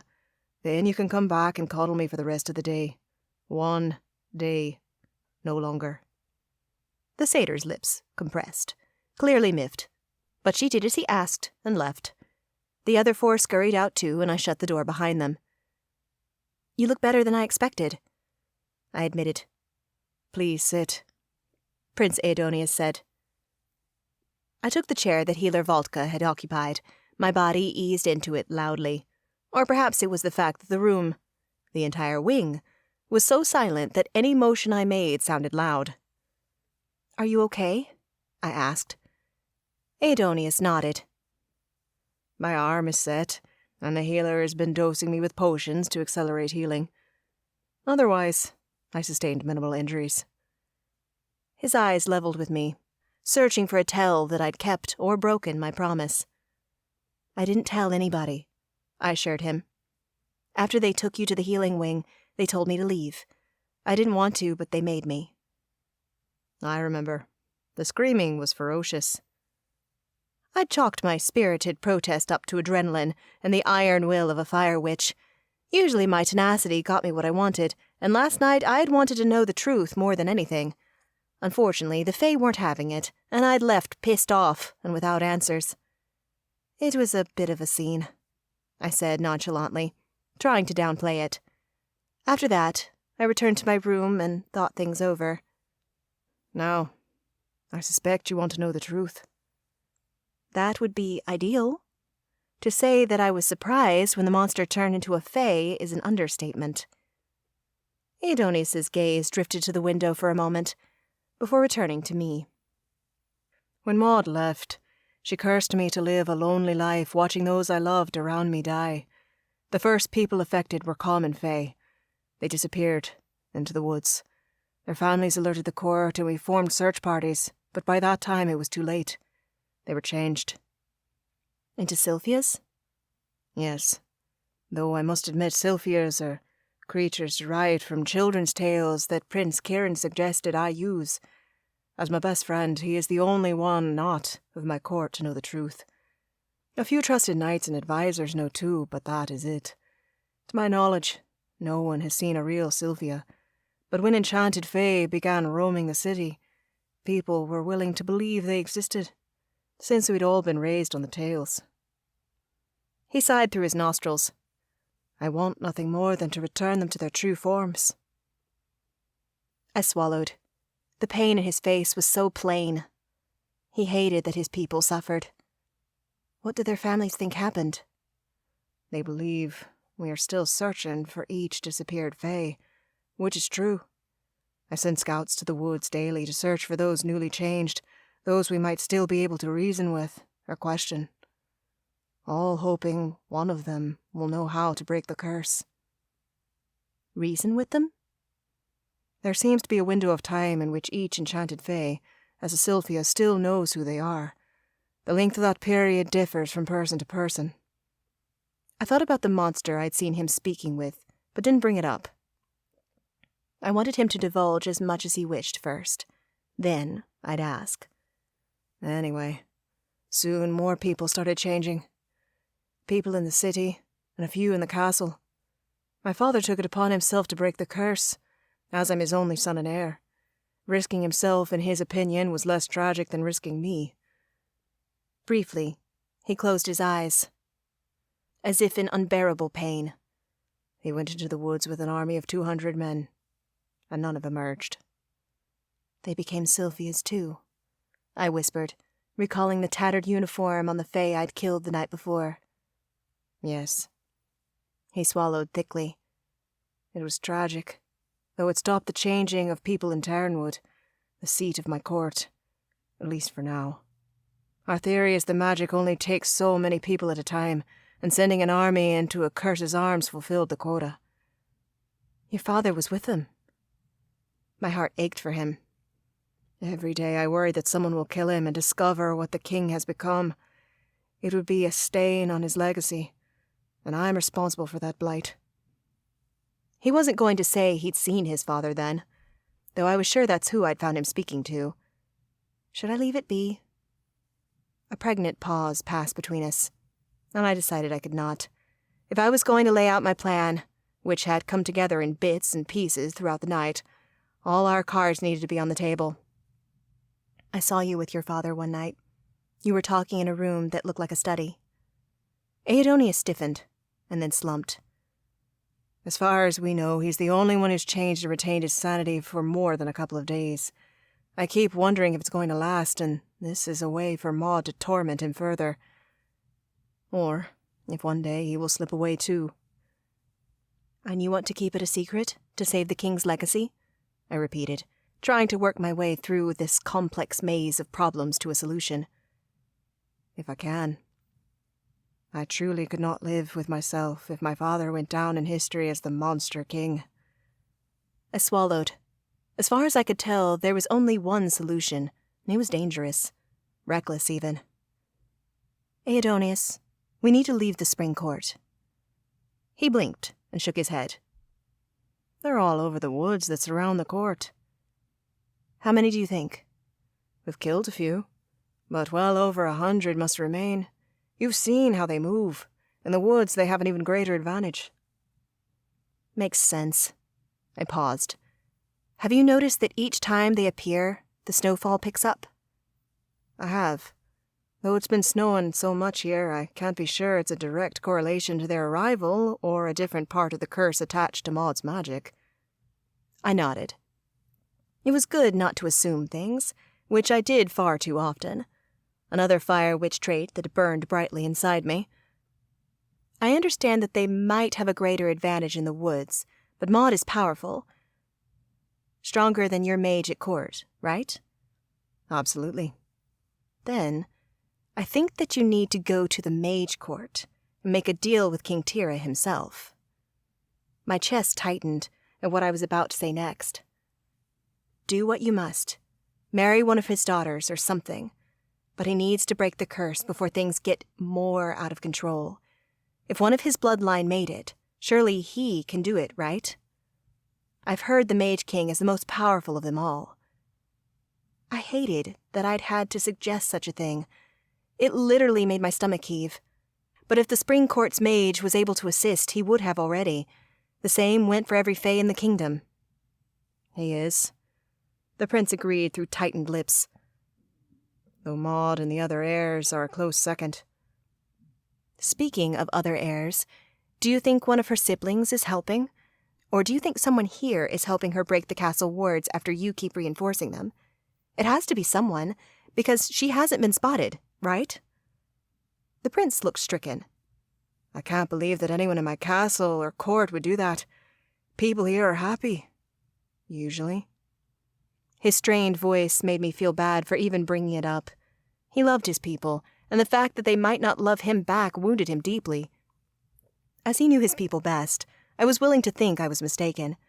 In fact, I hoped that was the case. I moved closer to him and perched on the side of the bed.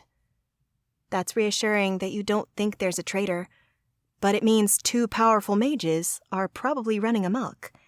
If that's the case, it's even more important that you speak with the Mage King. I swallowed down the sick rising in my throat. Don't you think the king would help you if you gave him something valuable in return? Like maybe an alliance through marriage? Aidonia stared at me so intensely that his green gaze seemed to penetrate all the way to my soul. Suddenly, the air crackled with electricity, making my skin tingle. Cora, I don't want to marry a mage, princess. I willfully ignored the way his eyes dipped to my lips and the insinuation there. But it will help you make your kingdom safe and get your father back. He was silent for many long seconds before exhaling a breath. I would do anything for my people, my kingdom, my father. Then that's what we'll do. I'll come with you, and we can use my fire to fend them off. When I hit them, they change back to Fae before they die. Does that happen with steel? No. They die by the blade. And the ones I burned last night? All dead. I'd suspected as much and nodded slowly, taking the information in. Maybe if I time it right and snuff out the flames, they won't have to die. I might be able to break the curse so they can live as Fae again. That means we'll have injured people in the woods while traveling. We're going to need extra horses, or a carriage, something the injured people can ride in. His brow furrowed, and he shook his head. You don't need to help me. This is none of your doing. This is all my fault. And I hate that I dragged you into this mess. His green eyes locked with mine, sincere in his remorse. I pursed my lips and gently bit the inside corner. Can I ask you something? Anything. Is your Hela called Maddox? And why did it find me? He let out a soft breath, as if I was pushing him too far. It's just that I can't help but feel that the wolf is why I'm here. Maybe your wolf found me because it knew that somehow I could help. I'm a fire elemental, and clearly the Sylphias can die by also being transformed by fire. That is, if I can control my power enough, which I'll have to try and do. I guess I'd like to know if that's why I'm here. Or if there's something more. A part of me really felt like there was, but I tried to tamp that part down. I was no longer frustrated with him, not now that I knew the truth, but the kingdom was in shambles, and Aidonis was courting 2 other women. My heart had been squashed before. I wasn't looking for that to happen again. I believe you're right. Maddox found you for a reason. Aidonis answered finally, and glanced away as if uncomfortable. Alas, I can't tell you with certainty what that reason is. He was omitting something. Maybe that was because as a Fae he couldn't lie, and had to hold his words carefully. Or maybe it was because he simply didn't know. Either way, by now, he'd earned the benefit of my trust. Thank you for answering me. I gave him a soft smile. It helps me trust you more. His eyes lit up, and he leaned closer. Cora, I want you to know that you can trust me. Anything I can't say is for a good reason, but I want to tell you everything. Truly, I do. My heart rate kicked up, unable to control itself around this man. It was true that he kept secrets, though it seemed he had an excellent reason to. And I might not even know the real him. But one thing was for sure. Something inside me called to him. It made no sense, but I couldn't deny it, no matter how hard I tried. As if he could hear my thoughts. Aidonis's gaze dipped from my eyes to my lips. His tongue slicked over his own mouth, and the craving to press my lips to his washed over me. Goddess help me. Needing to break the trance and set my mind straight, I cleared my throat. Will you be able to leave tomorrow morning? He looked shocked by the passing of the moment, but recovered quickly, spine straightening as he patted down the covers on the bed. Absolutely. The healer has already done much of the work, and obviously, we have no time to waste. I'll make sure that I'm ready. I'll leave you to your healing. I stood and walked toward the door. With every step, the sensation of eyes burning into my back grew stronger. Chapter 18. Bundled in a warm jacket, hat, and gloves, I eyed the lineup of horses and carriages arranged in the castle yard.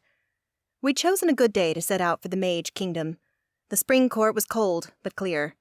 The visibility would be welcome on our day-and-a-half journey east through Brimfell Wood to the port town of Azalea. From there, we'd board a ship and sail to the Mage Court, an island caught between the shivering sea and the Eastern Ocean. No one had brought up the idea that Azalea might have been attacked by the Sylphias. I suspected they didn't want to consider something so horrible, and hoped that when we arrived on the other side of the dense woods, we would be met with a thriving community, and not death. Would you prefer to ride in the carriage right away, Miss Cora? A knight, discernible from the other soldiers by his more elaborate armor, approached me. From Gala, I'd learned that aside from a few children, there were no more fire-wielders in the kingdom. They were all soldiers who had gone with the king to fight Maud, and none had returned. So all 40 or so knights we were traveling with had been told I was to be kept safe, for I would use my fire to protect the small army and change Sylphias if I could. One of the carriages was for resting, should I need it, while the other two provided food and extra space, should we need to carry disenchanted Sylphias in them. I was about to tell the prince I would much rather ride a horse and be prepared for an attack when a voice piped up behind me. She'll be in the carriage. I turned to find Prince Aidonius walking toward me. Judging by his slight limp, he still wasn't completely healed, but he looked much better. How are you? I asked. Your arm? The healer's potion did a lot of work last night, he replied. It's painful, but I'm trying to keep it moving and ignore it. I took another potion today to hurry along the final stages of healing. I should be good in an hour or two. Should we wait? He shook his head. I'd like to spend as little time in the forest after dark as possible. If we leave now, we might get to Azalea by midnight. I arched an eyebrow. That's not what Gala told me. It will take a fast march, the prince amended, but it's possible. I promise. Riders have done it in less time. But we have carriages. Should we leave them? Even as the question left my lips, I knew we would do no such thing. That we were only taking 3 carriages already left us very vulnerable. The Sylphias might attack and kill half the men we marched with, maybe more.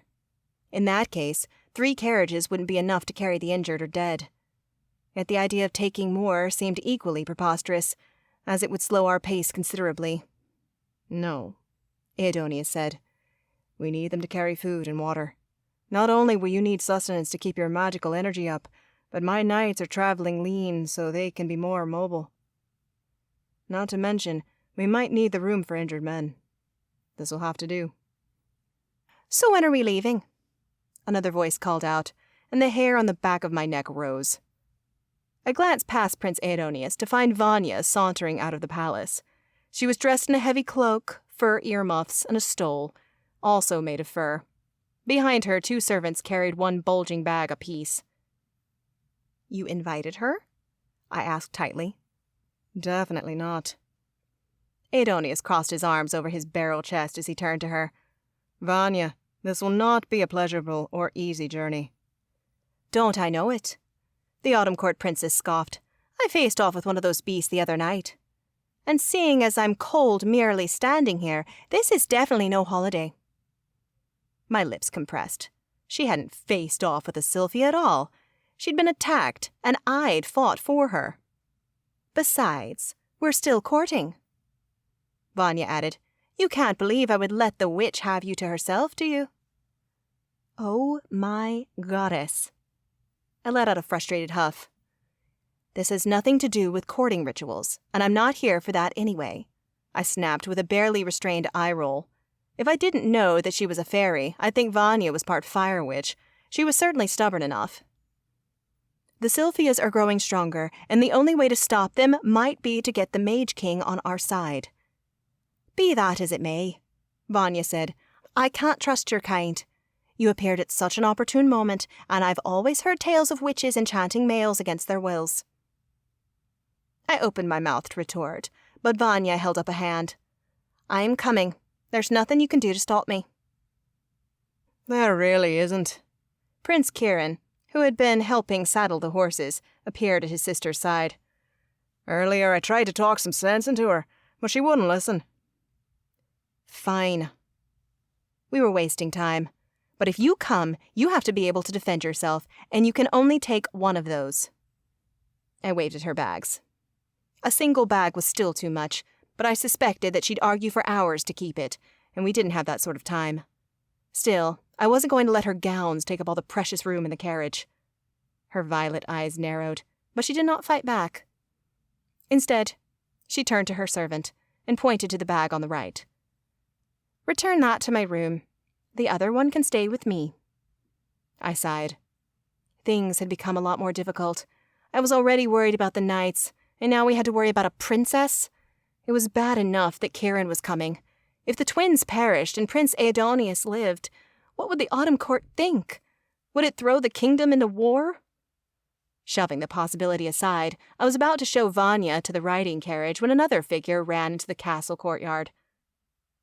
I stopped and shook my head. Absolutely not.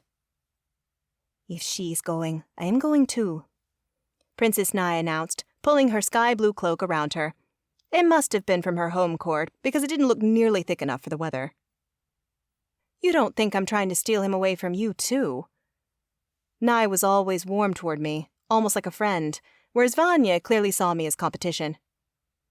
"Well, he is quite the catch," Kieran inserted helpfully. "I regret not entering this courting season myself. Would you allow the late entry, Aidonius?" Aidonius rolled his eyes. "You're not really my type." "Oh, Cora. You came here by accident, so no, the thought did not even cross my mind." Nye threw a dismissive wave. "Actually, I've been meaning to talk to you about something, Aidonius. Perhaps we should go inside to talk." The Spring Court Prince gave her his full attention. "Here is fine. We're leaving soon, so I don't have time for a drawn-out meeting." For the first time, she looked uncomfortable. "Nay, whatever you say will not hurt me." Prince Aidonius assured her kindly. "Are you sure?" "Yes. We are on a timeline." "All right, then." Nye exhaled a breath. "I don't want to be here. I'm in love with another, which I hope you're not upset about. And because I'm in love, I wish to return home. That's why I want to go through the woods. I can stop at Azalea and catch a ship to the summer court." "That's assuming the port town is still running as normal," I pointed out. Anxiety flickered across Aidonius's face, but he masked it quickly. "True." Nye gave Aidonius a pitying look. "But otherwise, I'll just wait here. And we both know the castle isn't safe." The prince seemed to debate with himself. I'm not upset to hear that you do not wish to court. I respect your choice. That being said, I still wish you'd stay here. The Brimfell Wood is more dangerous than my castle. Your parents would hate me for allowing you to join. Nye drew herself up, and for a moment she looked more like Vanya than the sweet summer court princess I'd come to know. We're of the same rank. Dare I say, I am from the more powerful kingdom, so I am putting my foot down. You will allow me to travel with you, Aidonius? She paused for a moment. Please. A laugh snorted out of me at the polite afterthought. Aidonius spared me a half-amused glance, shook his head, and sighed. You're right. I can't say no to you. So I guess you both are coming. Dread settled in the pit of my stomach. Now we had 2 princesses to worry about. Can you fight, Nye? She smiled at me reassuringly. My beloved is a knight, and he has taught me. Plus, all royal children receive training in battle magic and with steel. In the cold, my power isn't as strong, but give me a sword. I'll be able to handle myself. I turned to the other princess. Vanya? I've been trained. Hearing her say that after she'd been caught in a Sylphia's grasp the night before didn't bode well for her skills. But there was nothing I could do about their desires to join. It was their lives, their choice. All right, then. The words fought through my reluctance. Ask a squire for a weapon. Nye, you should probably get a thicker cloak. And a hat, too. Be quick. We have to get going. Nye acquired more weather-appropriate clothing, and both princesses armed themselves. I hoped that, should worse come to worse, between steel and their magic, they could bring the Sylphias down.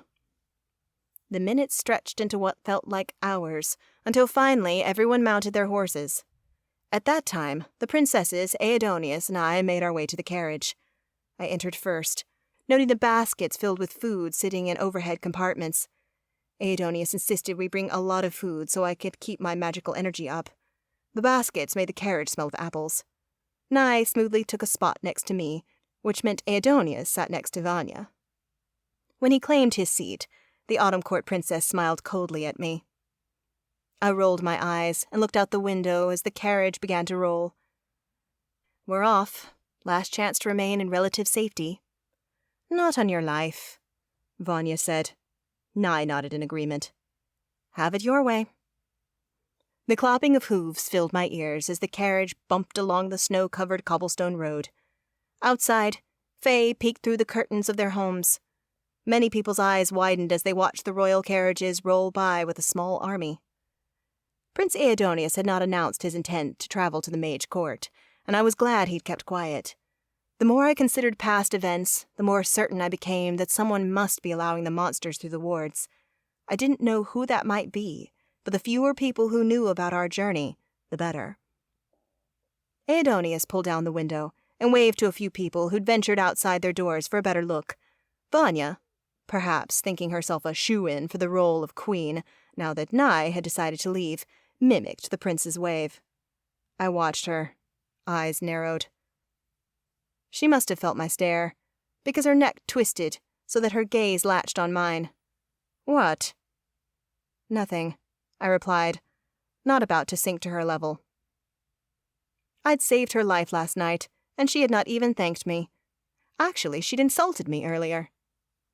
I was so over that princess.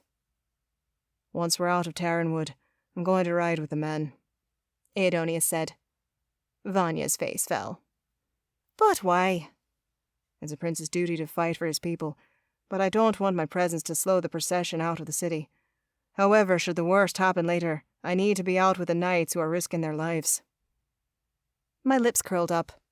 I liked that he thought that way, that he knew being in power meant sacrificing for others.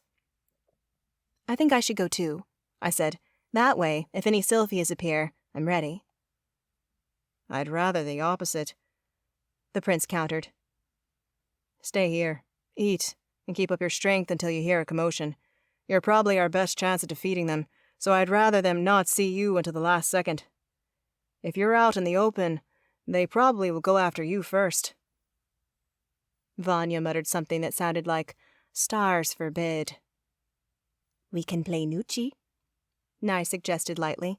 It'll pass the time, and I brought my cards.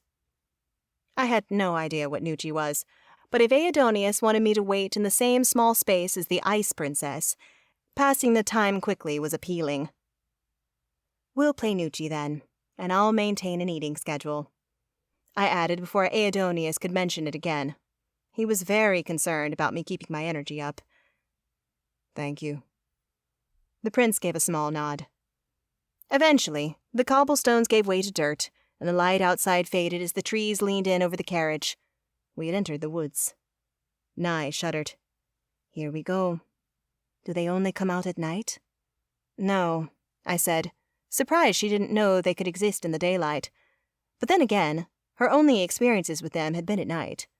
One attacked me on the outskirts of the city in broad daylight. A 24-hour watch will be necessary. The summer court princess bit her lip.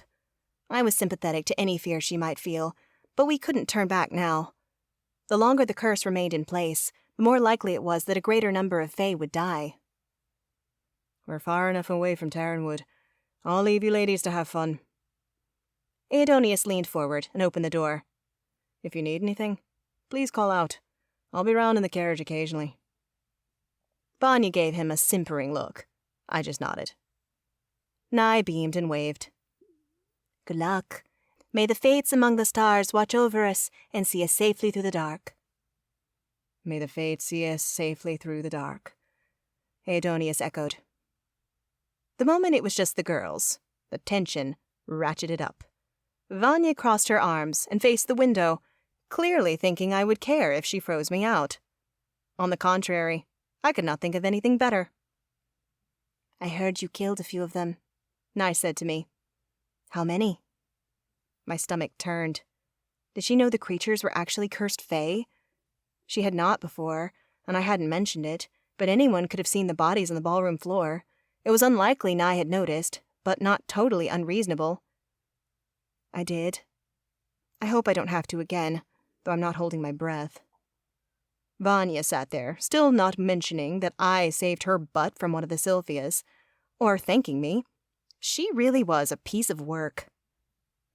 What's your night like? I asked the summer court princess. And if you knew you loved him, why come here? The princess's lips curled up. I've known him since we were children, and loved him nearly as long, but he is not of royal birth. My parents know of him, but they still made me come here. They wanted me to at least try and see if Aidonius and I were a match.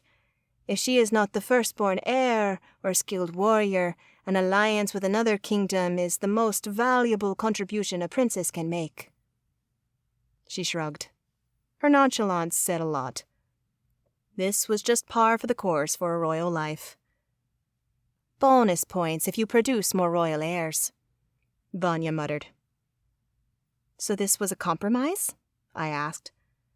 The last stretch of a deal, Nye clarified. I have attended 2 other courting seasons, one at the Winter Court, where I was promptly released because Prince Ristel and I did not see eye to eye on many issues, and one at the Autumn Court. I had thought that the princesses seemed pretty friendly for 2 people competing for the same man. Apparently, they had met before. All she had to do was tell my brother she wasn't interested, and he claimed they weren't suitable matches, Vanya recalled. It angered her family greatly.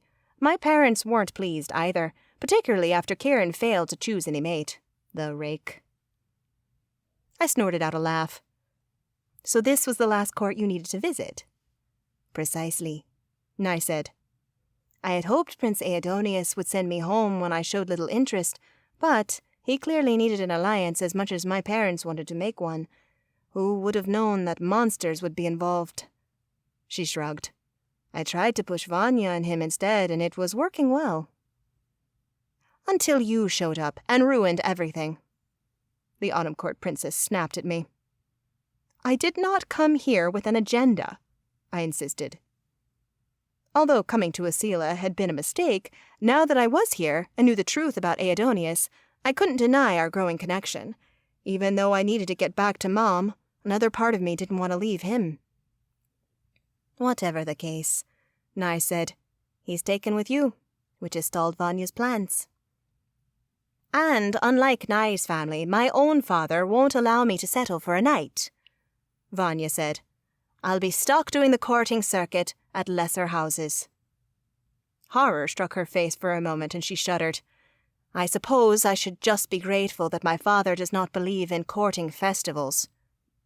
How does that differ from a courting season? Nye leaned forward. A season is much more relaxed. One may or may not find a mate. But at a festival, the ruling monarch requires all the great houses to attend, and they have a say over who marries. I blinked. They arrange all of the marriages? For the high and lower houses, yes. Even if you were previously betrothed, you might find that engagement shattered. It's an ancient custom that has not been observed for centuries. The winter court was the last to hold a festival, Vanya added. It basically ensures that the ruling monarch can set matches that are advantageous to them, but does not have to take into account the temperament of those being wed. That's not cool. My nose wrinkled. Indeed. But Vanya, at least the next courting season is in the height of summer, which means it is my kingdom. Nye smiled at the other princess. 2 of my brothers are hoping to find mates. We could be sisters. For a moment, Vanya's face brightened. I shifted, wishing I had left the carriage. I felt like an interloper on their plans, in more ways than one. My squirming drew Vanya's gaze. While that would be grand, she said, my family would much prefer I stay closer to home. I'll hedge my bets here. She twisted to look out the window, and the carriage fell into an icy silence. Chapter 19. Cora. A hand shook me. Wake up. I moaned as my eyes fluttered open. I was groggy and my face hurt. The reason why soon became obvious. Wooden walls did not make for good pillows. What's happening? I rasped, my throat dry. Something is outside. I hear the horses. They're riled. Fear tinged Vanya's voice. Nye peeked out of her curtain, her fingers trembling against the fabric, but she didn't say a word. You didn't check or call for someone? I asked, the sleep fog clearing from my mind in an instant. Vanya scowled. We've been riding through a blizzard for the last hour. We can't see anything, and the storm muffles the sound. My stomach dropped. A blizzard? The Sylphias usually appeared with the snow. I pushed aside the curtains on my window and peered out. Sure enough, a thick sheet of white stared back at me. I twisted away from the window, annoyed. Why didn't you wake me sooner? We thought about it, Nye said, but Aidonius checked on us right when the snow began to fall, and he was insistent we let you rest. Until a few minutes ago there wasn't any sounds alerting us to danger. I looked out the window again, nerves mounting. You should go out there, Vanya said. She was right. I had firepower, which had proven effective against the cursed Fae. I needed to see if the others were okay. I pulled on a soldier's jacket. Ladies here usually wore cloaks, which were warmer, but jackets had the benefit of allowing me freer motion. I couldn't risk lighting my cloak on fire during a fight. Once I'd buttoned myself up, I slammed a fur hat on my head and slipped on a pair of gloves. Newly ready, I was about to step outside when the carriage door flung open. Vanya screamed and pressed her back against the far side of the carriage. It's me, Prince Aidonius reassured us. But something is out there. It took me 5 minutes to find the carriage from where I rode at the front of the line. My mouth dried up.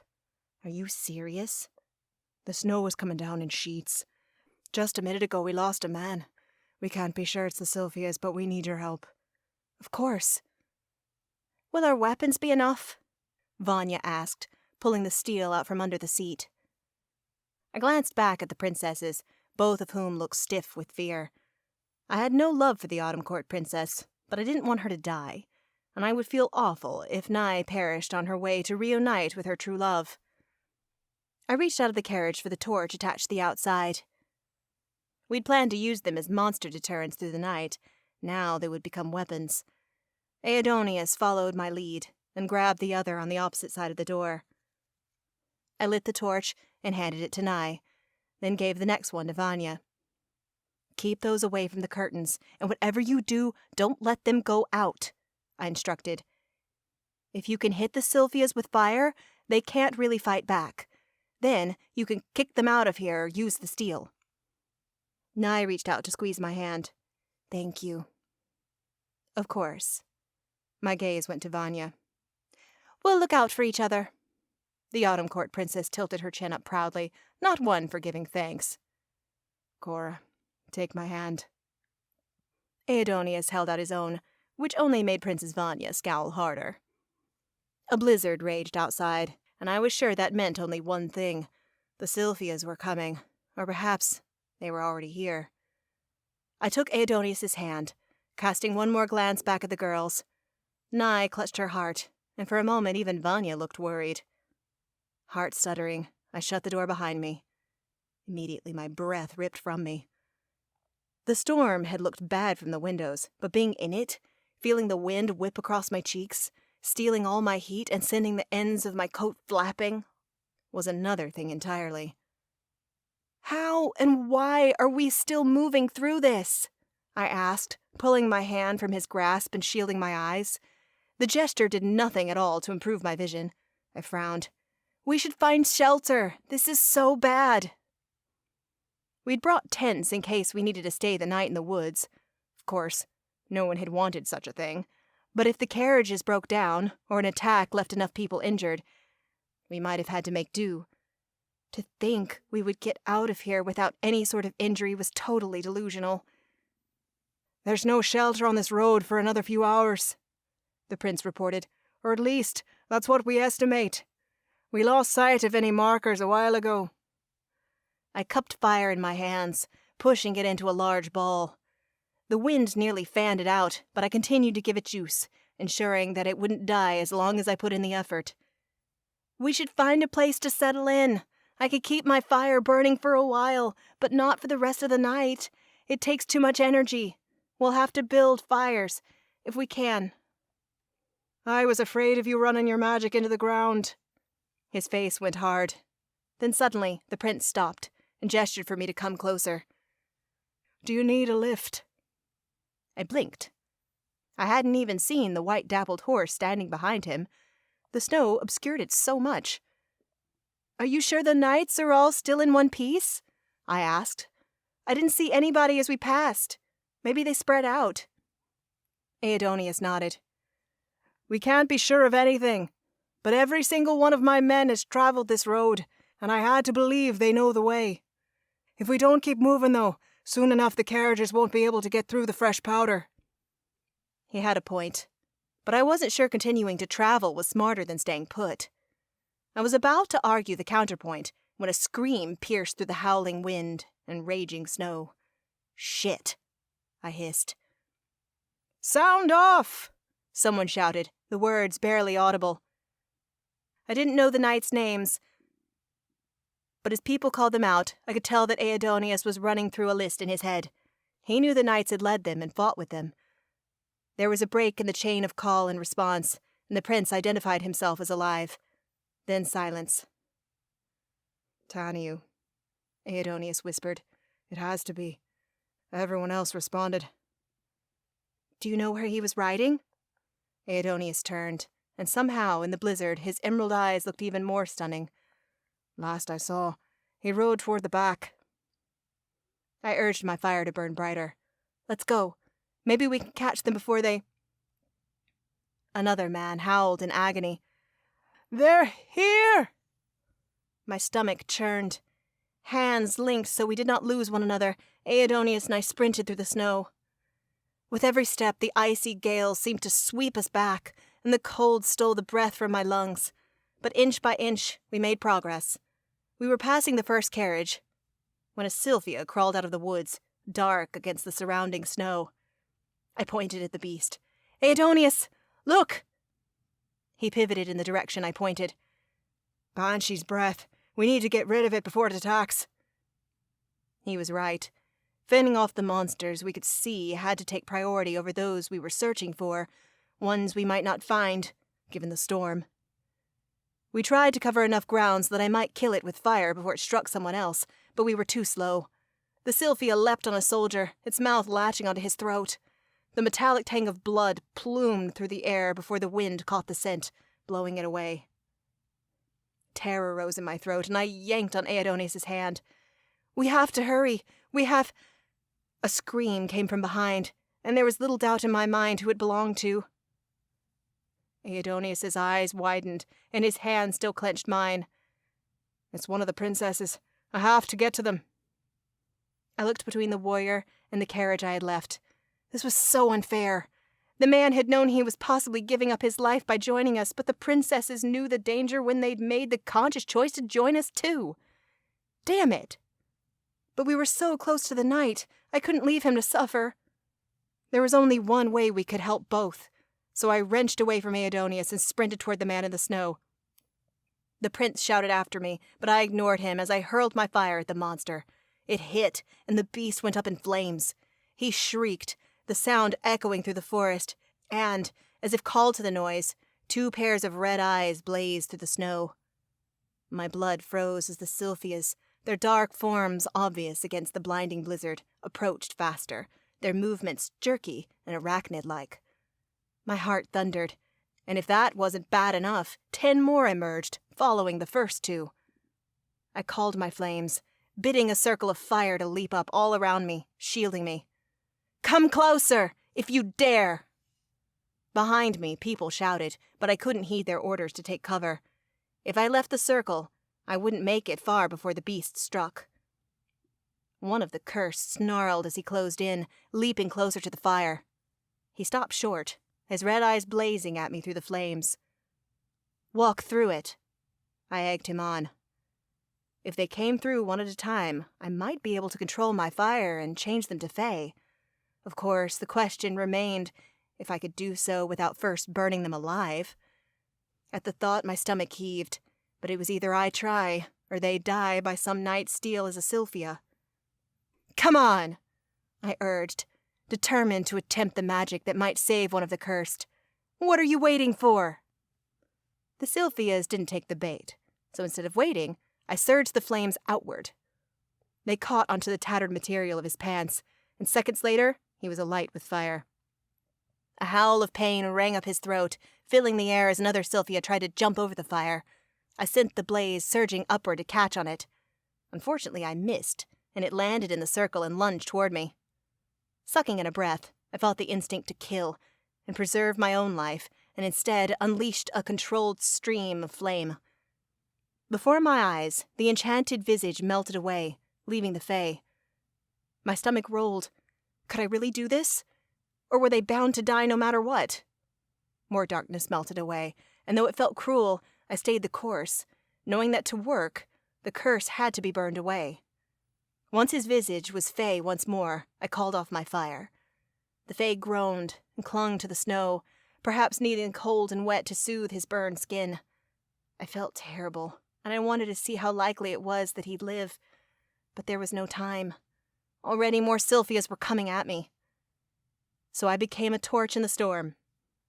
Of the dozen who tried to breach my fiery circle, 8 perished. 4, however, I changed back to Fae. Just when the Sylphias were gone, I thought it safe to check on them. Aidonius' voice rang out over the blizzard. "Cora!" His plea for help had fear skittering through my veins.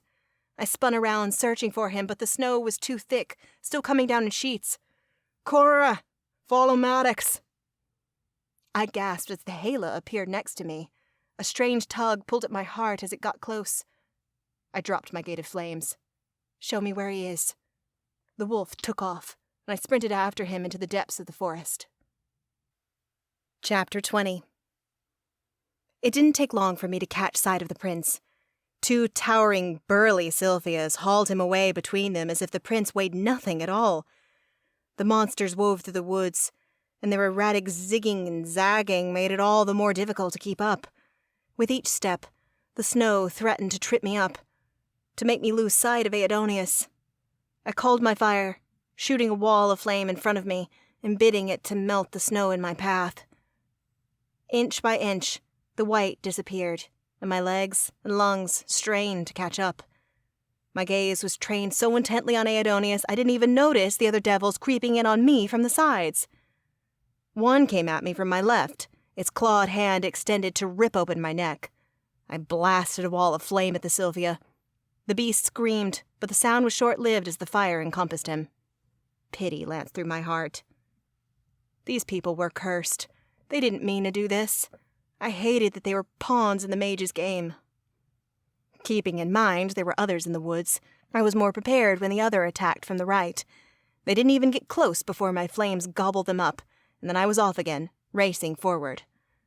Somehow, I gained a bit of ground, and could finally see Aidonius' face through the blinding snow. "Cora!" he thrashed, his fingers splayed and curled, frustration rippling across his features. I knew he must be trying to use his magic, but every time the Sylphias touched someone, their victim lost their power. "Hold on!" I screamed. Praying to the goddess that the Sylphias would swerve again, I launched a fireball on each side of him. My heart stuttered as they flew closer, and I hoped I'd aimed true. I missed the one on the right, but hit the monster at his left, his shirt and hair catching fire. The beast tripped and fell, throwing his partner off balance, halting him. The prince took advantage of having one captor.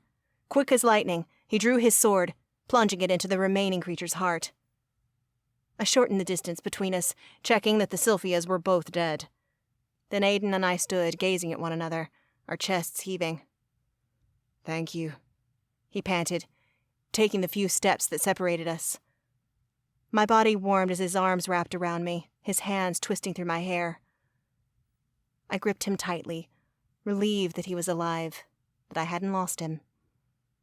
"I don't know what they would have done," he rasped. "I don't want to think about it," I whispered as my nostrils pulled in his scent. "But there are more. We have to move." He squeezed me tight, and then released, his eyes boring through mine. "I agree. But as much as I hate to admit it, I believe we're lost." My gaze raked over the mounds of snow covering the woods. Tree limbs hung heavy with powder, some of them nearly touching the ground. Even the closest tracks we'd left through the snow were invisible, already filled in by the winds sweeping through Brimfell Forest. All around me, everything was cast in an unnatural, nearly blinding filter that made it all too bright and white. My teeth dug into my bottom lip. During the chase, I hadn't been paying attention to where we were going. I'm not sure where we are either. I rubbed my hands together, trying to stave off the cold seeping in. But we have to figure it out. The storm seems to have lessened somewhat, but we can't count on that lasting for long. They might return. He eyed me sidelong, apparently impressed. "True. I don't know how close they need to be for their magic to exert an even stronger pull on the weather." My eyes dipped down to the Sylphias on the ground. The one Aidonius had killed didn't turn back into a Fae, though the one I burned had changed slightly before dying. His skin looked dewy, unlike a Sylphia's usual dry, matte state. I wonder if the Fae I'd transformed during our fight by the carriages had lived. Was that even possible? I hoped so. My stomach twisted. That mage is horrible. "She'll pay for this," Aidonius swore. He turned on his heels, looking around. "I'm not sure how to get out of this situation. Usually I can ask the forest for guidance, but my magic is weakened. Like it has retreated inside of me. I feel like a block of ice." I frowned. Was that the first time they touched you? Or even got near enough for their magic to affect you? "I've been close to them, but always in the seconds before my sword ran through them. Their magic never had time to affect me. Now, though, they have. Look." He held up a hand and I swallowed. It was pale, and tinged blue with the cold. "Your father didn't affect you at all?" "She made him look monstrous, but his curse is very different." Aidonius scowled. "Well, the same happened to me when you saved me from those Sylphias after I tried to run away. They push our power deep inside us and freeze it." My soul fire flared at the mention, perhaps indignant at the reminder that it had once failed me. "Do you have your fire now?" "Yeah, although the longer we stay out here, the faster it will dim. Conversely, if I use it for too long, I'll deplete myself. It's a fine line to walk. Aidonius faced me and took my hand. I winced. He was indeed frighteningly cold. I have an idea, he said. I'm not sure it will work, but I think it's our best shot. I'm listening. Can you push fire magic into me and warm me? If we can revive my spring magic, it will guide us to shelter. I blinked. Seriously? His lips twitched. My power might not be as flashy as throwing around fireballs, but it has its uses. Let's do it. I grabbed his other hand and looked him in the eye. This might burn. I'm ready. I pushed my fire magic through his fingertips. Aidonius' hands glowed faintly pink and then red as the heat moved up his arms. Once it transitioned into his core, I could no longer see what my magic was doing to his skin, but the prince's lips had compressed, and his usually twinkling eyes dimmed as his lids squeezed closer together. Fire magic was uncomfortable to deal with sometimes, even for those who wielded it naturally. For people with other types of magics, it could singe them from the inside out. Had I been a less competent fire witch, I wouldn't have tried this tactic, but we were low on options and desperate. Aidonius' chin tipped to the sky. His lips parted as his eyes closed. Are you okay? Keep going. Pain riddled his voice, but there was something else there too. Something that almost sounded like pleasure, as if his magic was waking up. I pushed harder, testing my limits. However, the more power I used, the sooner it would run out, and I suspected Aidonius would not be able to sustain his magic for too long in this unnatural cold, not without my help in warming him up again. I really hope I'm wrong about that. My power seeped deeper into him, sizzling through his veins. As I concentrated, I imagined I could see the ice inside his body melting, allowing the bits of Aidonius the Sylphias had frozen to come back to life. It was oddly intimate work, and though I wasn't warming myself, my cheeks grew hot. I'd worked magic with many people, but never like this. Actually, I'd felt nothing close to what I was experiencing now. I was about to ask if he felt the change, when a surge of power flowed from him to me. It felt like a warm spring rain sprinkling my face. The effect slightly doused my flames, but not enough that they stopped. I inhaled lightly. More? No, that's it. It's back. He lifted his head and looked me in the eye. That was pretty miraculous. I grinned. I'll be honest, I've never done that with anyone before. It was intense, but easier than I thought. Almost natural. Happy to be your first time. He winked. If my cheeks weren't already hot from our experiment, at that moment they would have flamed red. He squeezed my hands, and then let go to move to the closest tree. So, how are we going to find shelter? I asked. The trees will tell me. The ground is a better conduit, since everything living springs from it, but I can't access it right now. Another one of the mage's plans, I'm sure. He placed his hand on the rough bark of the tree and closed his eyes. Spring green magic washed across his skin to swim along the tree trunk. I swore the tree limbs swayed, independent of the wind.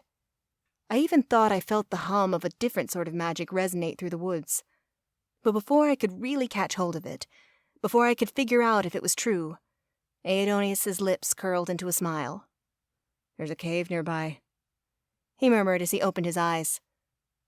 Follow me. I did so, marveling at how he knew exactly which direction to take. How had the tree told him? Through snapshots? Or did they give directions like people would in the human world? Just take a right past the giant oak, walk 200 more paces, and check the third cave on your left. You can't miss it. I chuckled, and the prince turned. What's so funny? Just me. So humble, too, he teased. I was thinking about trees giving directions. I began rubbing my arms for warmth. The jacket was not quite warm enough for the conditions. That time, I wasn't even sure he heard me. He was staring at the way I was trying to keep warm. Aidonius' fingers went to the clasp on his cloak, unhooking it. I should have given you this earlier. You need it, I protested. If he gave me his cloak, all he would have was light armor. Sure, there was fur on the sleeves and some peeking out through the metal, but I doubted it was enough to keep anyone warm, let alone a prince born of the fair-weathered spring court. Aidonius was likely a man used to warm breezes and pleasant days, not blizzards and near-zero temps. How will you keep warm? I pressed when he extended the garment to me. Your armor must be cold. It's metal. I'll be fine.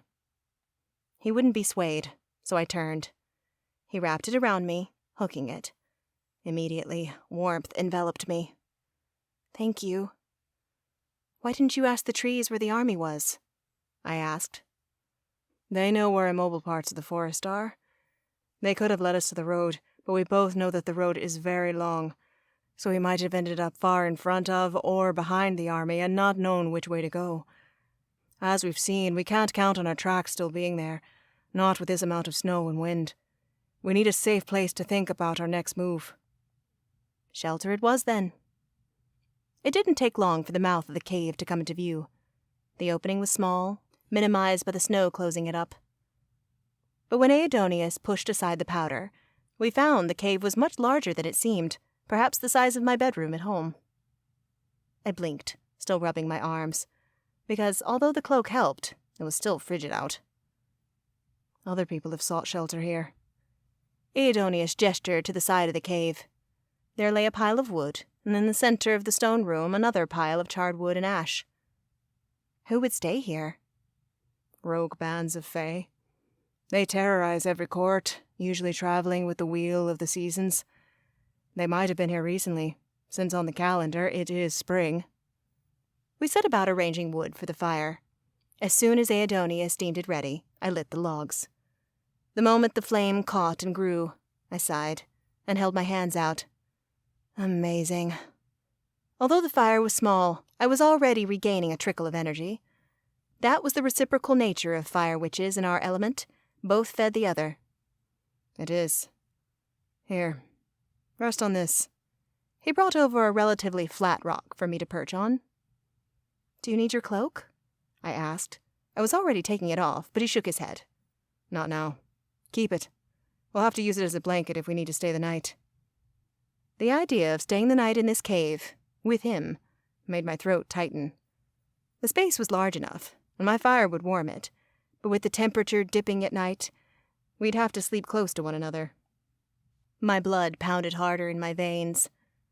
Don't worry. He waggled his eyebrows. I'll keep my distance. Good. I'm still not so sure about you. My tone was lighter than it had been in the days after I found out who he truly was. Really? He asked. His tone was soft, hurt. No, I was joking. I do trust you.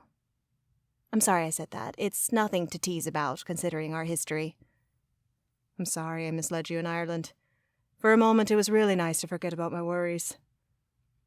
He huffed and looked into the flames, perhaps wishing they'd swallow him up so he wouldn't have to deal with a cursed kingdom. I can't see why you'd want to forget your life, I said sarcastically. You're basically living a life of privilege and extreme fun. His eyes shot up from the flames to meet mine. I winked, and a chuckle rose from his lips. Usually I would agree with you. Lately it's been tough. I nodded. I didn't know where to go from there. I knew the story, and now understood why he was so reluctant to go on a Sylphia killing spree. These were his people. Changed and crazed and violent, yes. Even so, as a prince, he was supposed to protect them. I'm sorry that to defend your people you have to kill them. Maud is a real piece of work. Maybe we should try to come up with a plan for what to do next. What do you think is best? To that, I had no words. I did not want to go back out into the woods, but staying overnight, with him, gave me pause too. My eyes dipped to the fire before lifting back up to the prince. There was no denying I wanted him. I had since the moment we'd met, and I'd continued to want him even when I'd been pissed at him. If we stayed here, things might get more complicated. I wasn't sure either of us was prepared for what might develop. Chapter 21. The cold seeped deeper into the cave. My legs were stiff, and I couldn't guess at how long we'd been huddled around the fire. All I knew was it was long enough for the wind to howl louder, long enough for the snow to partially cover the cave's opening once more, and definitely long enough for the electrical spark that Aidonius and I produced to hang thick in the air. Eventually, enough time had passed for my eyelids to droop. Needing to move, or I'd pass out and probably embarrass myself by drooling all over the cloak we shared, I stood and did a few air squats. He rose too and strode over to the mouth of our sanctuary. The newly accumulated snow fell as he brushed it away for a better look. I shivered, watching him get closer to the storm. "No, thank you, sir." "It's gotten much worse," Aidonius said after a moment of observing the landscape. "I don't think it will be safe for us to leave soon, nor do I think we would find the road." "So, we're officially staying the night?" "That's what I'm thinking. I don't know if we can handle meeting the Sylphias now that night has fallen, and the temperatures have dropped dangerously low. What do you think?" "No way am I ready to meet up with those monsters again. I'd hoped to move on and make sure the others were safe, but it isn't worth taking the gamble." "We're no good to anyone if we don't make it there in one piece." The prince glanced outside again. There was so much conflict in his tone. His people were out there, but if we couldn't find them quickly, we'd freeze. Actually, even if we found them, we might freeze. There was no doubt in my mind that this storm was unnatural. Aidonius's opponents were trying to level us. "We'll keep the fire burning?" I asked, unsure if that was the right move. Would the smoke give us away? As a dark artifacts hunter, I had seen and done a hell of a lot, but this was the first time I would sleep in a cave. Hopefully the last time, too.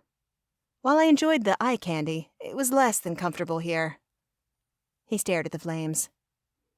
"We should work to keep it blazing for as long as possible.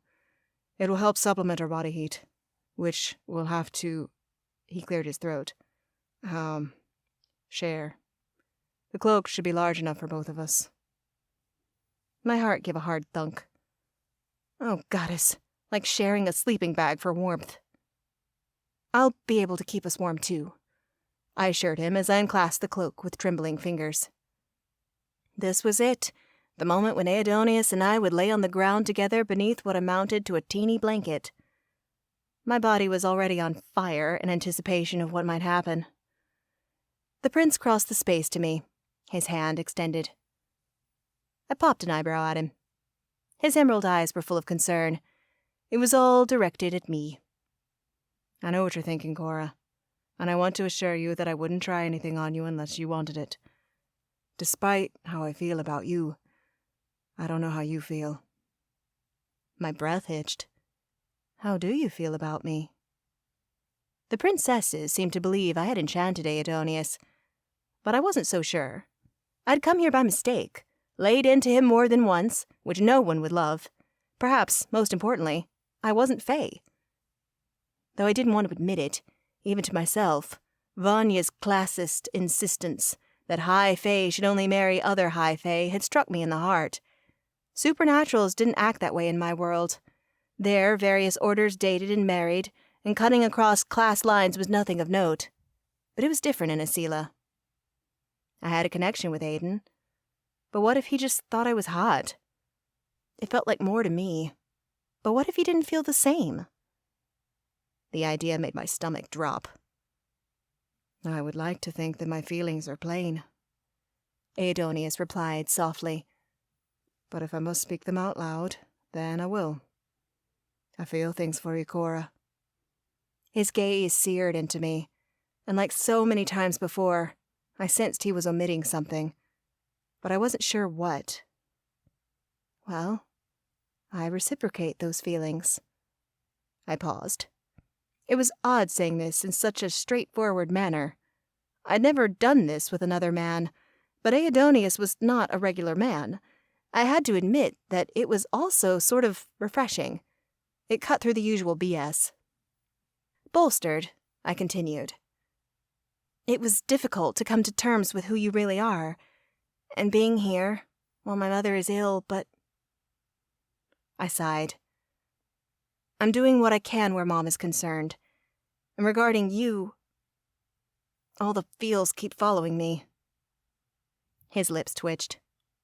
All the feels. I like that. A whistle of wind, louder than all the rest, blasted through the cave opening. It chilled me to the bone, and I shuddered. Aidonius pulled me closer. Cora, I don't want to keep you here when you should be with your mother. I hope you know that I'm not trying to complicate things and expect nothing from you. Tears stung in my eyes. Why in the world was I meeting the most perfect man, but he had to live in another realm? I tipped my chin up to him. His eyes shone with such sincerity. I didn't know what to say. It seemed that neither did Aidonius. The electricity that had been crackling between us, drawing us closer to one another for hours, intensified. I swore the air sparked with it, igniting my inner fire and fanning it higher. And then, Aidonius lifted a hand and tucked a stray lock of hair behind my ears. The motion undid me, and for the first time since I had walked absent-mindedly into a new world, I allowed my heart to lead my head. I lifted onto my tiptoes, sliding my hands around the back of his neck. I don't know what is going to happen, but I know I can't go through this night, can't possibly die tomorrow without knowing how it would feel to be entirely yours. So please, Aiden, kiss me. Muscular arms snaked through the cloak, pulling me flush with his body.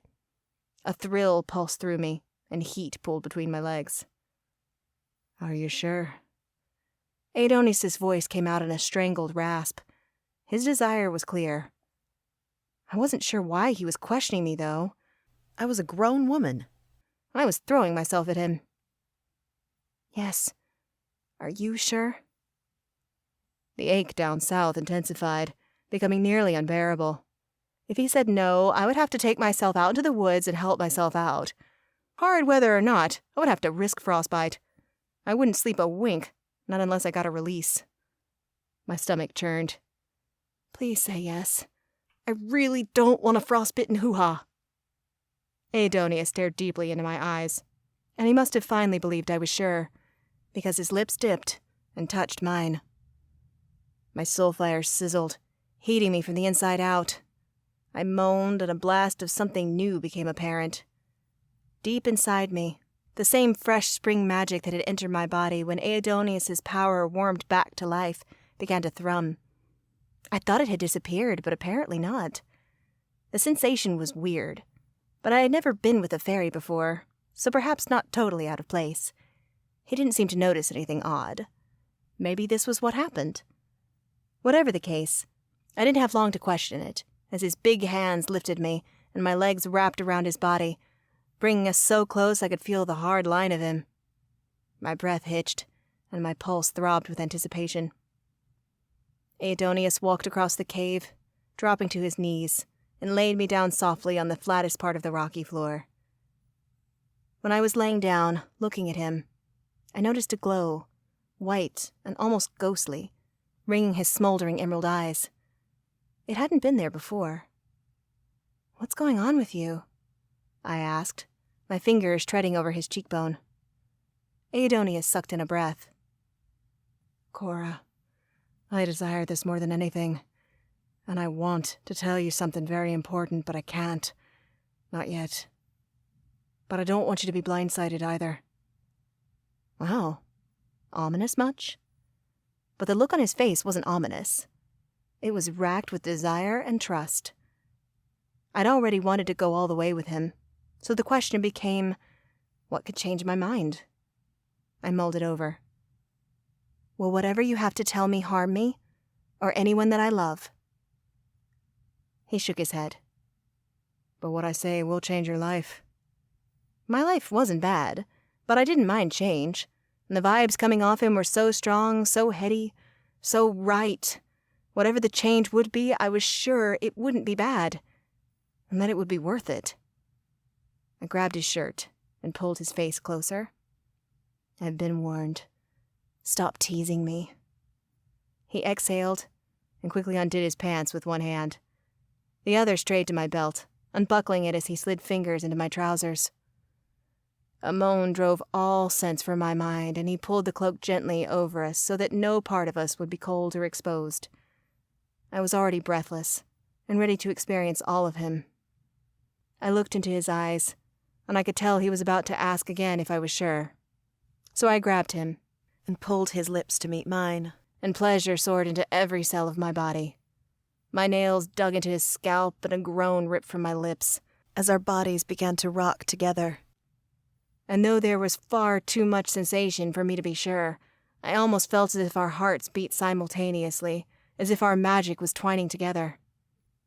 When we tipped over the edge, it was with twin gasps of pleasure. He lowered himself on top of me to rest, and my eyes shuddered closed briefly. When I opened them, his forearm was glowing. I gasped. What the hell? I wanted to touch it, to see if he was okay, but when I lifted my hand, a band of light identical to his wrapped around my left wrist. What are these? Is this what you're talking about? My eyebrows pulled together as I motioned to our forearms. It looks like a hand-fasted knot. Aidonius smiled, the expression dreamy, like a man who had just made love. He rolled off of me and propped himself on his elbows. That's the change. It resembles Maddox in color. Do you see it? I sucked in a breath, because he was right. It shone exactly like the wolf. But what did that mean? I see it, but I don't get it. You wanted to know the truth about Maddox? The whole truth about my Hela? You said he was part of your soul. He is. And the devil had the bright idea that if courting started all of this, perhaps it could end it too. He left the Spring Court to find someone special to me, and he ended up in your world. A part of my soul found you, sought you, Cora, because you are a part of me, and I'm a part of you.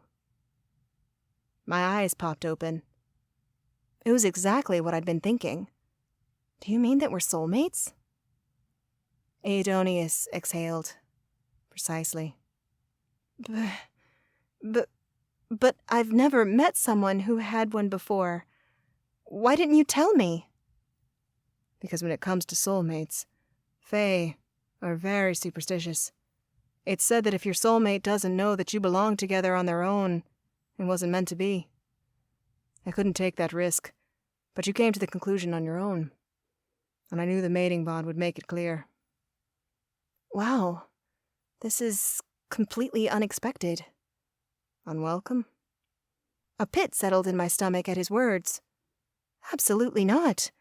I just didn't think these things still happened. I shook my head, stunned. A soulmate bond. Honestly, I always thought they were sort of fake. They are exceedingly rare. But when I saw you in Ireland and recognized Maddox was leading me to you, everything became clear. Why didn't you just tell me who you were and invite me to the Spring Court at the bar? Obviously, I was into you, and I would have come, if mainly for the flower at that point.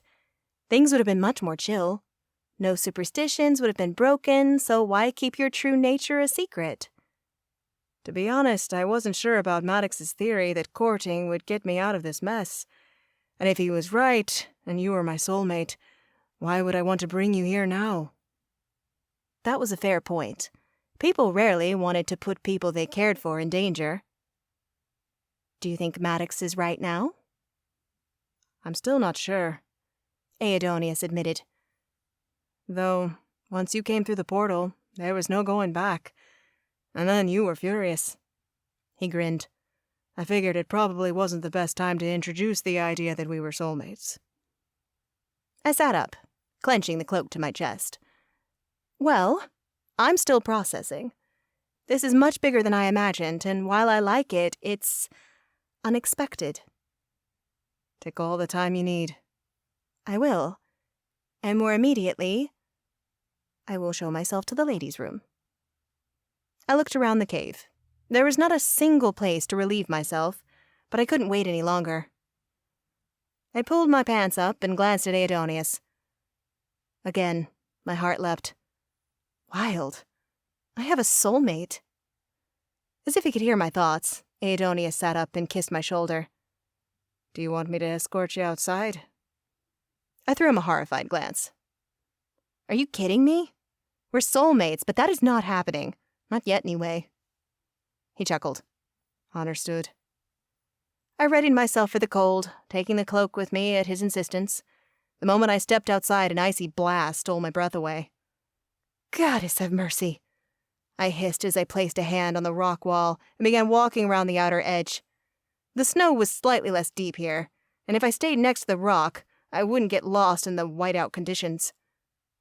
Slowly, I shuffled around the corner, far enough to be sure that Aidonis wouldn't hear anything. Once I found a good place to tinkle, my hands fell to my belt. I'd nearly unlatched it, when the crack of snow snapping underfoot alerted me that I wasn't alone. I whirled around to find a woman standing in the powder. Hello, witch. It's time we had a talk. Magic enveloped me, and I was cast into complete darkness. Chapter 22. An intense pounding in my head pulled me from unconsciousness. I groaned and tried to lift my hand to my temple, but the second I moved my arm, chains raked against my skin. Oh no. I forced my eyes open. Shackles ringed my wrists. Dang it! I muttered, then dove right into my training as a dark artifacts hunter, scanning the area. I was in a grand, overly decorated room.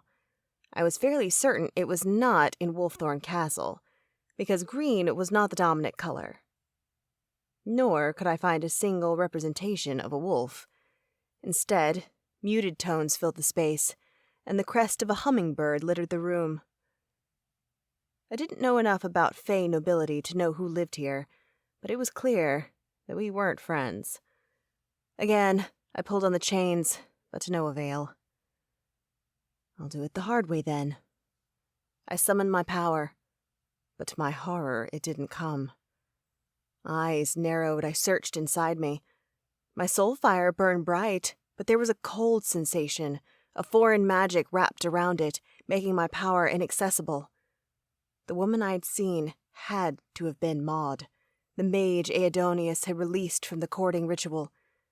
She had created the Sylphias, and they seemed connected to the cold and snowstorms, perhaps as a result of her magic.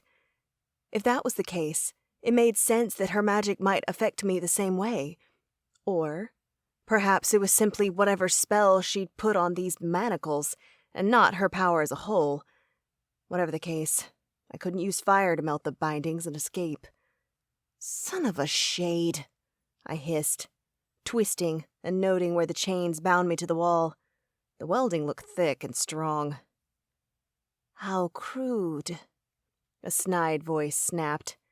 If he's truly going to choose you as a mate, Aidonis made a terrible decision. My gaze darted across the room to find a woman with long raven black hair. A dark green cloak billowed around her hourglass figure, and aquamarine eyes glittered with amusement. "Release me," I growled. "Oh, sure. I'll get right on that." The woman entered the room, her steps long, graceful, and confident. Watching her move, I was even more sure this was the mage who had cursed Aidonis, and subsequently the rest of his kingdom. Rumor had it that Maud was a royal bastard, a concept that didn't really hold weight in my world, but seemed to be important in this one. Her court upbringing was apparent in the way she held herself and appraised me, completely regal. This woman would not be easy to negotiate with. She eyed me with a sneer. "You thought you could waltz into a Sela and seduce the prince of the spring court, did you?" I thought no such thing. Coming here was an accident. Even as I said the words, I knew they were not totally true. I had followed Maddox, a part of the prince's soul, and I had done so for a reason. Of course, I had been furious with Aidonis, and flaring my temper would usually be enough to lure me, but the wolf had drawn my attention in other ways, too. Like the faint tug at my heart. Now that I understood my connection to the prince, I was sure it had been the soulmate bond in effect.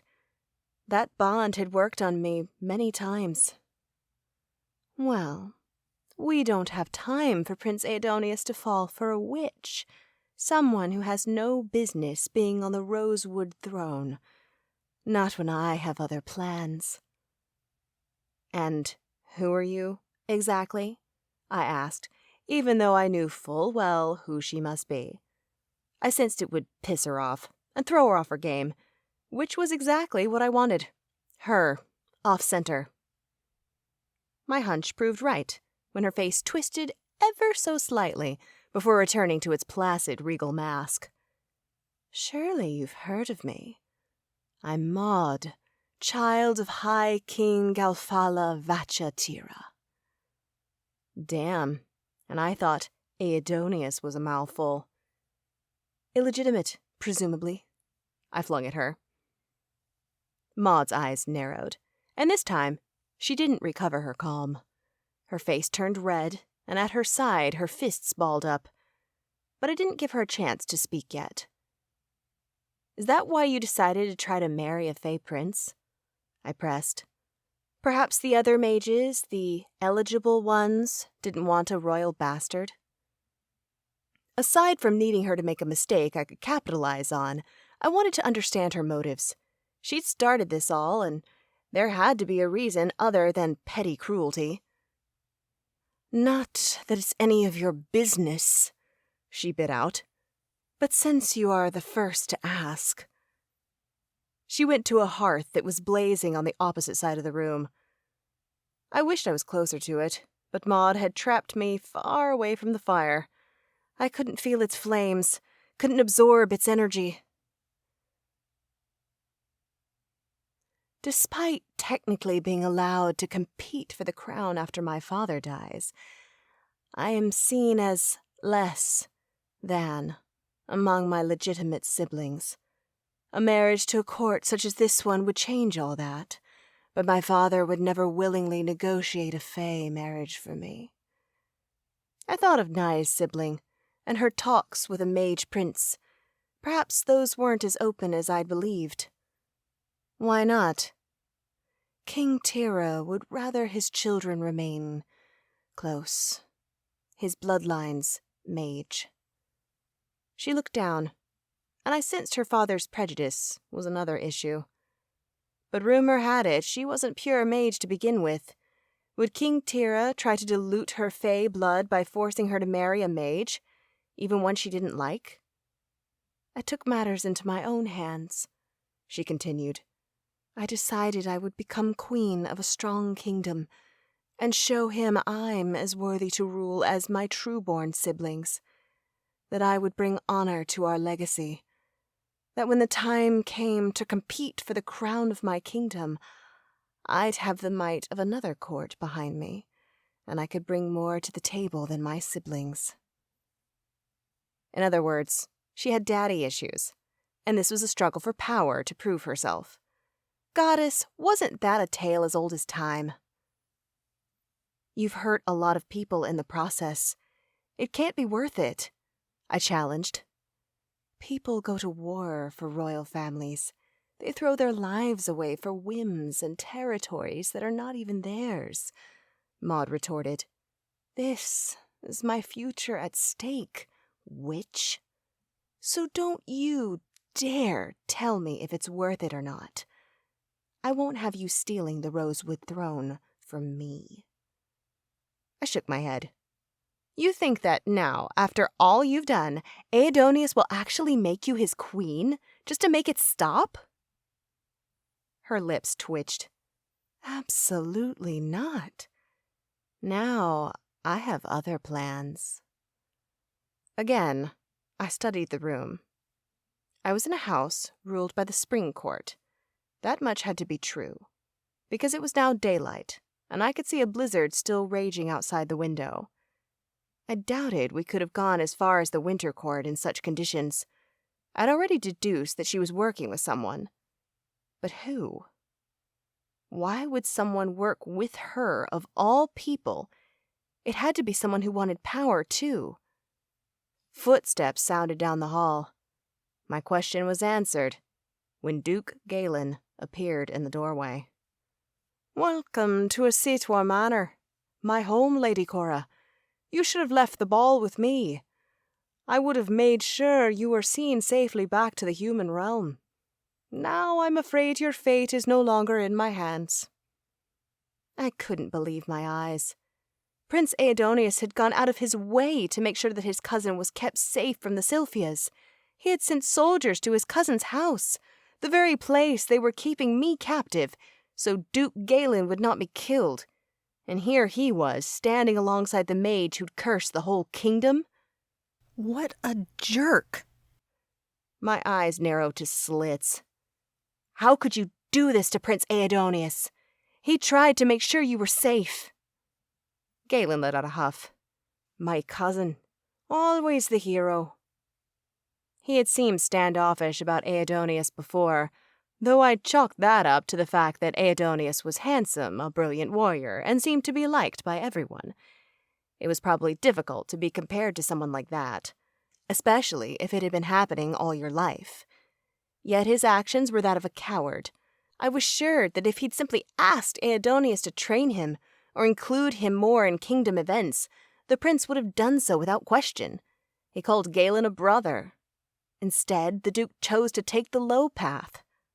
So, he helped you, and then because you were mad and jealous, you sided with her? That's despicable. Maud laughed, the sound wild and free and cold. You stupid witch. We've been working together since the beginning. When Aidonius denied me, I sought the cousin I'd heard so much about. Weak, people called him, but when I arrived here, that was not who I found at all. I found a keen mind and a hunger to rise. My lips parted in shock. You probably weren't even sick, were you? I bet you used your alone time to get information on when best to attack. Or were you dissolving the palace wards? Galen looked smug. I'm unique in my family. I have little control over springtime magic, unlike my cousin. However, I can undo others' power quite well. The mage smiled at him. There didn't seem to be love between the pair, but there was certainly respect. Your plan is... what? As I spoke, I tried to call my fire magic, and again it fizzled. We figured Aidonius would step down as prince when it was clear he had driven the kingdom into the ground, Maud said, her tone bland, uncaring. After all, he is known for having a weakness for his people. It would drive him mad to see them picked off one by one. And if it didn't, eventually the people would be upset to learn that he was killing them himself, and his own family members even. Or he'd perish by one of my creations. As of late, I've been leaning toward that tragic demise. And then you would step in? I spat.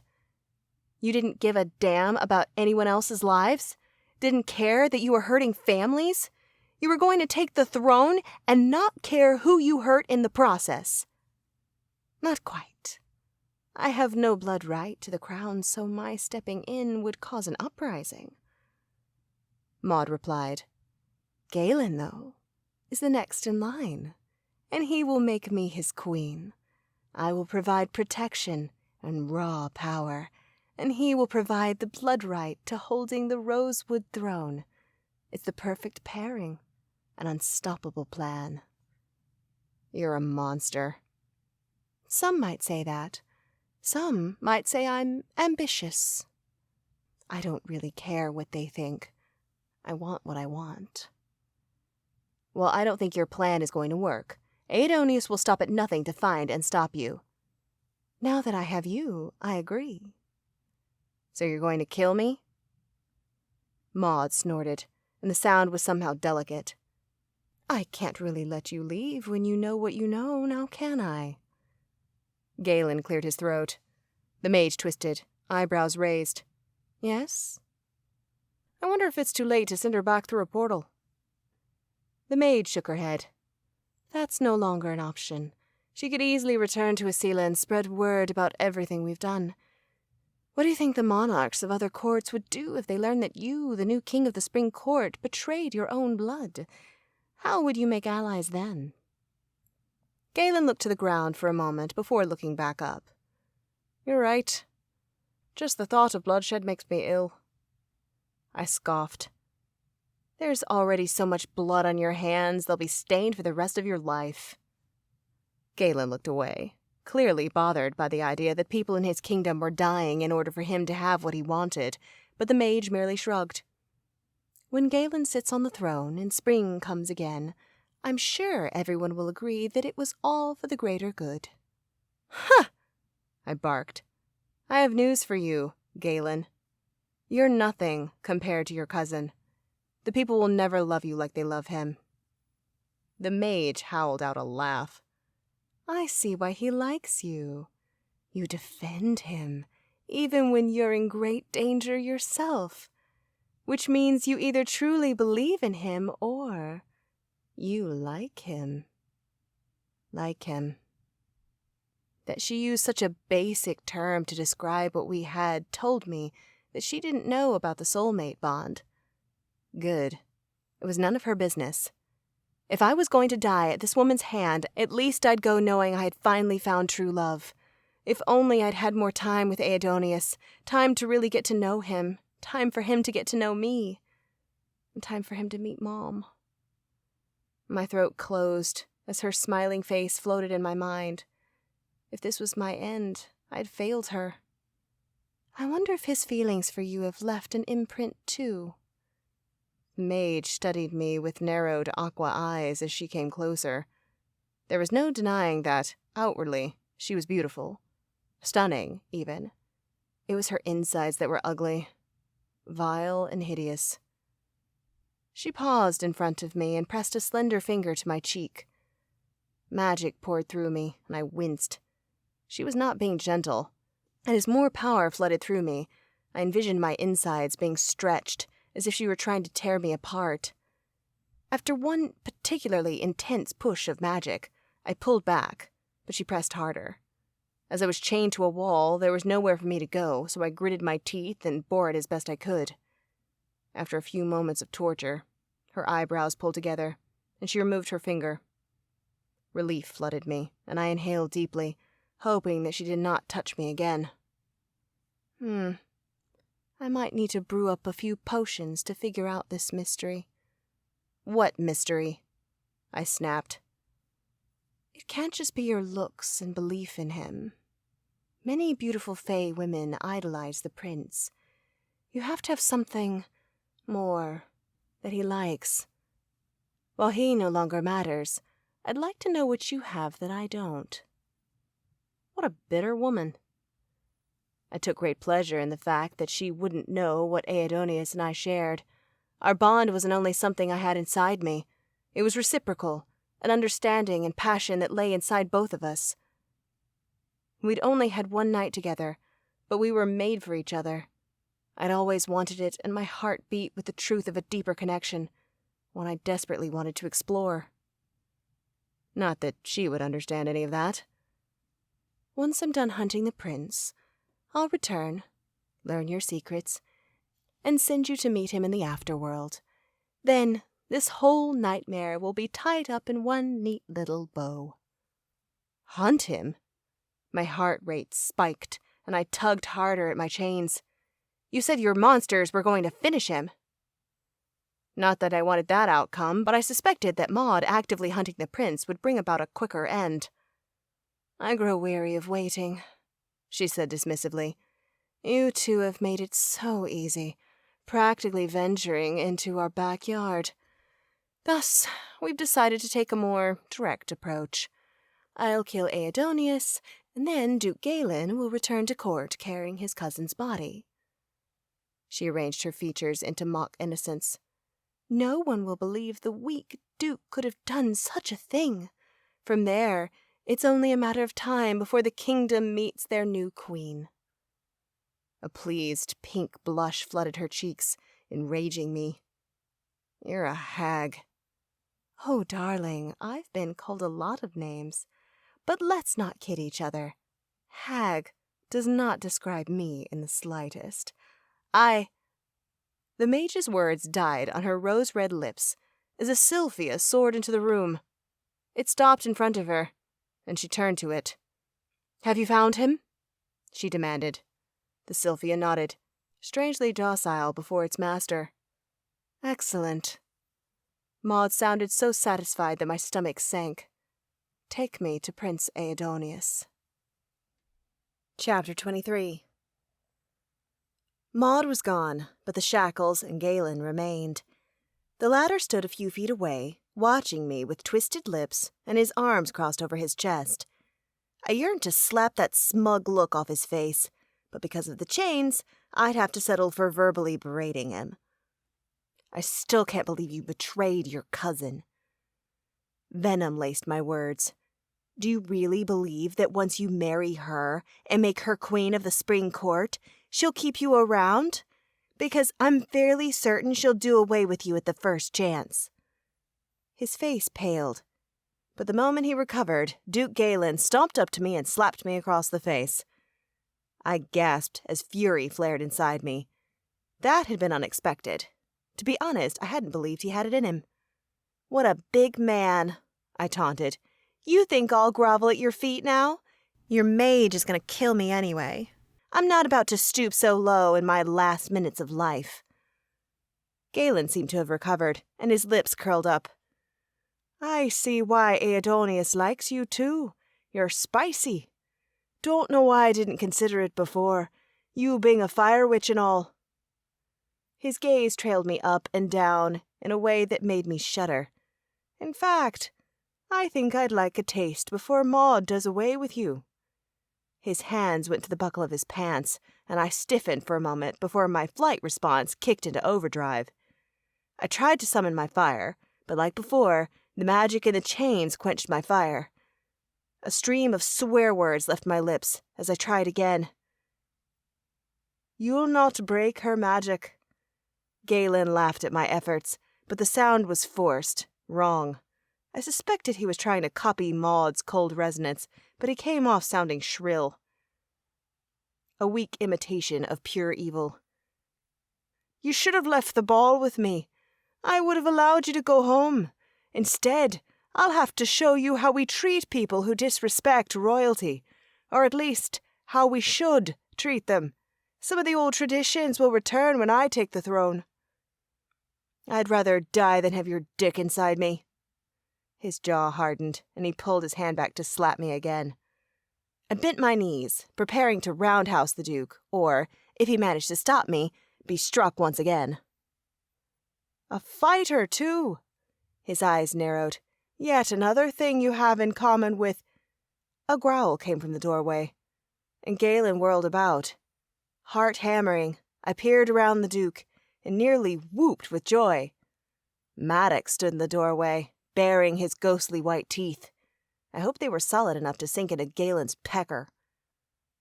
Now, Maddox, I wasn't actually going to do anything to her." Galen's gaze shifted back to me, his eyes darting to my wrist. The soulmate mark was invisible now. I wasn't sure if it would return only when Aidonius and I had sex, or when I was near him, or if at all. I was really clueless about it, but I suspected the mark had drawn Maddox to me. Although the wolf had found me twice in my world, maybe the mark had nothing to do with it, and Maddox just had a sixth sense about me. Whatever the case, I was thanking the goddess for that beautiful Hela. "You didn't tell me you were soulmates," Galen hissed, deducing the truth from Maddox's arrival and telling me more about the soulmate bond in one fell swoop. "That's because it's none of your business," I snapped back. "Now, if you don't unlock my chains, I'll tell Maddox to bite your wiener off. Shouldn't take but one tiny chomp." The high-faced face soured at the slight. "I can't." "Do you mean to tell me that Maud didn't even trust you with the key?" He looked away, and I scoffed. "Yeah, she totally doesn't plan to let you live after you make her queen. You're a real idiot." I looked at Maddox, and showed him my bound wrists. Do you know how to undo the enchantment on these? Teeth still bared in case Galen made any hasty movements, the wolf sat. I took that as a no. Abruptly, I remembered Galen said his magic could undo other people's powers, like the wards around the kingdom. Could it work with the shackles too? There was only one way to find out. If only someone could break the enchantment on these cuffs. I glared at him pointedly. He gulped as if he wished I hadn't thought of that. Son of a shade, he was going to pretend to be weak and worthless. I huffed out a breath. It really was amazing that the Duke shared even a drop of Aidonius's blood. If you don't do it right now, I warned, I'm serious about using the wolf. At my threat, Maddox leapt to all fours and growled menacingly. Beads of sweat dotted Galen's panicked face. Fine, I'll do it. Maddox gave a commanding bark as if to say, hurry up then, which made the Duke jump. My lips twitched. Way to go, boy. Slowly, his gaze still on the wolf, Galen brought his hands up to hover over my cuffs. Green magic poured from his fingers, reminiscent of Aidonius's spring leaf color, but darker. It wound around the shackles on my hands. For a moment, they turned hot to the touch, searing my wrists, before the temperature plummeted to icy cold. I winced. As a fire witch, the cold hurt much more than the heat, but I would bear anything if it would get me out of here. A second later, the bindings glowed a bright purple, and then, finally, my soul fire roared back to life. From deep within, I warmed as my magic rushed through me. I exhaled. I had been afraid the chain's effect would be prolonged, but it seemed that wasn't the case, for the spell was broken. Galen dropped his hands, his face a sea of conflict and anxiety. I still don't have the key. You can use your magic, but you can't get out of those irons. Watch me. I instructed my fire to blaze along the cuff. Slowly, it ate away at the metal, and I directed the heated bits away, allowing them to fall on Galen's floor, until the pieces missing from the ring created a hole. Once the opening was large enough for my wrist to fit through, I stopped applying heat and gently slipped one wrist out, then the other. I'd barely been free for 2 seconds when Galen decided he'd made a mistake and leapt at me, hands reaching for my neck. Maddox seemed to have anticipated the move, because he was there in a second, chomping Galen's butt. The Duke wailed and tried to fight the wolf off, but Maddox was too strong. He attacked again, using all of his weight, which, for a spirit wolf, was apparently still considerable, and Galen crashed to the floor. I looked around for something we could contain him with. I wasn't about to kill him. He was Aidonius' cousin, and the prince had called him a brother. Aidonius should be able to set a judgment he deemed worthy of his traitorous blood. Yet, I could not let him run out of here either. If he'd made a deal with Maud, who else might he have conspired with? Hopefully no one, but he was too cunning not to have a hideout somewhere. Don't kill him, Maddox, I instructed loud enough so the snarling halo would hear me. Give me a second. Seeing as Galen could undo others' magic, I couldn't simply bind him with a cage of fire. I would need something physical to contain the scum. I tore a loop of curtain from the wall and shredded the fabric. When it was thin enough, I twisted it tight so it would resemble a rope. That's enough, Maddox. I'm going to tie him up. The Hala ceased his attack instantly. Again, he sat back on his haunches, seemingly docile. Galen was moaning and crying on the ground. Maddox had gotten him positioned face down, so I merely grabbed his hands and tied them together. Then I did the same to his feet. Not once did he fight, the weakling. Stay here. I'm sure your cousin will want to deal with you later. Then I looked around the room. You might want to enjoy this fine environment while you still can. When I return with Aidonius, it's probably your last day as a duke. Lady Cora, please. I had to listen to her. You've seen her magic. I beg of you, have mercy.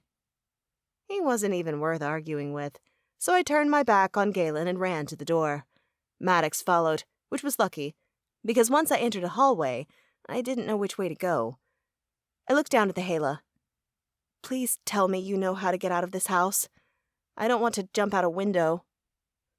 The wolf gave a succinct nod of his head and broke into a trot. I ran after him, sure he would not lead me astray. The moment we rounded the corner and found a sylphie at the other end of the hall, my hope faltered. I stopped short, my pulse thrumming.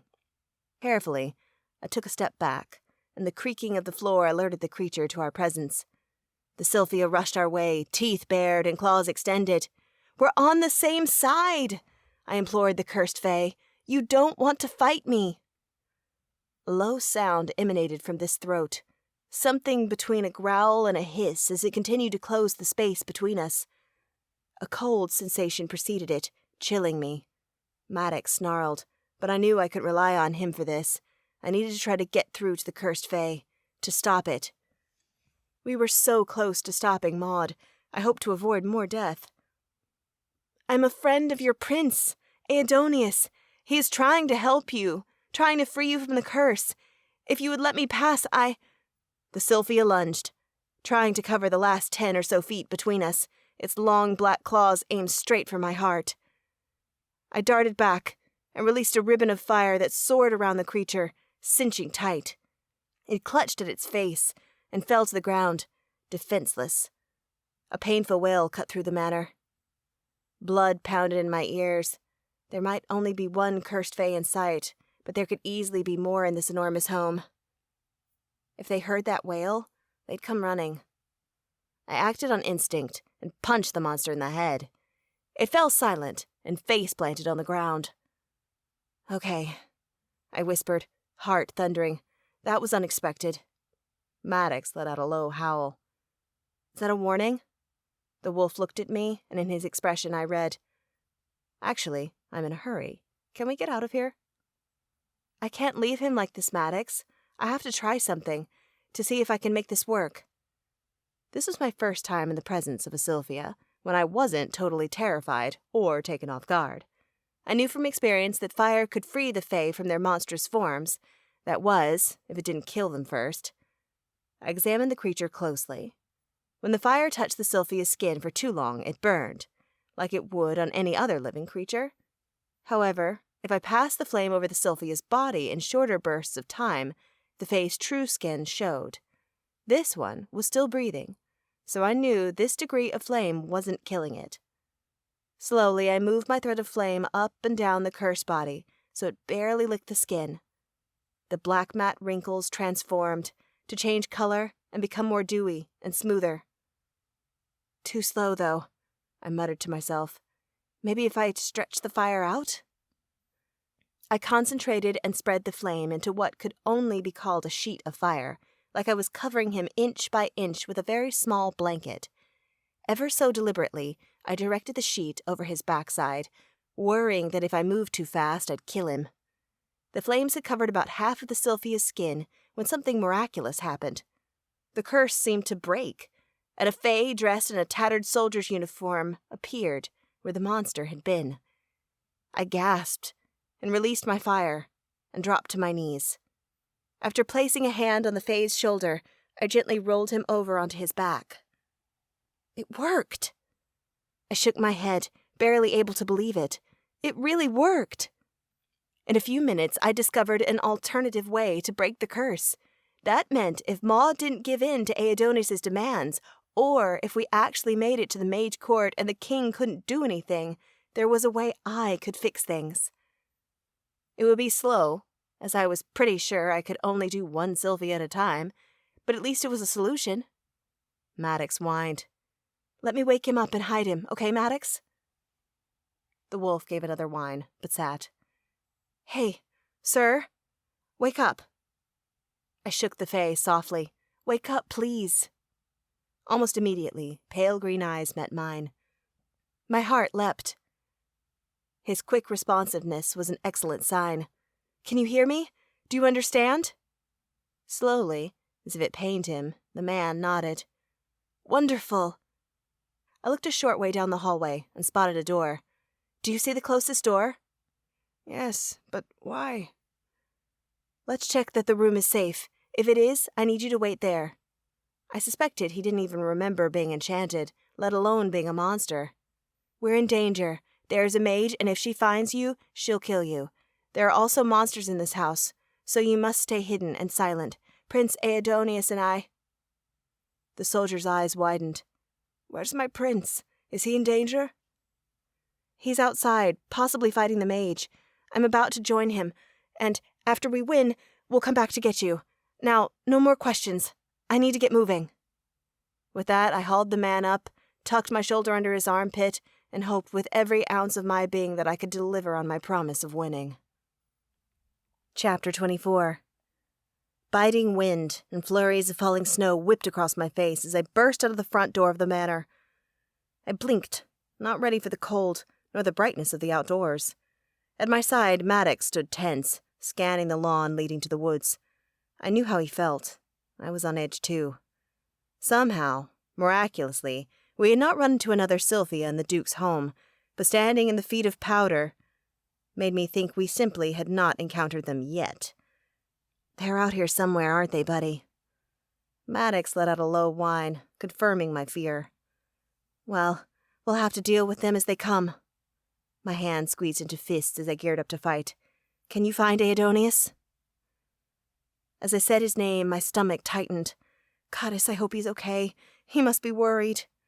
The wolf looked up at me, his white eyes glowing bright as he bobbed his head up and down. I exhaled. "Great. I'll melt us a path, so stay by my side. If I'm going the wrong way, nudge me or something. I'll try my best to follow your lead." We took off, and quickly I learned Maddox was quite the herding wolf. Any time I veered too far right or left, he was there to corral me in the opposite way. The many corrections slowed us down, but not as much as wandering through the woods without direction would have hindered us. Together, the Hala and I pushed forward, my fire blazing the trail through thigh-deep snow. As we dashed through the manor and into the forest, I hadn't even thought to grab a coat, which meant we did not get far before I was freezing. Only the heat of my soul fire and my need to make sure Aidonius was safe kept me going. Still, I worried. Melting a trail took a lot of energy. It would only be a matter of time before my magic trickled to nothing. I had to find Aidonius before I became useless. I wasn't sure how much longer we traveled, but when frost began forming on my eyelashes, fear zinged through me. I needed reassurance that we were on the right path. I turned to ask Maddox how close we were, but at that very moment, a Sylphia rushed through the woods at us, stopping my words. I let out a yelp and directed the fire I wielded from the ground into the air. The monster jerked back and stopped running. Slowly, he put his hands up. What the? I squinted through the thickly falling snow. In my previous encounters with Sylphias, this had never happened. The others had seemed possessed, crazed, but this one stood stock still, waiting. "Are you in your right mind?" I ventured louder. He nodded, and in that motion, a glint of metal caught on the light filtering in through the snow and trees. I leaned forward, trying to get a better look.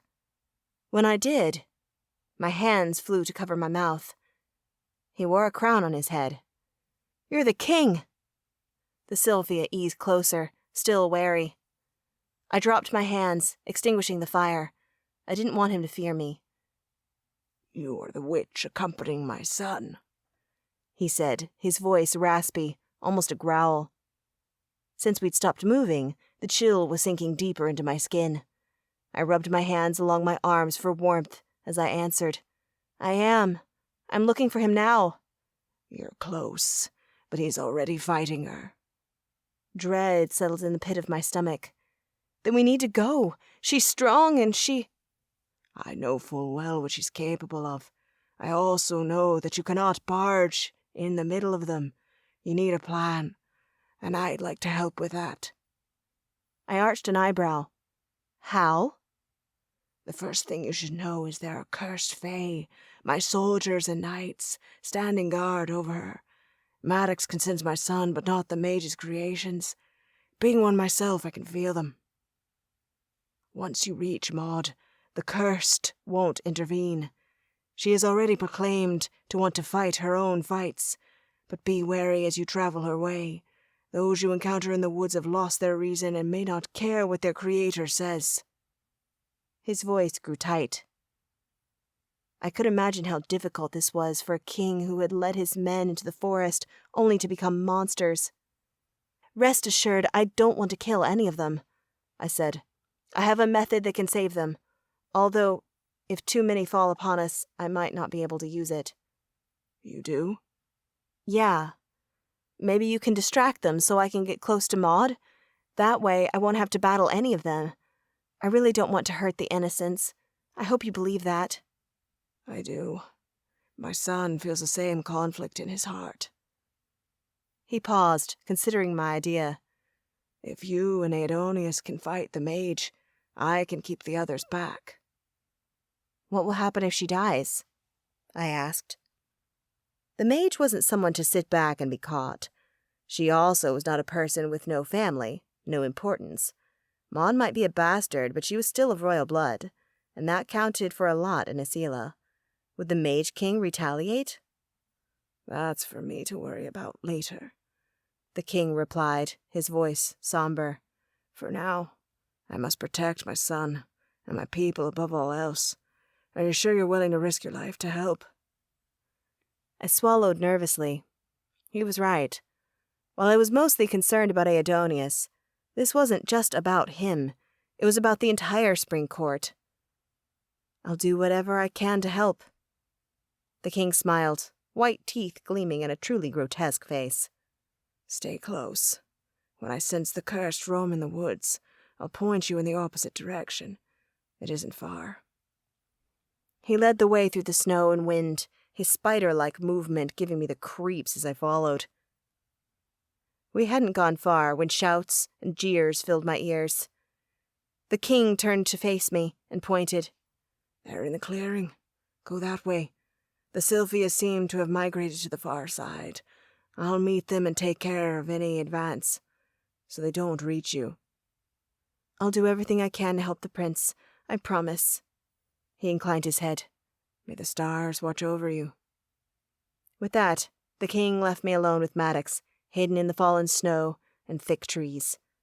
I drew in a long breath, steeling myself. It's go time. Snow crunched under my feet as I stepped into the vast clearing. Though the snow was still coming down, without the trees in the way, my visibility improved dramatically, and I caught flashes of Maud and Aidonius fighting. She used magic, while he battled with steel. Neither one turned my way. The king had been right in thinking the Sylphias would be present.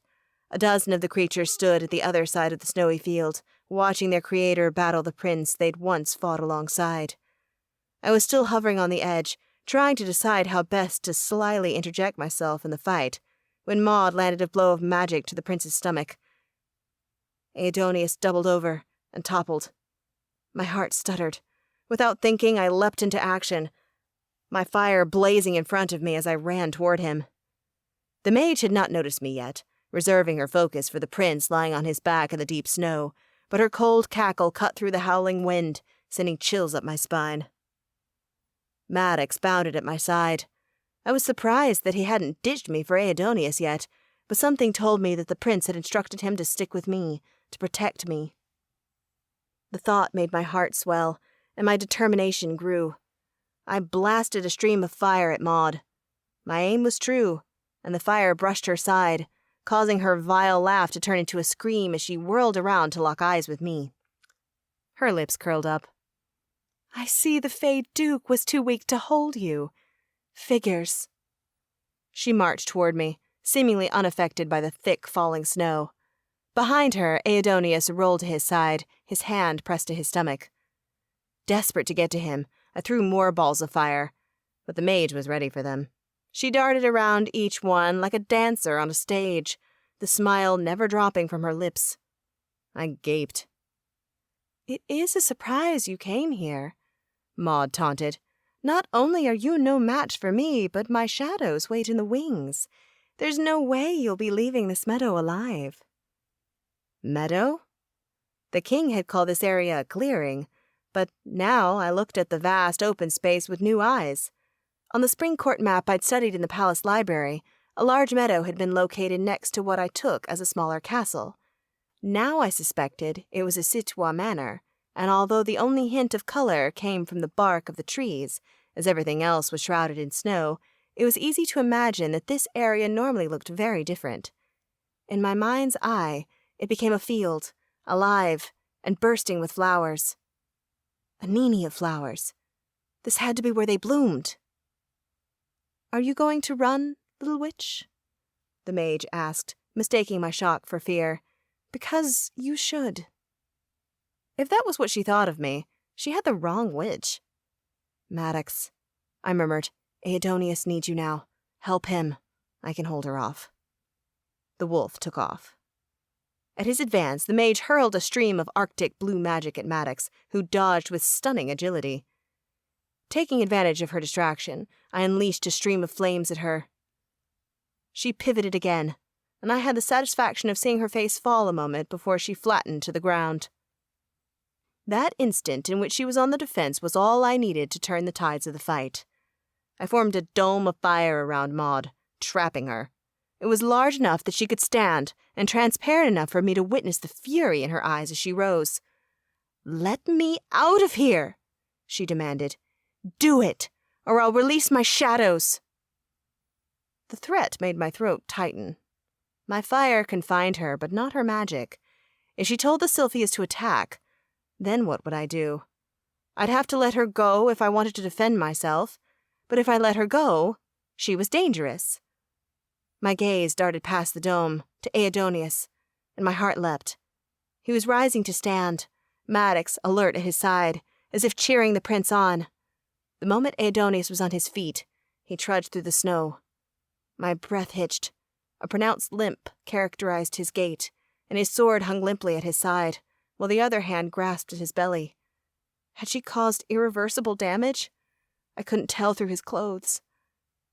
"I warned you, witch!" the mage howled, ripping my attention from the prince. "Shadows, come forth!" My heart sank to my knees as a dozen Sylphias broke from where they'd been waiting on the outskirts of the meadow to spring straight for us. "Aidonius!" I screamed. "Behind you!" He twisted, and his shoulders stiffened. When he turned back around, he was moving faster, trying to run. My throat constricted. He wasn't going to make it to my side. The Sylphias were too fast. They would reach him before he got to me. Or so I thought. For suddenly, behind Aidonius, another Sylphia appeared, and began bowling over the other ones, slowing their advance. The king! I wasn't sure what he was doing would actually stop the Sylphias for long, but he was definitely buying us time. Aidonius was already even with the dome of fire. He paused, peering in. Then he leaned forward and... What is he thinking? I screamed in my mind as the prince took a step toward the cage. "Aidonius! No!" Before I could stop him, he stepped closer to the fire, sword lifted. Immediately I released my flames, not about to be the one to burn him. But the instant the dome disappeared, Maud was ready. A blast of icicles, pointed like daggers, came flying toward me. I leapt to the side, flinging myself into the powder. Above, the projectiles zinged past, the chill of them raking the nape of my neck. That was close. I launched my feet to find that the mage and the prince had taken up where they left off, in combat, circling each other. Aidonius had his steel, but he didn't seem able to use any magic. Or perhaps he'd had another brush with the Sylphias that rendered his power useless. Maud fought only with magic, and she was still kicking butt. She had the advantage over Aidonius, who had to get close enough to swing his sword. "Time to even the playing field," I muttered, blazing off another round of fire. The flames caught on the edge of her cloak, and, at my urging, fanned unnaturally high. "Witch!" the mage whirled. Another round of sharpened icicles flew toward me, but I erected a wall of fire, melting her missiles before they reached me. All the while, I kept pushing forward, closing in on the pair who never paused in their attacks. "You're not going to win!" I shouted, as the mage flung yet another round of icicles at me and blasted what I assumed was frigid wind at Aidonius, forcing him a few feet back. "It's win or die!" she snapped back. My stomach dipped, and for a moment I froze. Her expression told me she was dead serious. In my peripherals, I could see the king fighting the other Sylphias, but they were gaining ground. Though I had known it would likely come to life or death, I had hoped to avoid killing another person. Even if she was evil, it gave me no satisfaction to end her life. "Surrender, Maud," Prince Aidonius hollered. "The last thing I want to do is kill you." "Can't say I feel the same." She threw her arms wide and engulfed herself in a cyclone of ice-cold air. Then she pressed it outward. Aidonius scrambled backward, but the whirlwind seemed to grow larger and follow him. Fear struck me as the mage's intentions became clear. We needed to get the hell out of here before she swept us all up in the growing storm. I was about to call out for Aidonius, to tell him to run, when a Sylphia sprinted straight for the center of the clearing.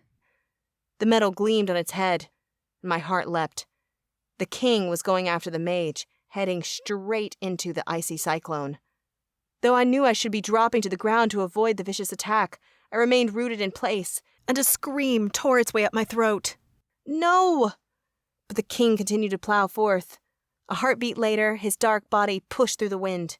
He moved so fast, the mage didn't have a chance to see him, nor his sharp claws at the ready, before he pierced her heart. A scream as loud as the wind howled through the clearing, and the cyclone died. On momentum alone, the snow flung outward, and the faintest hint of it flew past my cheeks. A growl rippled through the air. The king stood over the mage, who held her bleeding chest. She tried to move, and I winced. The king had injured her, but not cleanly. "Father," Aidonius said, breathless, as he neared the clearing and his enemy. "This is my battle, my wrong to right. Let me finish this in the only way she'll allow." His tone was solemn, not at all relishing what he'd have to do. But Maud had made it very clear there was only one thing that would stop her. Though the king still looked enraged at the mage, he stepped away. Aidonius drew his sword. I turned, and therefore didn't see the blade slide through the mage's heart. I heard her last whimpers of pain, though, and could easily imagine the blood staining the snow and spreading out from her body like petals from a stem. "Cora," Aidonius said softly a moment later. "It's done." I turned slowly to find him standing behind me. Unable to help myself, I threw myself into his arms. He grunted, and belatedly I recalled his injuries. I pulled away abruptly. "You're hurt." "I would have been dead, had you not arrived." A sound from behind me alerted us to his father coming closer. He still looked like a Sylphia. "It didn't break," Aidonius croaked. "I thought it would break." "It loosed some, but not broke," someone past the king confirmed. My gaze darted to the outskirts. The other Sylphias were nearing, though the change in them was obvious. There was no vicious expression, no bloodlust. They even walked differently, like Fae instead of beasts. "We won't hurt you," one of the Sylphias assured us. Aidonius's jaw tightened. "It's not enough. We'll have to go to the mage court to rectify this. But now that we killed a royal mage, that might not be such a great idea. I can change their appearance with fire, without hurting them," I told him. Aidonius jerked back slightly. "How?" "I tried it on a cursed Fae at your cousin's manor. By the way, Galen is there and bound. He was the person dismantling the wards to let them into the castle." Hurt flashed across the prince's face. "I can't believe it." "I can, my boy," the king countered. "He always looked up to you, but in a jealous way. He wanted what you had." The prince remained quiet for a moment, clearly absorbing what his father said before turning to me. "Are you sure you can return them to their natural state without hurting them?" I rubbed my hands together to amp myself up, as much as for warmth. "Pretty sure, and I want to try. I want to help." "Practice on me first." The king stepped forward. "It's a king's prerogative to defend his people. If there's danger, I'll face it first." "But what if you don't survive?" Aidonius asked, astonished. then I will have left a worthy successor, and done everything I can for my people." The king moved to stand before me. "Thank you for being here for my son, and for trying this. No matter the outcome, I won't blame you." I gave him a soft smile as tears formed in my eyes. King Midas was the picture of how a ruler should be. "You're sure?" "Absolutely." I took a stealing breath. This may burn a little. Without another word, I eased a ribbon of fire around the king. He winced, but there was nothing I could do about the pain. Still, I moved slower than I had in the manor, more intentionally, more fearfully, too. Ignoring my shaking limbs, I stretched the flame out inch by inch. It took only seconds before I could draw breath again. The matte black of the king's skin was disappearing, smoothing, and becoming a natural olive tone that resembled Aidonius's coloring. I held my breath as I continued to spread the fire across the king's body, burning out the curse. When the last bit of black dissolved, the monarch stood before me, trembling from the pain, but no longer monstrous. Aidonius came to me and pulled me close. I pressed my face into his shoulder and allowed a sob to wrench its way up my throat. "Thank you," the prince whispered, his tone strained. "Thank you for being here, for helping us. We never would have beaten her without you." I wrapped my arms tight around him. Maddox had a great reason to find me after all. Aidonius tipped my chin up with a single finger, so I met his gaze. Emerald eyes blazed as he pressed his forehead to mine. "More than one." Chapter 25. My eyelids fluttered open as bright light shone through the window. My tongue felt dry and heavy in my mouth, so I swallowed, searching for water. "Too hot?" A voice whispered beside me. "I've kept the fire burning for hours." My gaze drifted to my right to find Prince Aidonius sitting at my bedside. He held out his hand and I took it. I am starting to sweat.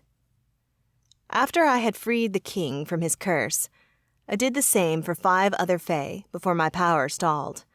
I felt bad that the other soldiers would need to wait for me to break their curses, but I hadn't had any more energy to continue. Thanks to the blazing fire, my strength had returned. I could continue loosening the bonds of the curse, one Fae at a time. "How is everyone? Your father?" "Physically, he's fine. He is hungrier than normal. But other than that, I can't see any difference from how he was before. It's a relief the curse didn't irreversibly change him. The other men you've helped all seem fine, too." I silently looked around my room and Prince Galen's estate. No one had really wanted to stay here, but it had been a convenient stopping point for people to rest and get properly clothed, since most of the once Sylphias were wearing little more than rags. Has somebody been sent to find the army we traveled with? "Hours ago," Aidonius assured me. "One of the Enchanted was my father's best tracker, and he took the Fae you've already transformed. They'll find the others to tell him what happened." A bit of anxiety eased. And your cousin? "Nice work tying him up, by the way," Aidonius said with a humorless chuckle. "My father has him in chains now. He'll return to the spring court with us and face trial." "Sorry." "Thank you. I have to admit that his betrayal cuts deep. Galen was the closest person I had to a sibling. Of course, we had our differences, but to learn he never really felt the same about me hurts tremendously." "It's so wrong." He nodded, falling silent. I squeezed his hand, trying to give him strength. Then, needing to peel some covers off of me before I sweated through them, I sat up. "Are you sure you should do that?" "Actually, I feel surprisingly good," I said. "How many more are cursed?" There had only been about a dozen in the field, but there were surely more in the forest. "None of the others have made an appearance. They were probably by the carriages or closer to the court, so for now, just the 7 who were present." "I can do that. I hoped we might do something else first." I blinked. "But won't they be upset by having to wait longer?" "The others agreed to my plan. We want to do something for you, and it's best done in the daylight.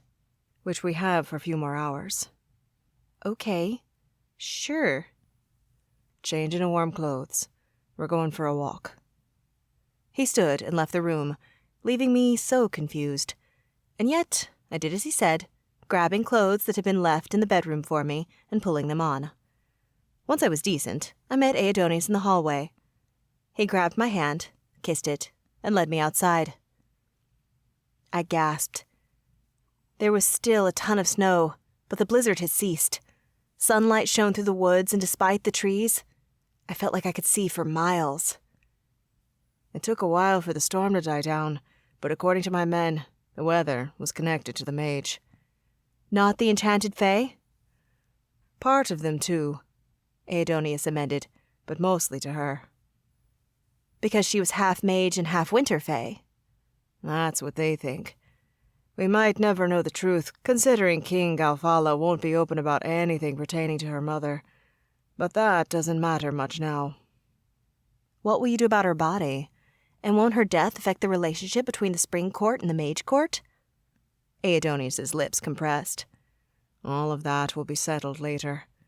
For now, walk with me. We traveled through the woods together, and it didn't take long to realize he was leading me back to the meadow.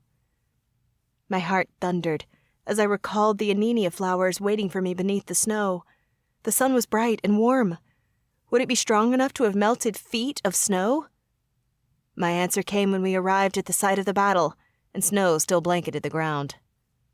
How are we going to get to them? I asked. My fire could easily melt snow, but that method risked burning up everything beneath it. I don't want to burn the flowers. They're too precious. We just need to get close. Melt the snow within a foot of the ground, and I can take it from there. I held my hands out. They should grow all over, right? Not in one particular spot? Sensing my trepidation to go deeper into the meadow, Aidonius's gaze snapped to the center of the vast clearing. In the middle, the stain of blood still marred the perfect white plain of snow. I didn't want to get close to it. Being here was enough to bring up the memories of the battle, yet another death. Right here should be fine, he assured me. Taking him at his word, I got to work. Inch by inch, my fire carved out a well about 5 feet in diameter. I considered making it wider to increase the chance that I'd find a bloom, but after a few minutes of targeted work, my body shook. Apparently, I still wasn't totally 100%. Yet, I wanted that Anenia, needed it for Mom. So I pressed harder, knowing that the sooner I got it, the sooner I could return home and help her. When the well reached 4 feet deep, Aidonius placed a hand on my shoulder. That's enough. I can sense the ground. You're close. I'll take it from here. My hands dropped to my side, and I inhaled a deep breath, the first since I'd started digging. The tremors eased somewhat, but not completely. The prince stepped as close to the edge of the well as possible, and green magic teased its way from his center, sliding down the hole toward the earth. I watched in awe as bright green stalks shot up from beneath the last of the snow to wave in the sunlight. Aidonius extended his hand, twisted it, and an instant later, flowers popped up. Their petals were wilted, but there was no denying that they were alive. I gasped and squinted at the blooms. Are those Anenias? They didn't really look like the image I'd seen in the book, but that had been a hand-drawn depiction, and I was no botanist. Perhaps there were different varieties? No, but I sense many more flowers. Hold on. The words had barely left his lips when another type of bloom emerged, this one healthier and hardier looking, then another and another.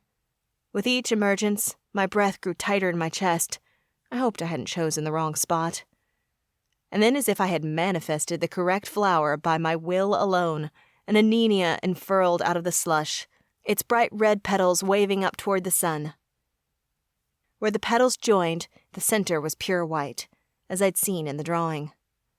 My hands leapt to my mouth and a sob wrenched out of me. That's it! Aidonius, there's one! There are more. We're going to get you as many as you need. He continued working, and slowly but surely, more Anenias appeared. By the time the exposed area of the meadow was revived, there were at least 10 anenia flowers in all. That was more than enough for the potion Mom would need. I leaned over the edge of the well and began plucking flowers. My coven's potions master is going to be so happy with this supply. I picked the last bloom, my heart clenching tighter as I rose to stand and saw that he looked sort of sad. What's wrong?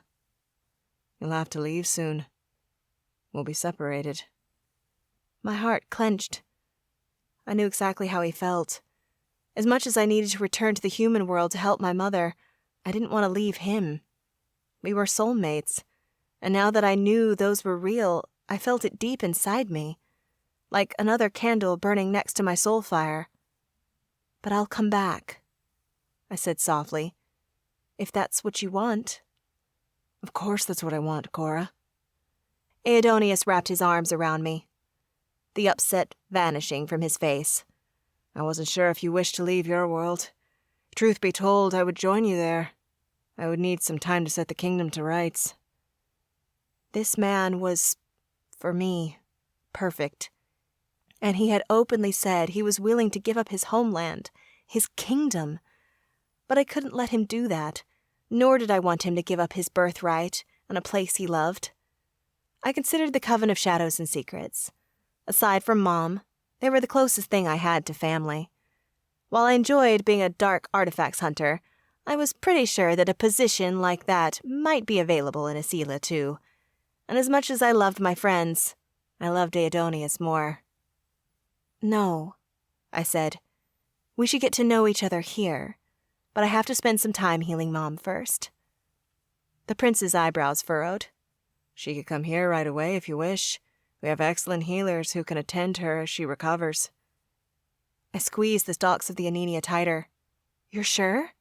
Of course. We're mates. Your family is mine and vice versa. If your mother wishes to live here, she may. If she does not, we can set up a portal in the woods by her home. From there, she can visit any time she wishes. And you may visit your world as well.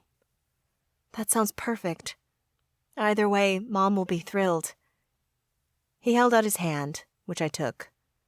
Let's get back to the manor and get those in water. From there, we'll return to the court. And on the way, you can go about freeing more Sylphias from the curse. Once we reach the court, it'll be very late. First thing in the morning, I'll need to make sure everything is in order, but it shouldn't take long. I suspect I can see you to the portal by afternoon tomorrow. Is that suitable? Sooner would be better, but this was probably the best he could do. Yes, Mom is ill, but it's not terminal, thank the goddess. I paused, a request on the tip of my tongue. It might be too much too fast, but I went with it. Would you come with me? He squeezed my hand. Of course. I would need to be back soon, for diplomatic reasons regarding the mage court. You don't have to stay as long as me, I assured him. I want you to meet Mom. And I wish to meet her too. He beamed. I pressed myself against him and lifted onto tiptoes to kiss him. Our lips lingered on each other's, slow, savoring the moment. It was unlike our other kisses, which had been largely motivated by desire. This one felt more like a promise. When we broke apart, we were both breathless. Aidonius stared down at me, his eyes full of happiness and wonder. Let's go tell my court that I have found my mate. The royal courting season is over. Chapter 26. The carriage I shared with the king and Aidonius shuddered as the ground transitioned from dirt to cobblestone. I pulled the carriage curtains to the side and heaved a sigh of relief. We'd finally reached Terranwood. It had been a long journey from Asitwa Manor to join the army and then back to the court. During the ride, more enchanted Fae had shuffled out of the woods to join the army, and one by one, I liberated them from their curse. King Midas estimated there were many more half-freed Fae roaming the Brimfell Wood, or perhaps even in Terranwood, but they would have to wait. Despite eating mounds of food whenever I wasn't using my magic, I could no longer push myself. To fully recharge, I needed rest and a warm fire. Thankfully, the castle could provide those. Then, once I felt better, I'd continue shattering the vestiges of the curse until Aidonius was ready to journey with me to my world. As the carriage traveled through the town, Fae peered out from behind their curtains. Most were still wary to emerge, despite the fact the snow was melting slowly and had stopped falling altogether. I couldn't blame them, but I was excited for them to realize the curse had been broken. The first to find a loved one in our line of knights and soldiers was a short female Fae. She sprinted out of her home and ran straight for one of the previously enchanted soldiers, throwing her arms around him and sobbing. Another female followed, then an older couple, and a gaggle of children. One by one, the Fae who had disappeared were reunited with their families. My lips tugged upward. It warmed my heart to see them together. It was only when an old Fae was approached by one of the previously cursed and fell to his knees, wailing in sorrow, that I was reminded not everyone would have a happy moment. Some Sylphias had perished. Their families would not celebrate, but grieve.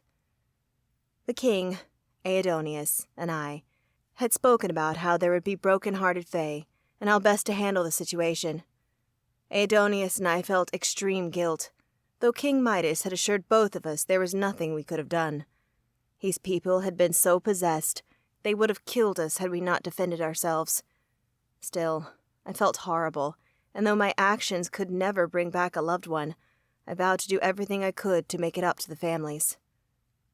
Will you make a speech to the people? Aidonius asked his father as the carriage turned down the lane that led directly to the palace. The king nodded. As soon as I am presentable, would you join? The prince lifted his chin slightly. Of course. It was my actions that brought this upon the kingdom. No. I was not about to let him take the blame for someone else's petty anger. Maud did this. The way it was handled might have been better, and perhaps lives could have been saved, but you cannot take blame for the event that started it all.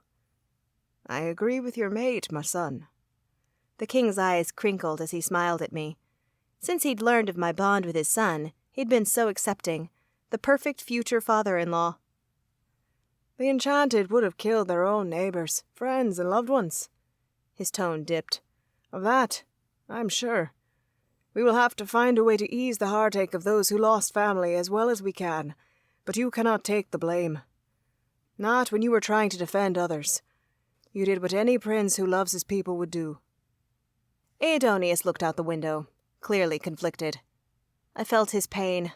It was yet another thing that bonded us. Hopefully, one day, we'd know how to use our negative emotions for good. We remained silent until the carriage stopped in front of the castle.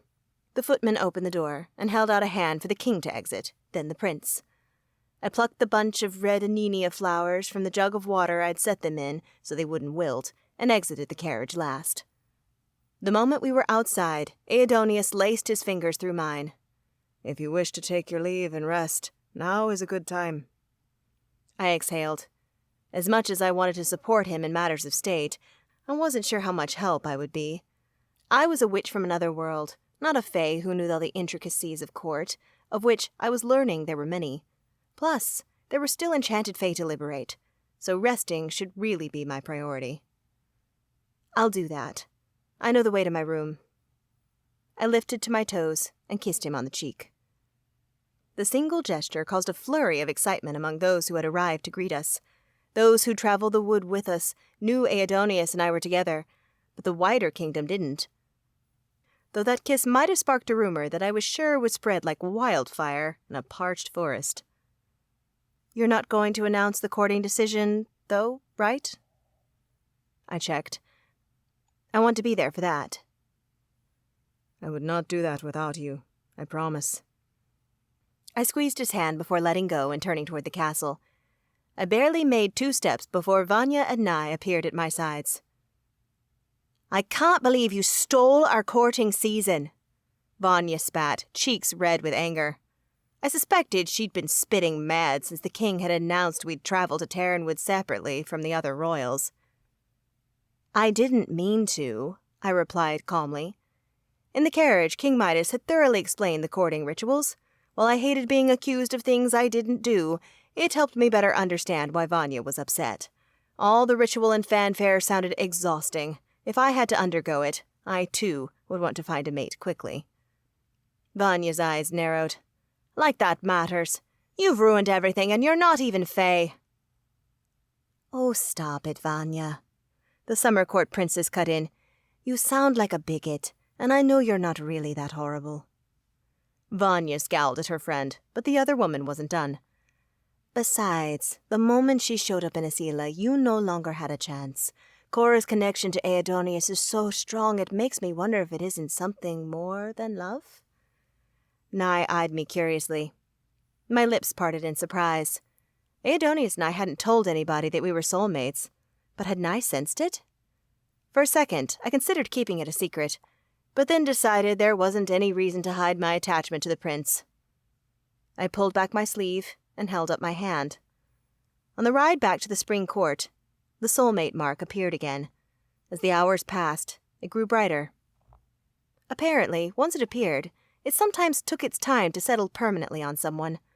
Now, the band wound around my forearm and wrist and glowed a brilliant white that, according to King Midas, would never fade. Vanya's violet eyes widened. It can't be. I thought so. Nye squealed. You two are so connected. I guessed you were soulmates. How did you guess such a thing? Vanya demanded, her expression a cross of shock and annoyance at her friend. Well, admittedly, I've never heard of any order of magical being becoming soulmates with anyone outside their order, but there was something about Cora and the prince. As far as King Midas knows, it's never happened, I added. I looked at Vanya, who was studying my arm as though it was the most shocking thing she'd ever seen. Then suddenly, the tension in her shoulders loosened, and her eyes locked with mine. Well, I suppose there's really no reason to be angry with you then. No one can come between soulmates. I blinked, stunned. I'd expected more snide remarks, more blame for my even arriving here. It's really going to be that easy? The Autumn Court Princess shrugged. Tension still lined her face, but it was clear to me that she was trying to let go of her anger. I am a Fae who has wished to find her soulmate since she was young, Vanya admitted. I know the power of the bond, how unstoppable it is once formed.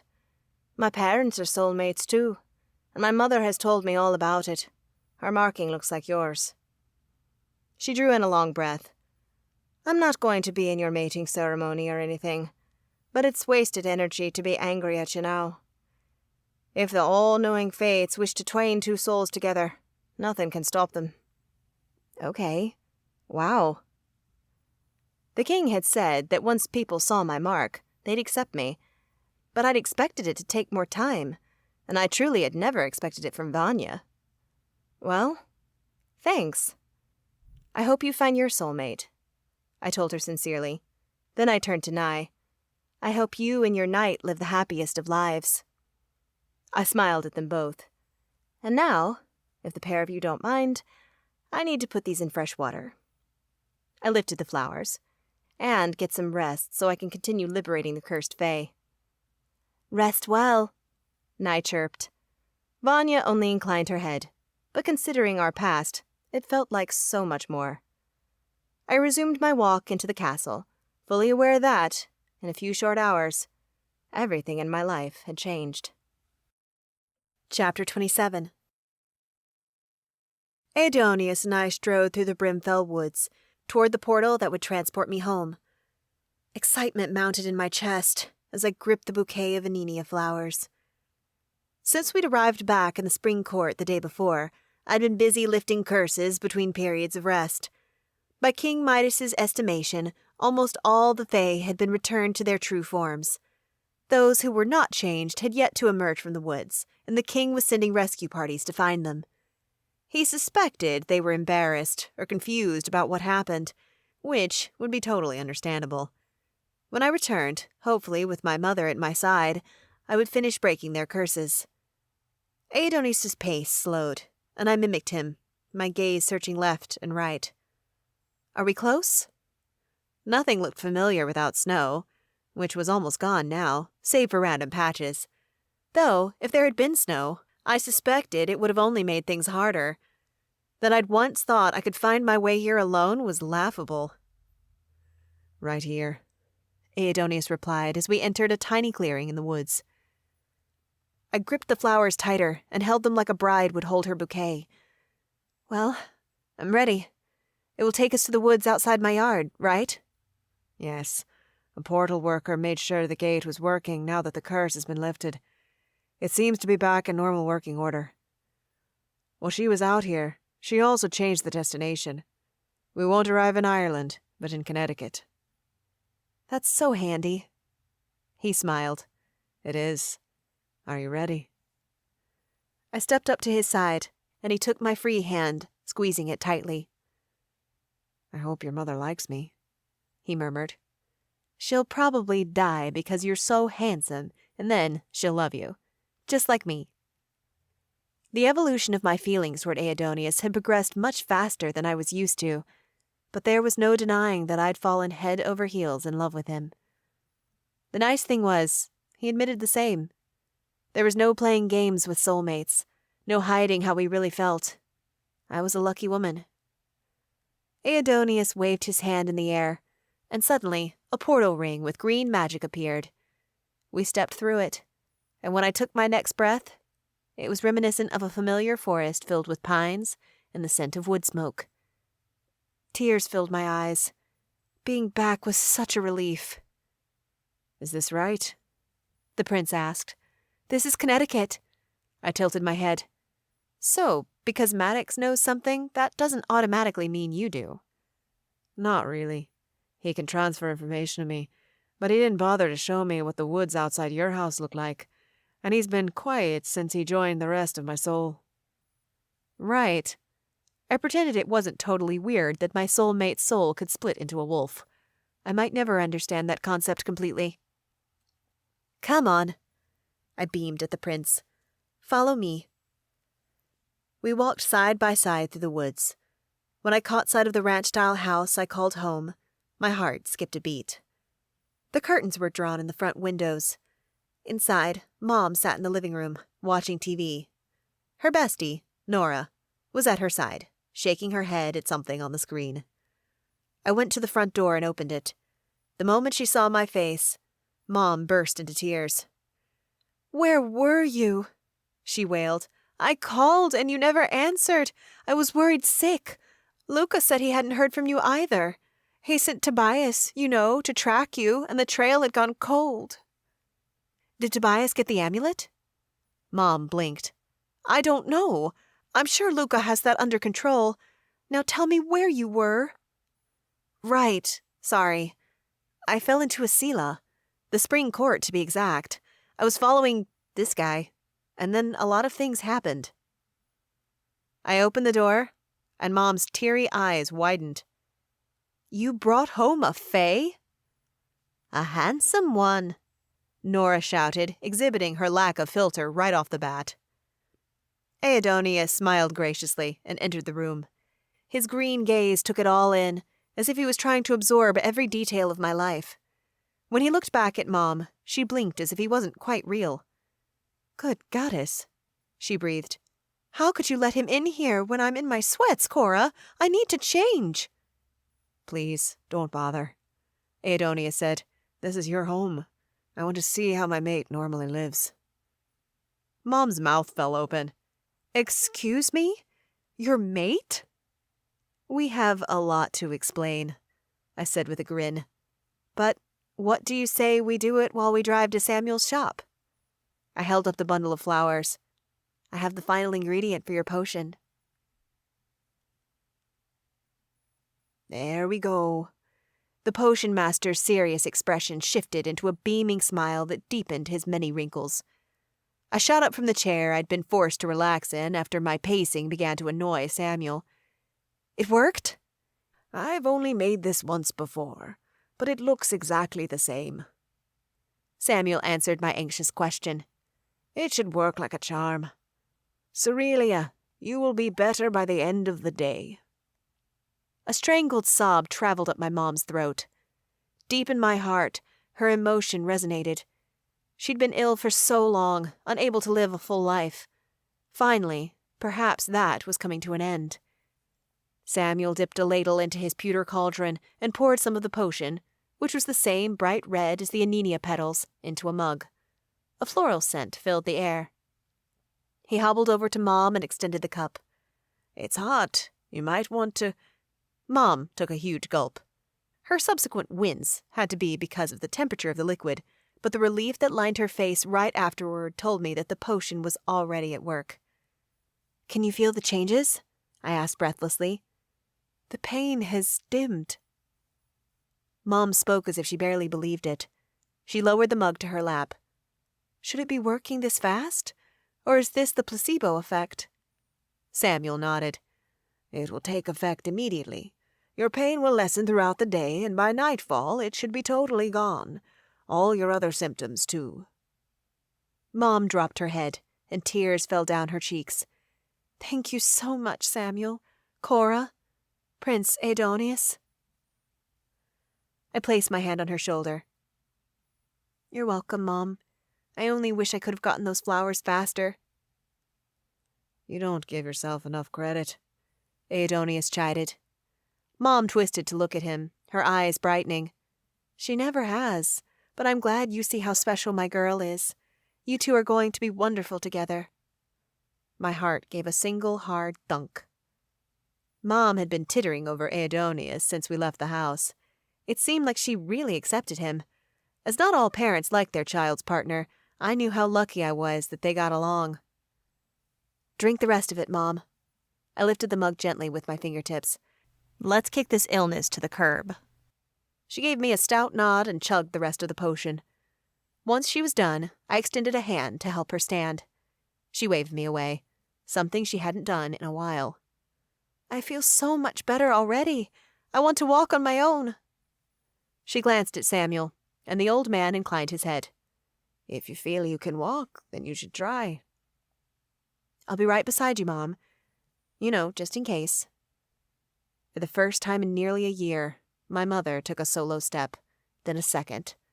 I watched in awe as she walked toward the door, turning around only when she got there to wave at Samuel. "Thank you so much," she gushed. "I truly appreciate it." "Me too, Samuel. You're a miracle worker." "It was my pleasure, and the least I could do after you donated so many anenia blooms. Thank you, Cora." With that, we left the Potion Master's house together in search of a new, brighter future. Epilogue. "Are you ready?" Mom's voice drifted in from the hallway, brimming with excitement. I turned from the window that showcased the perfect picture of spring. Green, lush, bursting with possibility. What a beautiful day for a wedding. So ready. Beaming, I crossed the room and plucked a bouquet of flowers from a vase. Taking a chance to savor the moment, I sniffed them and let out a happy sigh. As we'd been setting up for the ceremony, Aidonius had informed me that, traditionally, Fae brides in the spring court carried a mixed bouquet.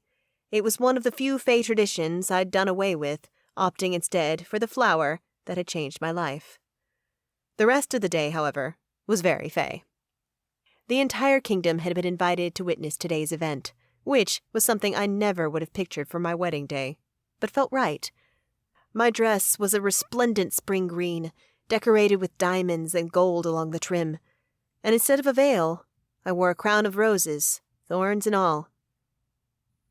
"You hardly look like a witch," Mom commented as I moved closer to her. Tears brimmed in her eyes, and if I wasn't so worried about ruining the makeup Gayla had applied, I was sure I'd be bawling too. We had been in the spring court for 2 months, and since then, my entire life had changed. Mom's health had never been better, and I lived each day with my soulmate. Perhaps the largest change was that I had been learning to become a queen. A queen? Me? Who would have thought it? Aidonius had assured me that, while I would have queenly duties to attend to, I didn't need to let go of my past life entirely. Not unless I wanted to, of course. Which I did not. There were still many treasures to be hunted in Asila, and I loved my old job. Though I had missed out on my last mission, which Tobias had finished for me, I would get to continue to hunt for magical artifacts. I took Mom's arm, and together we walked down the hall toward the ceremony. Everyone would already be waiting for me. We stepped outside, into the palace gardens, and the sun beat on my cheeks. I exhaled. Such a beautiful place. We're quite lucky that your soulmate was the prince of the spring court, not winter, Mom teased. Lucky indeed, I agreed wryly. We wound our way through the garden trails to the center, where the ceremony would take place. I spotted Princess Nye, my single bridesmaid, waiting by the hedge. You look lovely, the summer court princess said as I drew closer. The perfect spring court bride. Thanks, I smiled at her. You go first? She nodded and turned from me to walk down the aisle toward the end, where Aidonius would be waiting. Mom pulled me in for a hug. I kissed her on the cheek, and suddenly the sounds of a lyre drifted over the hedge. I exhaled. That's my cue. We rounded the corner, and hundreds of eyes latched onto me. I, however, only had eyes for one person. My prince, my husband, my mate. Aidonius stood at the end of the aisle, wearing a smart emerald tunic and white pants. On his head, a gold crown perched. As my mother and I drew closer, every gaze followed.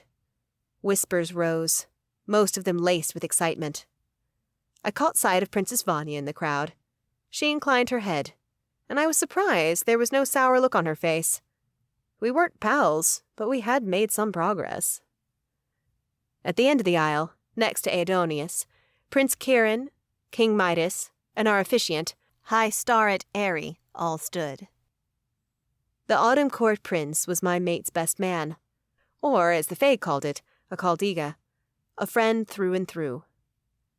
Finally, we drew close enough I could smell the roses blooming on the leafy green arch under which Aidonius stood.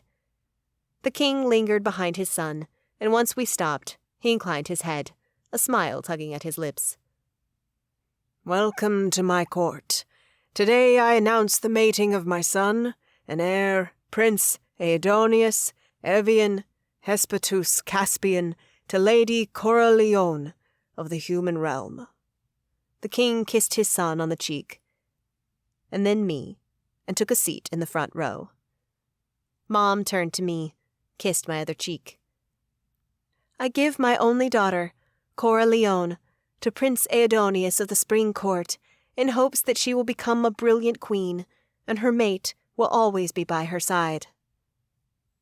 My mother squeezed me tight one last time, tears already rolling down her face, then turned to take her place of honor next to King Midas. The prince took a half-step closer, and my nostrils filled with his masculine, earthy scent. A shiver dashed down my spine. Please join hands, Starret Eerie instructed. His wrinkled hands clasped before him as he performed his part of the royal ceremony. Aidonius knighted as he asked, electricity zapping through my fingertips, straight to my heart as our skin touched. His eyes glittered, and the faint white glow of the soulmate bond on his arm brightened. Today, we stand before our departed ancestors, the Faetia, the Fae still among the living, and honored guests from other kingdoms and realms, to witness a special bond, a bond between the realms, a bond between magical orders, a bond between souls. A titter rose in the crowd. Since we had learned we were soulmates, we hadn't kept it hidden, but we hadn't spoken about it openly either. This was the first proclamation to the whole kingdom, all of Asila really, that we were bonded in a way that few could claim. This union of mates was destined in the stars and written by the muses of fate. The Spring Court hopes that Prince Aidonius and Lady Cora will treasure their bond of love and friendship for the rest of their lives. The High Starret continued, but my attention wandered. No matter how hard I tried to pay attention to his words, I seemed to get lost in Aidonius's eyes, in the feeling of his pulse pounding against me. It is with the power vested in me by the crown that I pronounce these two mates. The Starret placed one hand on Aidonius's shoulder and the other on mine. As mates, you may now seal your union with a kiss. My heart beat harder in my chest as Aedonius pulled me close and wrapped his muscular arms around me. Finally, my princess, he whispered so that only I could hear. My prince, I whispered back. He leaned in, and when our lips met, fire and spring magic tore through me, weaving together a bond that would last until the end of time. This has been Curse of the Fae Prince, The Spring Court, Crowns of Magic. Written by Ashley McLeo. Narrated by L.C. Johnson. Copyright 2021 by Ashley McLeo. Production copyright by Ashley McLeo.